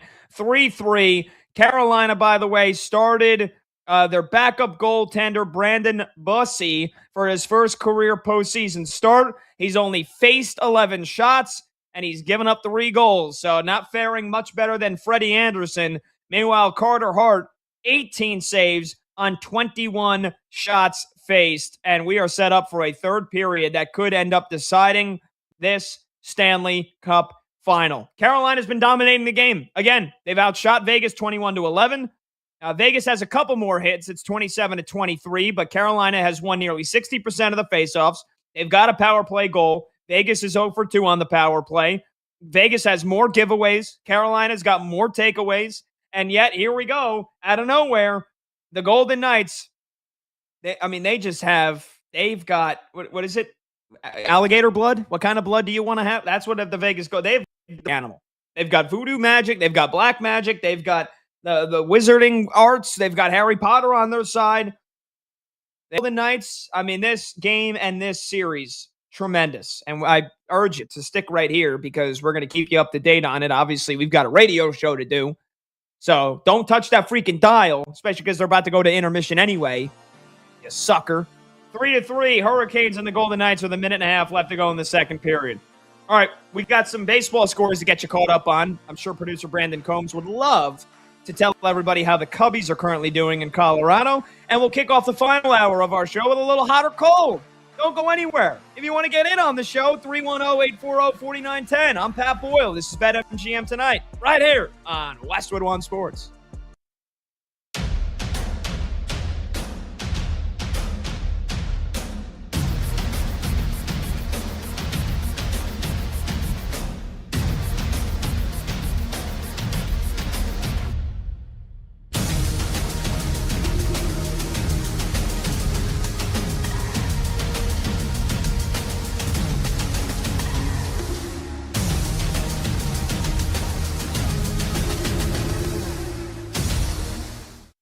But the other thing that can be true, and it is true, the Spurs were the better team last night. And the Knicks didn't lose because of the officiating. I wouldn't even say the Knicks lost. The Knicks did lose the game, right? But if we're going to do, did a team win or did the other team lose? The San Antonio Spurs won the game last night. And they were so super duper, incredibly, uber impressive with how they were able to bounce back and respond from the heartbreak in Game 2, with the way it ended. And I think we can all, even Knicks fans, if you're going to be a sports fan also, can appreciate, the synergy and even the potential irony, right, of the end of Game 2, Victor Wembanyama throwing the ball off of Steph Castle's back, leading to the Brunson steal, and then the Wemby foul, and then the eventual game-winning free throw from Jalen Brunson. So you had Wemby to Castle, resulting in a loss at the end of Game 2. And then last night, 108-104 Spurs, little under 2 minutes to play. Victor Wembanyama is dribbling the ball out by the three-point line like he's Steph Curry with Karl Anthony Towns on him. Realizes with like a couple seconds in the shot clock, oh bleep, I've got nothing. Hands it to Castle, and Castle drains the three-pointer that basically ends the game. Puts them up 111-104. Final score would be 115-111 in favor of the San Antonio Spurs. It is incredible stuff from San Antonio. Think about how easy it would have been for this group of young men. Now, I'm 43, so basically everyone that's playing in the NBA for the most part is a young man compared to me. But these Spurs are babies in the grand scheme of things. And obviously they're men, right? And obviously they are wonderful basketball players capable of winning a championship. It just strikes me how crazy it is to watch what they're doing at this age, to meet the moment in this way, to produce these thrilling, exhilarating basketball games that keep you up until midnight, that keep you juiced and keep you energized, keep you rolling, keep you ready to go, keep the eyes open. Unless you're the president of the United States.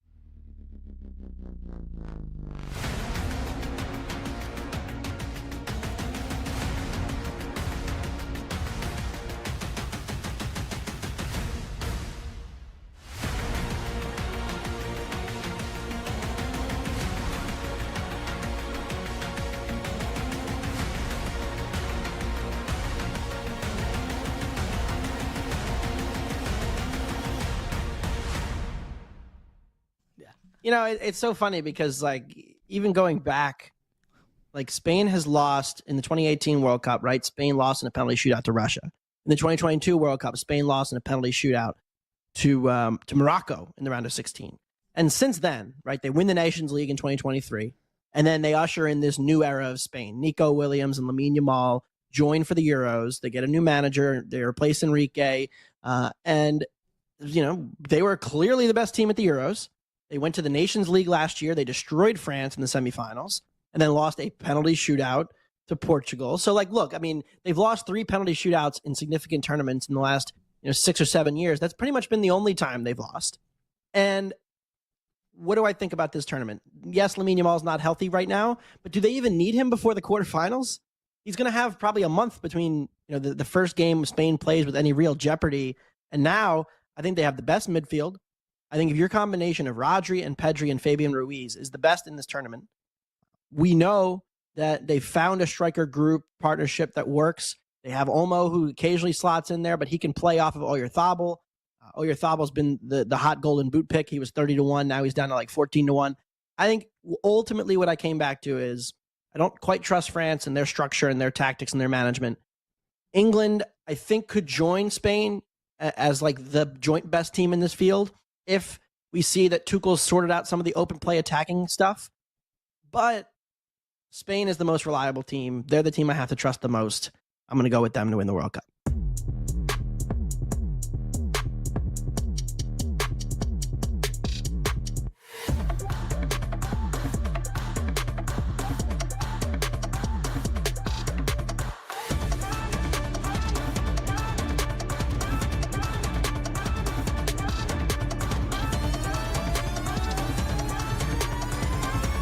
Day shuts down. The games light up. I'm sticking to it.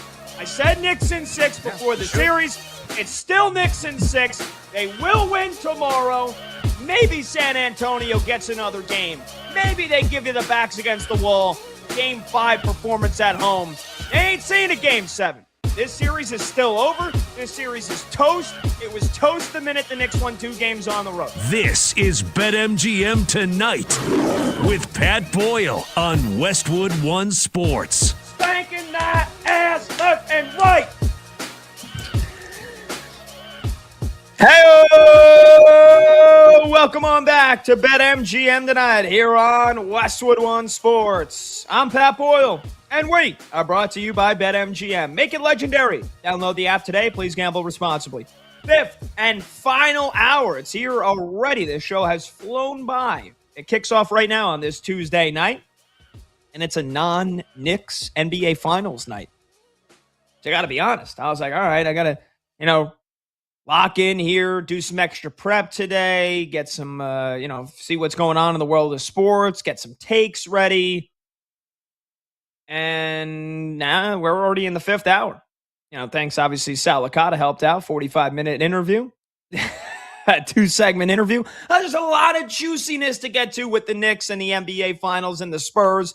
And Sal being able to talk the New York Mets. Again, one of the biggest colossal failures in baseball. Colossal failure. Biggest payroll in baseball. Last year, this year, if you don't count all the Dodgers' tax deductions or whatever you would call that, the deferred payments, it's the Mets. And they're terrible again this year. Anyway, 5th and final hour on this Tuesday kicks off right now. You can watch the show live on YouTube. Just search BetMGM Tonight and hit that subscribe button. You can watch the show live on Twitter at BetMGM Tonight. You can listen to the program on the Westwood One Sports app, the Odyssey app, SiriusXM Channel 375, and hundreds of local affiliates throughout North America. We always do open phone lines in the final hour, 310-840-4910. You want to weigh in on the Knicks and Spurs?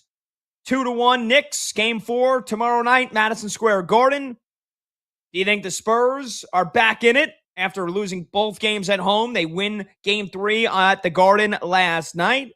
Do you think the Knicks are still going to win the series? I said it to start the show. I think this series is toast because I thought the series was toast after Game 2. So I'm supremely confident the Knicks win tomorrow. I'm this close to the G word, to guaranteeing that the Knicks win Game 4 tomorrow. Maybe I'll be in a guaranteeing mood when we get on the air at 6 p.m. Eastern tomorrow. But I'm very confident the Knicks win tomorrow. and I said Knicks in 6. So yeah, am I lining up with my prophecy, my prediction, if you will? Knicks win game 4 tomorrow. The Spurs, backs against the wall. They win game 5. Knicks close it out at the Garden. Yeah, you bet your ass. Because this is kind of how I envision the series going. I always looked at it at the end. The Knicks winning game 6. That means the Spurs probably win game 5. And that means going into game 5, the Knicks were going to be up 3-1. So here we go. Tomorrow. Very confident the Knicks win. I do think the officiating was absolutely atrocious last night. So again, you want to weigh in on the refereeing. Mike Brown, the Knicks head coach, took aim at the officials. Said he's never seen that before in the NBA Finals. Second half free throw disparity of 24-8 in favor of San Antonio. Your thoughts on the officiating, your thoughts on the series. You can talk, or you can call, you can text 310-840-4910. We got into a lot of other good stuff as well. We're going to get to hot or cold here in just a second, but we do have a couple of text messages to get to. Let's get to Shannon from Alabama, who texts in, love the show, Pat. And by the way, full disclosure, I trust producer Brandon Combs that he is not going to throw in any text messages that have profanity. Watch your profanity. Or things that I shouldn't be repeating. I'm like, full disclosure, I'm like Ron Burgundy Anchorman. I see the text message. I don't proofread it. I'm just going right into it. So hopefully Combs knows that and doesn't try to cost me my job. Shannon from Alabama texts in, love the show, Pat. Big fan of yours. Since you was on in the mornings, I would listen to you on my way to work in the mornings. And I believe Shannon's referring to the overnight show that I did, which was from 2 a.m. to 6 a.m. Eastern. So if she's an early bird and was hearing the tail end of my show, yes, I guess that would be considered mornings. First off, go Knicks. The refs last night was just disastrous. Thank you, Shannon. You're absolutely right. She continues. But on to the next game. I got a question for you. And the guys, if y'all had courtside seats to the Knicks game, which celebrity would y'all want seated next to you? It's a very Brad question. My co-host, Brad Evans, does the first 3 hours of the show every day with me. I think Brad actually asked this to, I forget who he asked it to. But this is a Brad question. And that's fine. Brad questions are great. He asked it to Michelle Beadle. That's right. Thank you, Monty. If I had courtside seats to the Knicks game, which celebrity would I want to be seated next to? All right, so I'll give you two answers because you have your normal list of celebrities, right? The ones that are always there. And as enticing as the Lisan Al Gaib, Timothy Chalamet is, Tracy Morgan,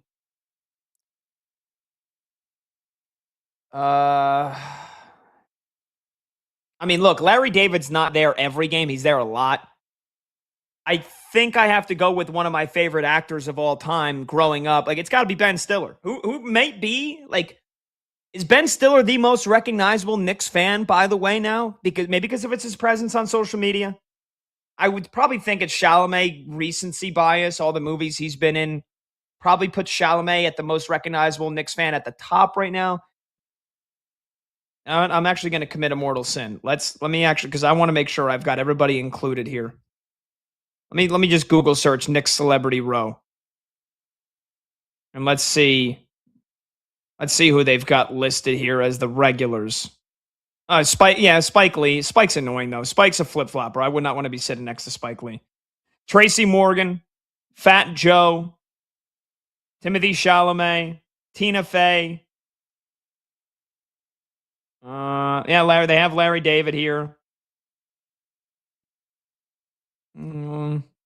Let's see. Who are the other regulars? Tina Fey's there. Tina Fey is there a lot. She's funny as hell. I wouldn't mind being seated next to her. Let's see. Yeah, you know what? Again, I think I know it pretty well. I think that's probably the top 6 or 7. And then, so yeah, for me, it's Ben Stiller because he's funny as hell. I know he's a passionate, diehard fan. And Tropic Thunder, Meet the Parents, Heartbreak Kid, Dodgeball, like some of my favorite movies of all time is Ben Stiller, and he's incredible. So that's my answer, Ben Stiller. But then last night you had an extra additional layer of celebrity fans, and if we're doing that, it has to be Jeter. It has to be Derek Jeter. He's my favorite athlete of all time. So last night, if I was there, it's Jeets, it's Jeter. But the normal Knicks celebrity fans that are there, it's Ben Stiller. Great question. Great question, Shannon. Before we get to a hot or cold, let's get producer Brandon Combs in here right now, because Combs, we've got a text message that is for you. And it comes from an 860 number. And they text in, Combs, favorite Eminem album/song. Wow. Man, that is a tough. I love M. Best album. I mean, it's gotta be the Marshall Mathers LP. For me, I mean that's a play every song album. Favorite song, people might not know this one. This is actually one of his newer songs, but just because of the lyrics, I'm a big fan of lyrics and a big fan of meaning behind a song. Higher has become my favorite Eminem song of all time. If you haven't heard that song yet, definitely take a listen. But when you listen to the words, like to me, there's a lot of meaning behind it. So I love that's probably my favorite Eminem song. MMLP, I think, has to be number one. I mean, it's one of the greatest rap albums, hip hop albums of all time. Yeah. So I don't think you can go wrong with that. I think I shuffle over the years on what my favorite Eminem songs are. Like the real Slim Shady, I think growing up was my favorite, just because of how like just how nonsensical it is. But also like the wordplay is great. Till I Collapse for a while when I was like, when I started working out, and like that was an every day in the gym. I don't care how many times I heard it. It never failed to pump me up. Yep. Without Me is all time. Like those are my favorite three, the old ones. Those are No Apologies was another one of my favorites, but he did that with with the Re-Up album, with I believe that was with D12 too. But a great beat and great overall song. Maybe not the actual meaning of the song and what the song is actually called, but with D12, Purple Pills. Oh my God! You want to talk about you start playing that. You have the instrumentals, Combs. Start giving me some Purple Pills on some rejoins, because that beat is nearly impeccable. I can do it. Same thing with Higher. Same thing with Zeus. Zeus, one of Eminem's newer songs as well. The beat on that is just phenomenal. So I'll grab some of the newer stuff for sure. I see. This is one of the things. Like Pat, you and I, we talk a lot. We get along quite a bit for the most part when we're not talking sports.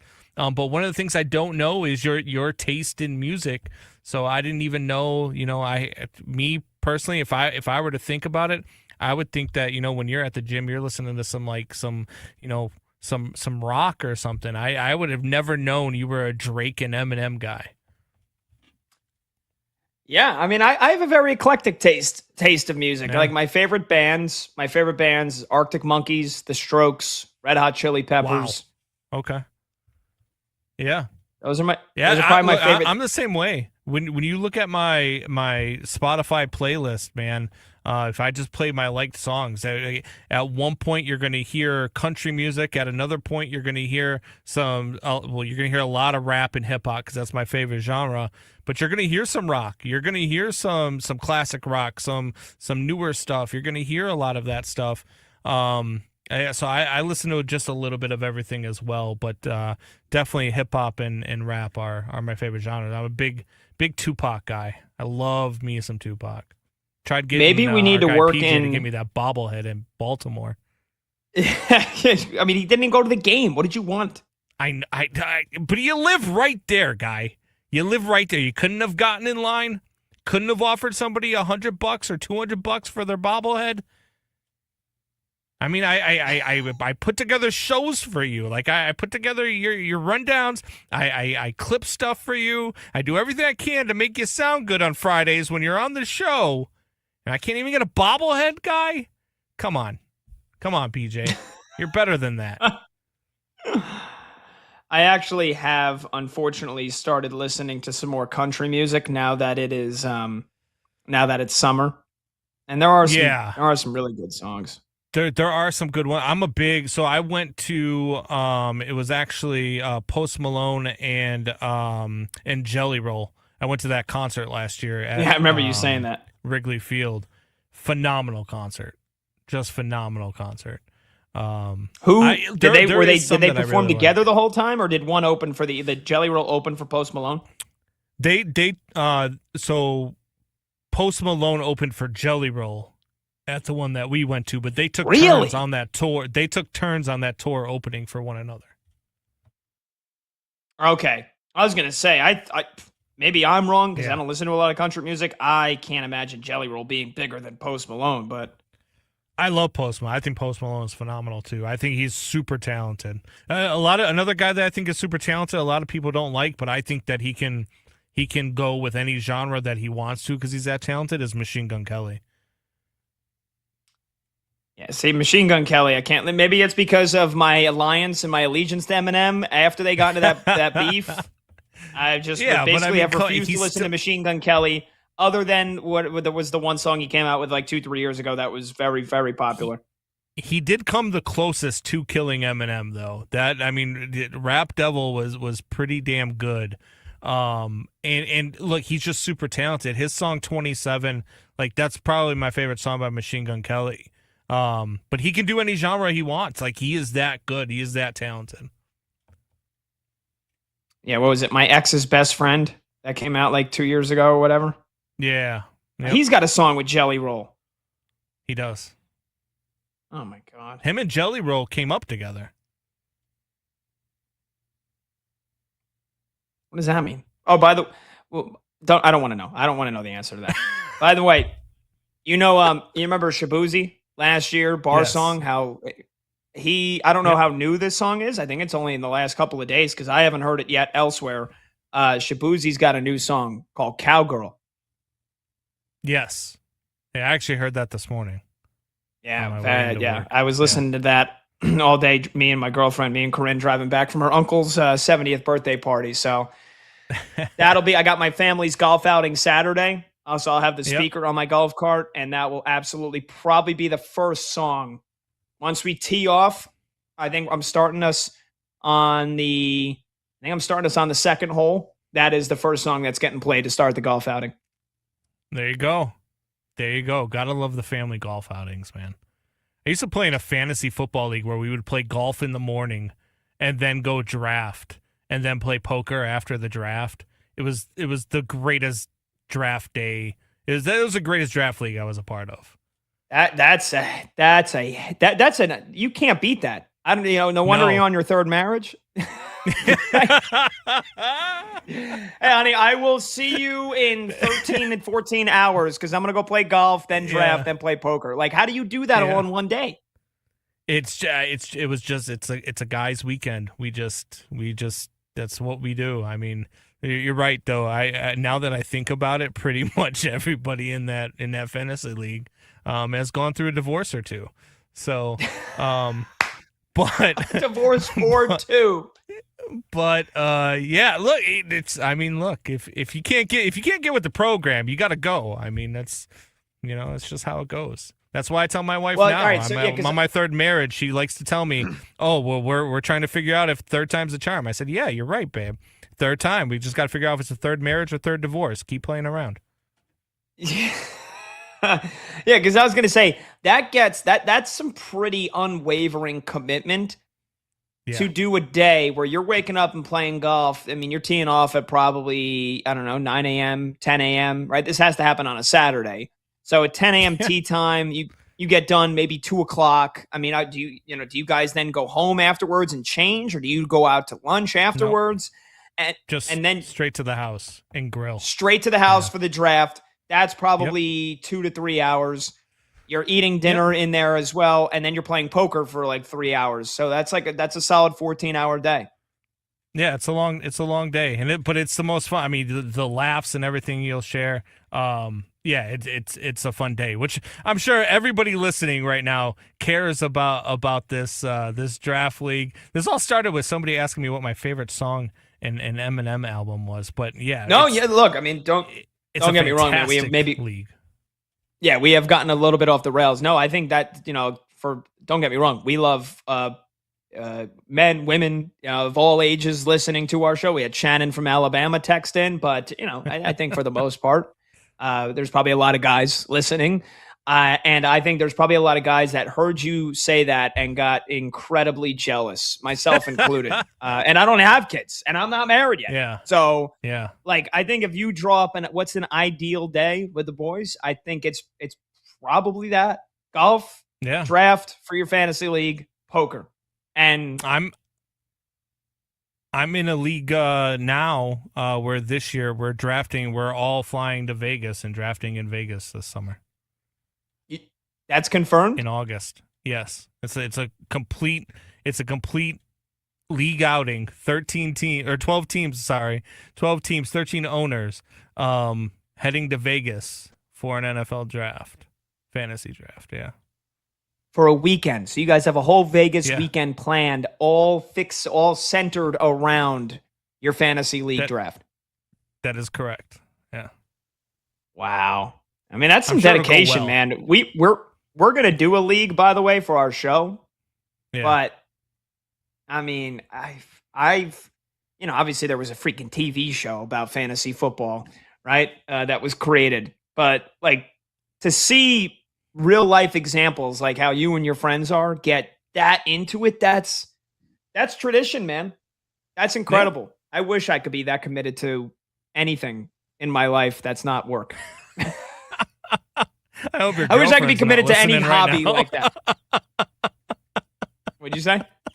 I said, I hope your girlfriend's not listening right now. I don't think she is. I mean, look, I'm committed. I'm committed to her. She knows that. Yeah. Babe, if you're listening, I didn't mean that.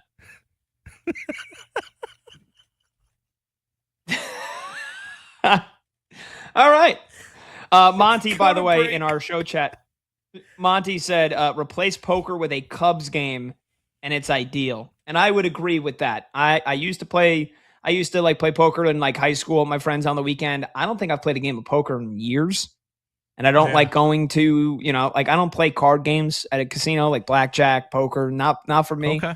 I stick to the sports book. I stick to the games, but yeah, I think if you golf, then you did your fantasy draft, and then you went out to a baseball game, and it would, it'd have to be a night game. That or you hit a 4:00 local game, so you golf in the morning, go to a baseball game, come back and draft at night. That to me is probably the best way. Yeah, man, with the amount of alcohol that's consumed that day, probably not a good idea. Probably better with the poker. Yeah, actually, probably end with the poker, right? All right. 310-840-4910. We've got some callers on hold that want to weigh in on the Knicks and the Spurs. We'll get to that. We'll get to hot or cold since we really didn't. We'll get to hot or cold. And we'll get you a scoreboard update as the third period is underway between the Hurricanes and the Golden Knights in Game 4 of the Stanley Cup Final. I'm Pat Boyle. This is BetMGM tonight on Westwood One Sports.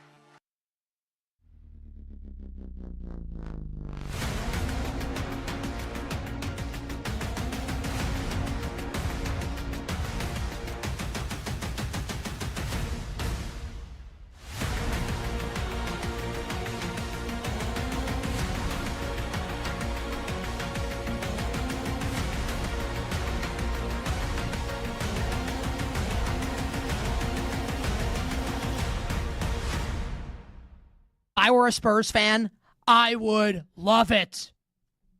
So that needs to be said. If I were a Spurs fan, I would love it. And yes, he does get mugged by the Knicks. And specifically, there were a couple moments here where my eyes were gravitating towards Towns and Wemby as opposed to who actually had the ball. Because to be fair, like Towns basically has Wemby in a straitjacket before like some of this offense is initiated. Arms around him, yes, this is happening. It is happening. Also, like, what are you supposed to do? The guy's 8 feet tall and you can't teach that. Of course they're going to foul him. Obviously they're going to foul him, right?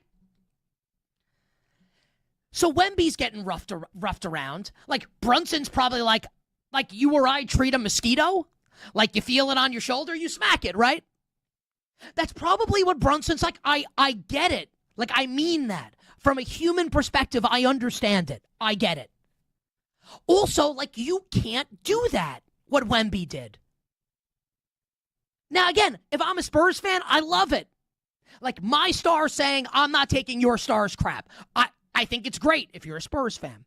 But if you're not a Spurs fan, even if you're not a Knicks fan, if you just want to be objective, how do you defend it? He elbowed Naz Reid in the throat. Think about that sentence. And it's correct. None of it's BS. He elbowed Naz Reid in the throat. And yes, I'm sure that this is I don't think Victor Wembanyama, like, he doesn't strike me as the type of guy. Like, he's sketching things in the park. He meditates. I'm not insulting him. These are statements. He plays chess. These are statements of fact. He doesn't strike me as the type of guy, maybe I'm wrong, that wakes up in the morning and says, man, I can't wait to elbow someone in the throat tonight. And there are absolutely athletes that I'm sure get up and are thinking, please let someone mess with me so I can put my elbow right in their larynx, right? Wemby doesn't strike me as that type. Maybe I'm wrong. He doesn't strike me as that type of guy. So I'm sure this is retaliation and he's had it and he's pissed. Also, like, you can't do that. You can't do it. You can't do it.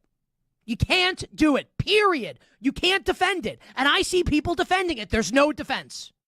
There's no defense of it. You can't elbow people in the throat. You can't hit Jalen Brunson, who's like a foot and a half shorter than you, in the back of the head with your forearm and send him to the ground. You can't do it. Well, I guess you can do it.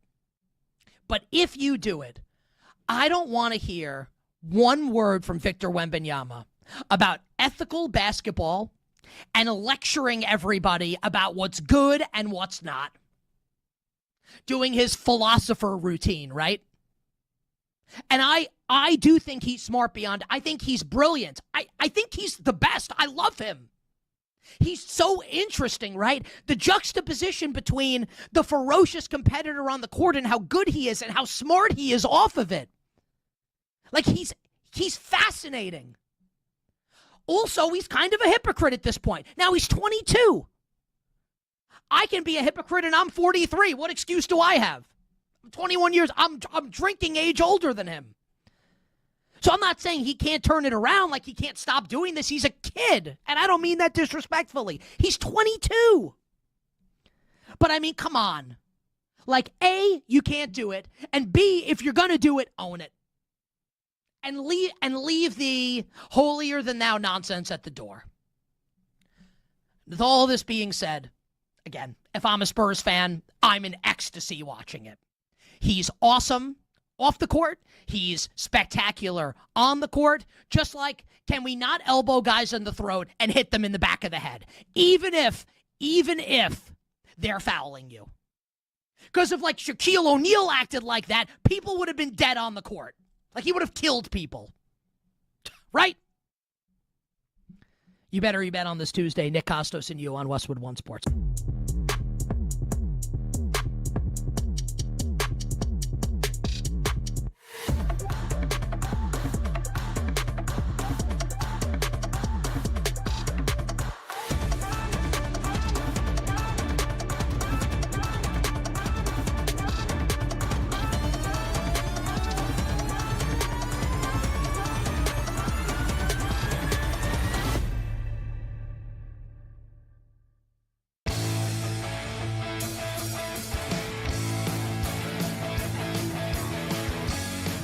Late games, loud opinions, and money time moments. BetMGM Tonight rolls on.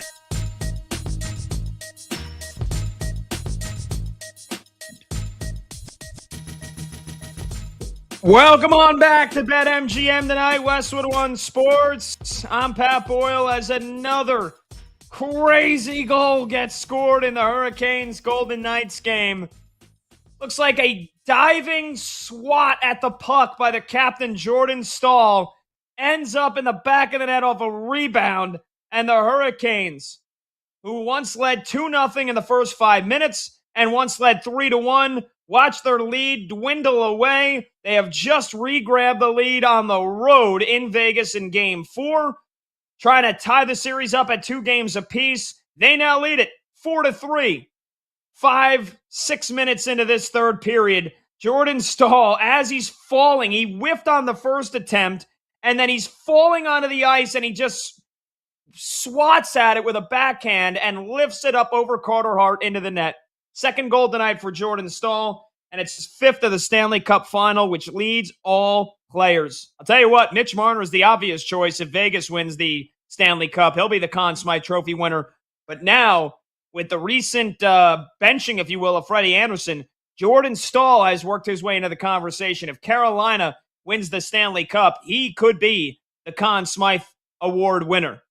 Although, again, we've seen it where McDavid and the Oilers lose the Stanley Cup, and he's the Conn Smythe winner. Mitch Marner might win the Conn Smythe no matter how this freaking series goes because he's been the best player on the ice in the Stanley Cup playoffs. Either way, Hurricanes up 4-3. We'll see if that lead is safe. They win. We've got ourselves a best of 3 in the final 3 games of the Stanley Cup playoffs and the Stanley Cup final. All right, 310-840-4910, the number to join the show. Welcome on back, BetMGM tonight. I'm Pat Boyle. We'll get to some hot or cold here in a bit. Let's get you an update on Let's Go Streaking, our segment that we do in the first hour of the show every day where we all pick a hitter to get a hit. And I am back on the streaking board with 1. Ozzie Albies came through with a knock tonight for the Braves. Producer Brandon Combs is started a fresh streak as well. He had Nick Kurtz, who just went deep in that A's game against the Brewers. By the way, utterly insane game last night. 15-14 was the final score between those two teams in West Sacramento, where they're playing in the AAA ballpark, and it was hot, muggy, steamy. The Brewers won at 15-14 in 12 innings. And if you think that they couldn't top that, well, they've got a chance to do it because it's already 2-1 in the first inning. Well, now they're in the second inning, but it was 2-1 in the first. Jackson Chourio with a 2-run bomb for Milwaukee. And then again, Nick Kurtz answering with a solo shot for the A's. So 2-1 in the second. And then we'll see if Brad, our longest active streaker, can get to 7 in a row. He's got Shea Langoliers of the A's. He grounded out in his first at-bat. And then Monty, who's looking to start a fresh streak as well. He's got Ian Happ of the Cubbies. And not only is the night not going well for Monty and Ian Happ, it's not going well for the Cubbies. They're down 7-3 against the Rockies in the top of the 6th. And if the Cubs lose this one, they are just 1 game above 500. And this is supposed to be the portion of the schedule where they pick up some W's. Anyway, 310-840-4910. Let's get back to the phones here. Johnny, next up in Atlanta. The Knicks lose 1 game. I can only imagine how insufferable Johnny's about to be. Johnny's next up on BetMGM tonight. What's up, Johnny? What's going on, Pat, man? Hey, I was just going to say the Knicks lose 1 game. You turn your show into a hip-hop R&B show, man. But I guess you got back. But let's talk about these Spurs, man. Hey, I'm thinking Spurs in 7, but I kind of don't believe because they don't have the leadership to win this series, man. I'm not a Mitch Johnson fan. It's proven. Well, I just say he's too young because they still doing the same mistakes that they did. They lost in the first 2 games. They'll get a turnover, come down and chuck up a 3. I don't even think they got offensive sets to put Wemby in the post. That's my opinion. I don't think so. I don't think Mitch can call offensive set to get him in the post. They don't do no offensive rebounding. Yesterday, if it wasn't for the young man Dylan Harper, they wouldn't have got no rebounds because Stephen Cousin had a good game. Wemby had a good game, but guess what? Dylan Harper had all the rebounds. He was doing the stuff that corrected where it lost y'all the game the first 2 times. So if Mitch Johnson and the Spurs don't correct that, the Knicks will end it in 6. And I hate to say that, I really do, but I don't think he can get them boys to play like that. That's my thing on. That's my take on it. Wow, Johnny, appreciate the call, man. Johnny's having a change of heart. He's on the Knicks side. He loves to rag on my Knicks. He loves to rag on me when the Knicks lose. By the way, that was a tremendous point there. Look, we got a little bit distracted when a listener texted in and asked producer Brandon Combs what his favorite Eminem song is, because he plays a lot of them. Coming back from breaks, we talked a little, it was like 5 minutes. We talked about hip hop, all right? But that was funny. The Knicks lose one game, and we turn this into an R&B and hip hop show. But wow, I can't believe it. Johnny thinks that the Spurs' lack of leadership and the experience is going to help the Knicks win the series. I think it's an astute point. I think that was a very mature phone call from Johnny. I can't believe it. They're few and far between. But the man knows ball, and when he wants to take his Knicks hater lenses off. And look, I agree. I mean, again, we had Sal Licata on earlier in the show last hour. And he mentioned it like it's not the 90s. You don't see the centers just like get under the elbow or get under the low block and ask for the ball and back down a defender. Like, defenses are good where you'll have the help come over and swat at the ball. But, I mean, also, they do need to feed Wemby in the post more. I'm not saying he's got to get stationary and then sit there for 3 seconds like hands up calling for the ball. But you can have some very easy motions and easy sets where you've got some action that gets Wemby on a screen and he rolls right into the post and you feed him the ball and then he can go right, he can go left, he can turn around and just nobody's big enough. You get him the ball in the paint, in the post, he turns around, he's got a 10-footer, a little mini mid-range bunny jump shot. Who's stopping that? Who's stopping that? We haven't seen enough of that. So I agree. I think Mitch Johnson has to be a lot better with his coaching, with their half-court sets. Dylan Harper was great rebounding. He had 9 of them. He also nearly cost them the game because they gave him the liberty to basically shoot from 3 last night, and he couldn't hit water if he fell out of a boat. And don't get me wrong, not as a Knicks fan, but just as an NBA fan, like Dylan Harper has been massive in this series and massive in the last 2 rounds for the Spurs because of his transition game, because of his ability to get to the bucket, and because of his rebounding. But, man, if the Knicks, like the way the Knicks played him, they left him open. They said, all right, man, you're 20 years old. We know you got the athleticism and the speed. You got the shot. He went 1 for 8 from deep last night. He was 5 for 18 from the field. He had as many shots as Wemby, and he took more three-point attempts than anybody else on the Spurs, including Julian Champagnie, who's been making them at will, and Devin Vassell, who's a 40% three-point shooter. Dylan Harper looks like maybe, he was in the Garden, New Jersey kid, went to Rutgers, maybe he was feeling himself a little bit last night. He had a couple of wide-open threes in the fourth that could have put that game away a lot earlier, and he missed them. But he has been a big impact. Yes, he has had a big impact.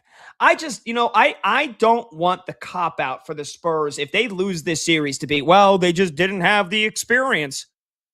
Who on the Knicks has experience in the finals? Mikal Bridges, that's it. One guy. The Spurs have 2 guys that played in the finals, and a lot more than Mikal Bridges. Luke Cornett's got the same amount. He played with the Celtics in the finals a couple years ago and won a title. Harrison Barnes has, he had 2 years worth of playoff experience with the Dynasty Warriors? I don't care that those guys aren't starters. That's finals experience. OG Anunoby was on the Raptors in 2019. He had an appendectomy. He never didn't suit up in the finals the year that Kawhi and the Raptors won it. He hasn't played in a finals game before this, and Bridges had 1 year with the Suns. That was it. So I don't want to... lack of leadership is one thing. Lack of experience for Mitch Johnson is another thing. Mike Brown has coached in the finals before. Mike Brown has been a head coach and has coached many playoff games. It was a long time ago, the Cleveland Cavaliers and 1 year with the Sacramento Kings. I can understand Mitch Johnson not having the experience, but the players, it's basically a wash. Mikal Bridges has 6 NBA Finals games under his belt before this. Cornette's got the same amount. Harrison Barnes has double that. But, Pat, you've been telling me since February that the Spurs have to learn how to lose. And you've been telling me that since February, that this team needs to, they're too young. They need to learn how to lose before they can win. That's what you've been telling me since February. So now because you don't want to be an excuse if the Knicks win and the Spurs lose, I've listened to you all night talk about this Knicks team and talk about the Spurs. I mean, at some point, I thought you and Sal Licata were opening a donut shop with as much glaze as was going around with the Knicks. I can hear the fear in your voice. Like you are extremely concerned about what's going to happen if the Knicks lose this series. And then you're concerned on if the Knicks win this series, that people are going to have excuses for the Spurs for the Knicks winning the series. If the Knicks win the series, man, just enjoy it. Who cares what everybody else says about the Spurs and not having – they don't have the experience. They don't. And if the Knicks win the series, it doesn't matter that the Spurs didn't have the experience. It doesn't matter that the Spurs are the second youngest team ever in the NBA Finals. Don't be concerned about what happens if the Knicks win this series. You should be concerned about if the Knicks win this series, because I think we're going back to San Antonio tied 2-2, and then I think we're going to see the home team win every game after that, and the Spurs are going to win this thing in 7. Well, I'm supremely confident the Knicks win tomorrow comes, so we're going to get an answer to that one way or another. And even if that game, by the way, last night's game didn't end until like 11:30 p.m. Eastern because of all the reviews and the fouls and the timeouts and the challenges. That was a 3-hour game almost last night. So either way, even if we don't get a final result by the end of our show tomorrow night, 11 p.m. Eastern, we have Thursday. So don't worry. I'm going to keep that in mind. You thinking San Antonio wins both games at the Garden. Look, again, I thought their lack of experience was the reason they were going to lose to Denver. And then when Denver got knocked out, I thought their lack of experience was going to be the reason why they lost to Minnesota. And I really didn't see them beating OKC because of that lack of experience. They beat all those teams. So yes, I did say in the beginning, I thought they weren't going to win because they had to learn how to lose. Now that they're here in the finals, again, finals, the NBA Finals is different from the postseason. So yes, the Knicks have more experience. They went to the conference finals last year. Most of this core was on the team when they went to the second round the year before that, and the second round the year before that. And the Spurs players, most of them, don't really have playoff experience. Wemby, Harper, Castle, Vassell, Keldon Johnson. But after they've already beaten so many good teams in the West, now they lost the first 2 games. Oh, well, it's the lack of experience for the Spurs. Like, the finals are a different animal from the rest of the playoffs. And the Knicks have one player with 6 games of finals experience under his belt. So maybe you're right. Maybe I shouldn't concern myself with the possible excuses that are going to be made as to why the Spurs aren't going to win this series. Maybe it's because they're not as good as the Knicks. Maybe that's why. Maybe that's what I just want to hear comes when the Knicks win the Larry O'Brien Trophy and I see Jalen Brunson raise the NBA Finals MVP. I want it to be known that it was because the Knicks were better, not because of the lack of experience with the Spurs. I want you to listen to yourself, because you said, I thought that they were going to lose to Denver because of the experience. And then I thought they were going to lose to Minnesota because of the experience. And then I didn't think they were going to beat OKC because of the experience. And now you don't think they're coming back against the Knicks because of their experience. They're not coming back because they're not the better team. Because they're not the better team. Okay. They've been the better team in 2 of the 3 games. And they were the better team in the first half of game 1 as well. Well, I got news for you, Combs. It takes 4 quarters to win a basketball game.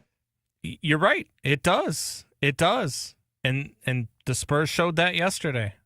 And I'm pretty sure they're going to show it again tomorrow. And I'm pretty sure you're going to be watching game 6 at 3:00 in the morning in Spain. Oh, man. 310-840-4910. All right, we come back. We will get to some hot or cold.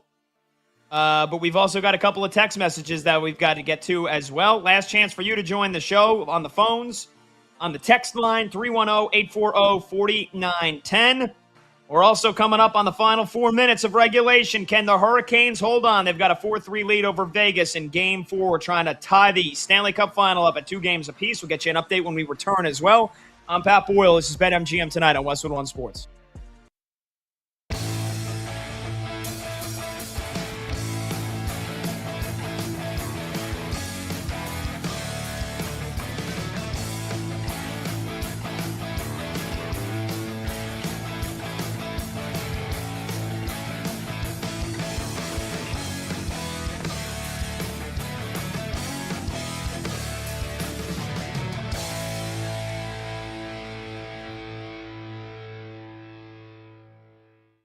Well, I mean, they're kind of behind the eight ball. The guy they wanted to hire was Bruce Cassidy. The Vegas Golden Knights won't allow him to talk to the Oilers or sign with the Oilers. They have him under contract for one more season, and they've made the tactical decision not to follow the tradition of the NHL, which is when you hire a guy. Sick, right?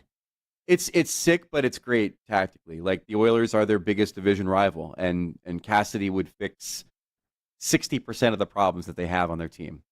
So this was very smart on their part, and it forced the Oilers, who are, of course, are facing a time crunch, having Connor McDavid on a 2-year contract extension, and that basically is their runway with him to try to win a cup, to find the coach that the players want, which is a hard-ass taskmaster that has had success. And that list is very short. Peter Laviolette was probably one of them. He's now in LA. And so they turned to Babcock. I'm a little bit more pessimistic than you on this. I actually think Babcock's a fraud. There's 3 reasons why he has the reputation that he has. One is J.S. Jaguar, his goalie in 2003 when he went to the Cup final with the Mighty Ducks. The other is Nick Lidstrom, who is the reason for Detroit's run of success, where Babcock was the coach for a big part of it. Lidstrom retired in 2012. I think Babcock has 1 playoff series win since then as a coach. And then the other, obviously, is the greatest assemblage of talent we've ever seen on Team Canada, where he won gold medals in 2010 and 2014. So, look, man, there are a lot of coaches that if given those types of scenarios, would have won. The rest of the time, he's been underwhelming and, quite frankly, off the ice, embarrassing. I mean, he got signed by the Columbus Blue Jackets. Never coached a game for the franchise after it came out that he was, breaking the privacy of players by looking at their phones. I think this guy is wrought with problems. I think he's coasting on a reputation that he forged 15 years ago. And I don't think he's going to be the solution in Edmonton. I don't know if you can, because you're not in his head. Maybe you haven't. I don't know. Does Connor McDavid support this hire? He does. I did some calling around on this yesterday when the news came out. First of all, the Edmonton players themselves reached out to the NHLPA to figure out if everything is kosher with this guy, because the PA was the one who led the investigation into the invasion of privacy of players in Columbus. And I guess what they heard back was all right. But the leadership group supports trying to find this kind of coach. I think the leadership group supports the idea that Mike Babcock could be the guy based on his pedigree, and are willing to overlook some of the problems that he's had in other situations. Are they dumb? They're not dumb. They're desperate. Like, they're desperate. They turfed the guy that got them to the conference final, to the Stanley Cup final, rather, in 2 consecutive seasons. And they got to turn somewhere for a coach. And the options are few and far between for the kind of guy they're looking for. So, a guy who literally a month ago told Darren Dreger from TSN he was retired is trending to be the new head coach of the Edmonton Oilers.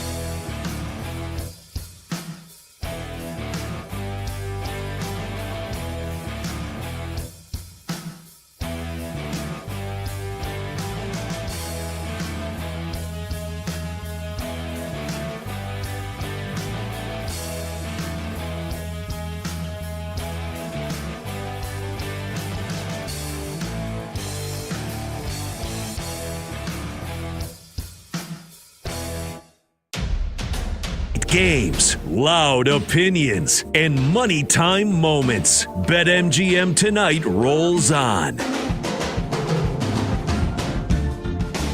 All right, welcome on back. BetMGM Tonight, Westwood One Sports. Final segment here. I'm Pat Boyle. We got Linnell Willingham coming up at the top of the hour for Westwood One Sports Night. Make sure you keep it tuned in, as Linnell will take you all the way till 3 a.m. Eastern Time. You can also hit me up on Twitter at PatBoyle44. You know, I actually haven't opened Twitter at all during the show tonight, which I normally do because I like to stay interacting.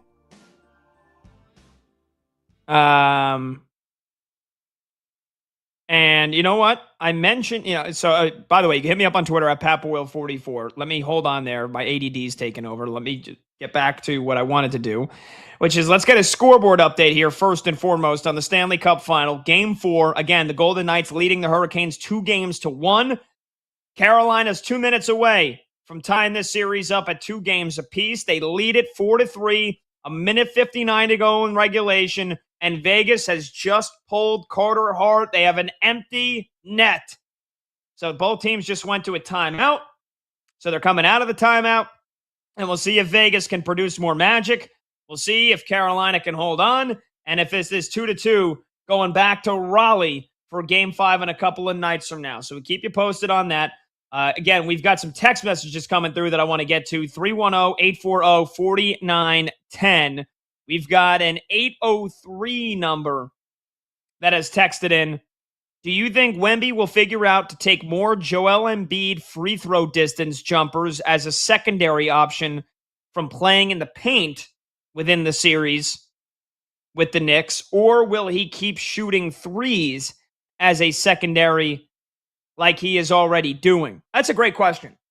And again, I don't have Wemby's shot chart pulled up, but I would say off the top of my head, I think you're right. It feels like it's either been a lot of threes or it's been it's been alley-oop dunks or it's been shots from within 3 to 4 feet. Other than the game-winning attempt, which I thought was like a terribly drawn-up play, that game-winning attempt was a mid-range jumper. Maybe I've seen him take like 2 or 3. Just going through, playing the game through in my head. Maybe I've seen him take 2 or 3. So yeah, it feels like it has been either all threes or it's alley-oops or it's right next to the basket. I don't know. I mean, I can't lie and say that over the course of the year, I remember Wemby taking a ton of mid-range jumpers. Like that's not his game from what I can remember. They have Wemby's shot chart, so I found a tweet. His shot chart from Game 1 against Oklahoma City when he scored the 41 points. He hit 1 3. Everything else was from within 8 feet, if not 5 feet. It was in the paint. And so, again, I don't think his game is that mid-range jumper. So I just don't think you're going to see that because I don't think that's his game. All right, StatMuse, by the way. Let's see. They have his shot chart pulled up here. This is for the regular season. Wemby in the regular season from around the free throw line only shot 30, like not from the free throw line, but jumpers attempted by the free throw line. He's 36%, which league average, by the way, is 46%. In the paint, 70%. League average is 61. From outside the paint, but inside the arc on the left side of the floor, he only shot 40%.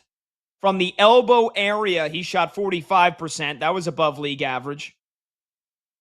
From between the free throw line and the three-point line, he was only 35%. From the other elbow, 44%. And from outside of the paint and inside the arc, 42%. So the elbow jumper was a high percentage, but not a high usage shot for him.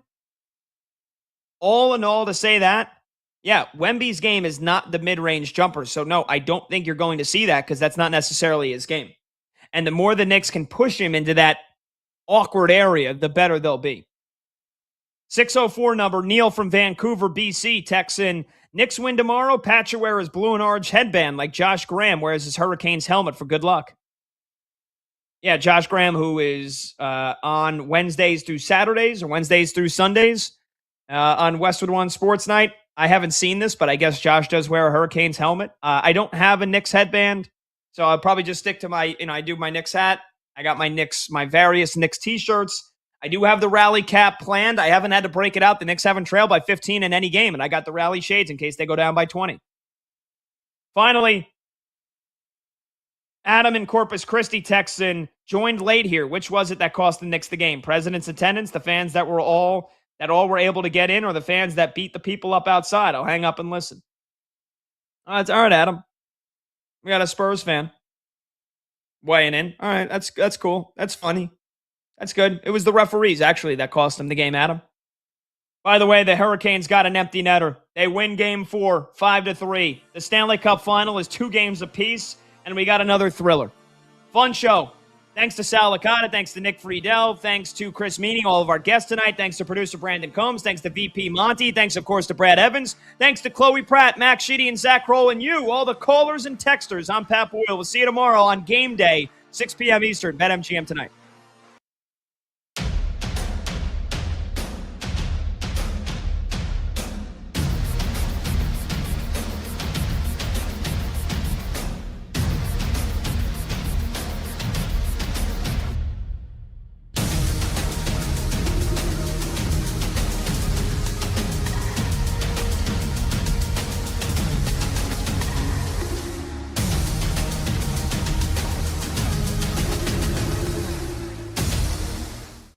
But the other thing that can be true, and it is true, the Spurs were the better team last night.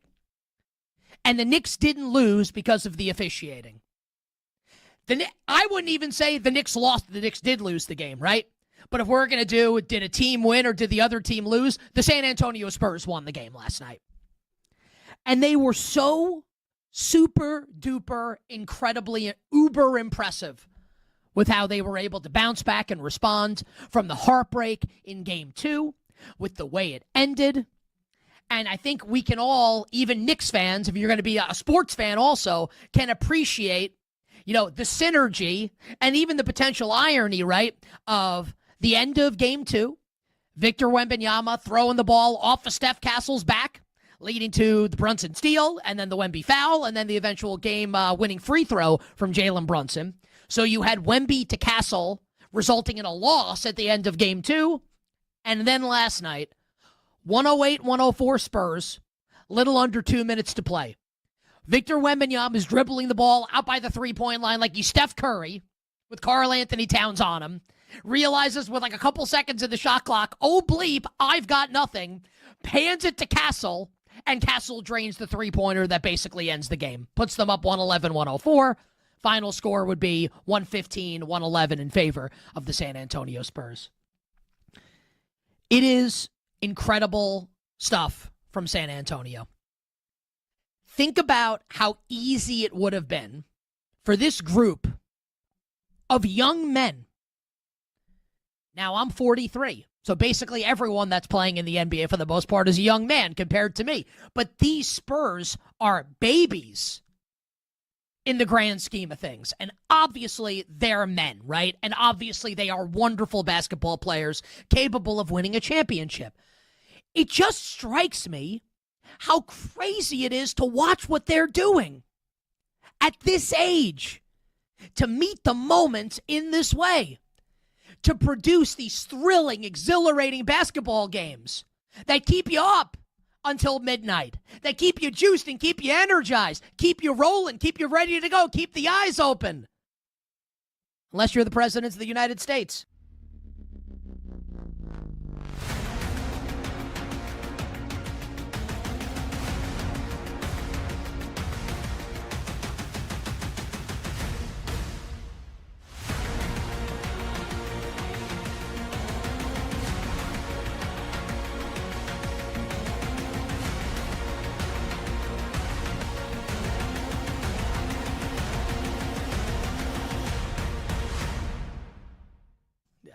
It's so funny because, like, even going back, like Spain has lost in the 2018 World Cup, right? Spain lost in a penalty shootout to Russia. In the 2022 World Cup, Spain lost in a penalty shootout to Morocco in the round of 16.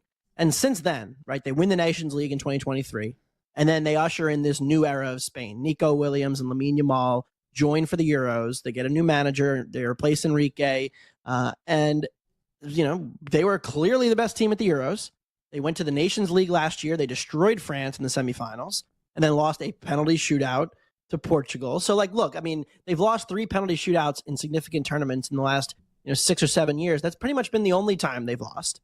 And what do I think about this tournament? Yes, Lamine Yamal is not healthy right now, but do they even need him before the quarterfinals? He's going to have probably a month between the first game Spain plays with any real jeopardy. And now I think they have the best midfield. I think if your combination of Rodri and Pedri and Fabian Ruiz is the best in this tournament, we know that they found a striker group partnership that works. They have Olmo, who occasionally slots in there, but he can play off of Oyarzabal. Oyarzabal's been the hot golden boot pick. He was 30-1. Now he's down to 14-1. I think ultimately what I came back to is I don't quite trust France and their structure and their tactics and their management. England, I think, could join Spain as the joint best team in this field if we see that Tuchel's sorted out some of the open play attacking stuff. But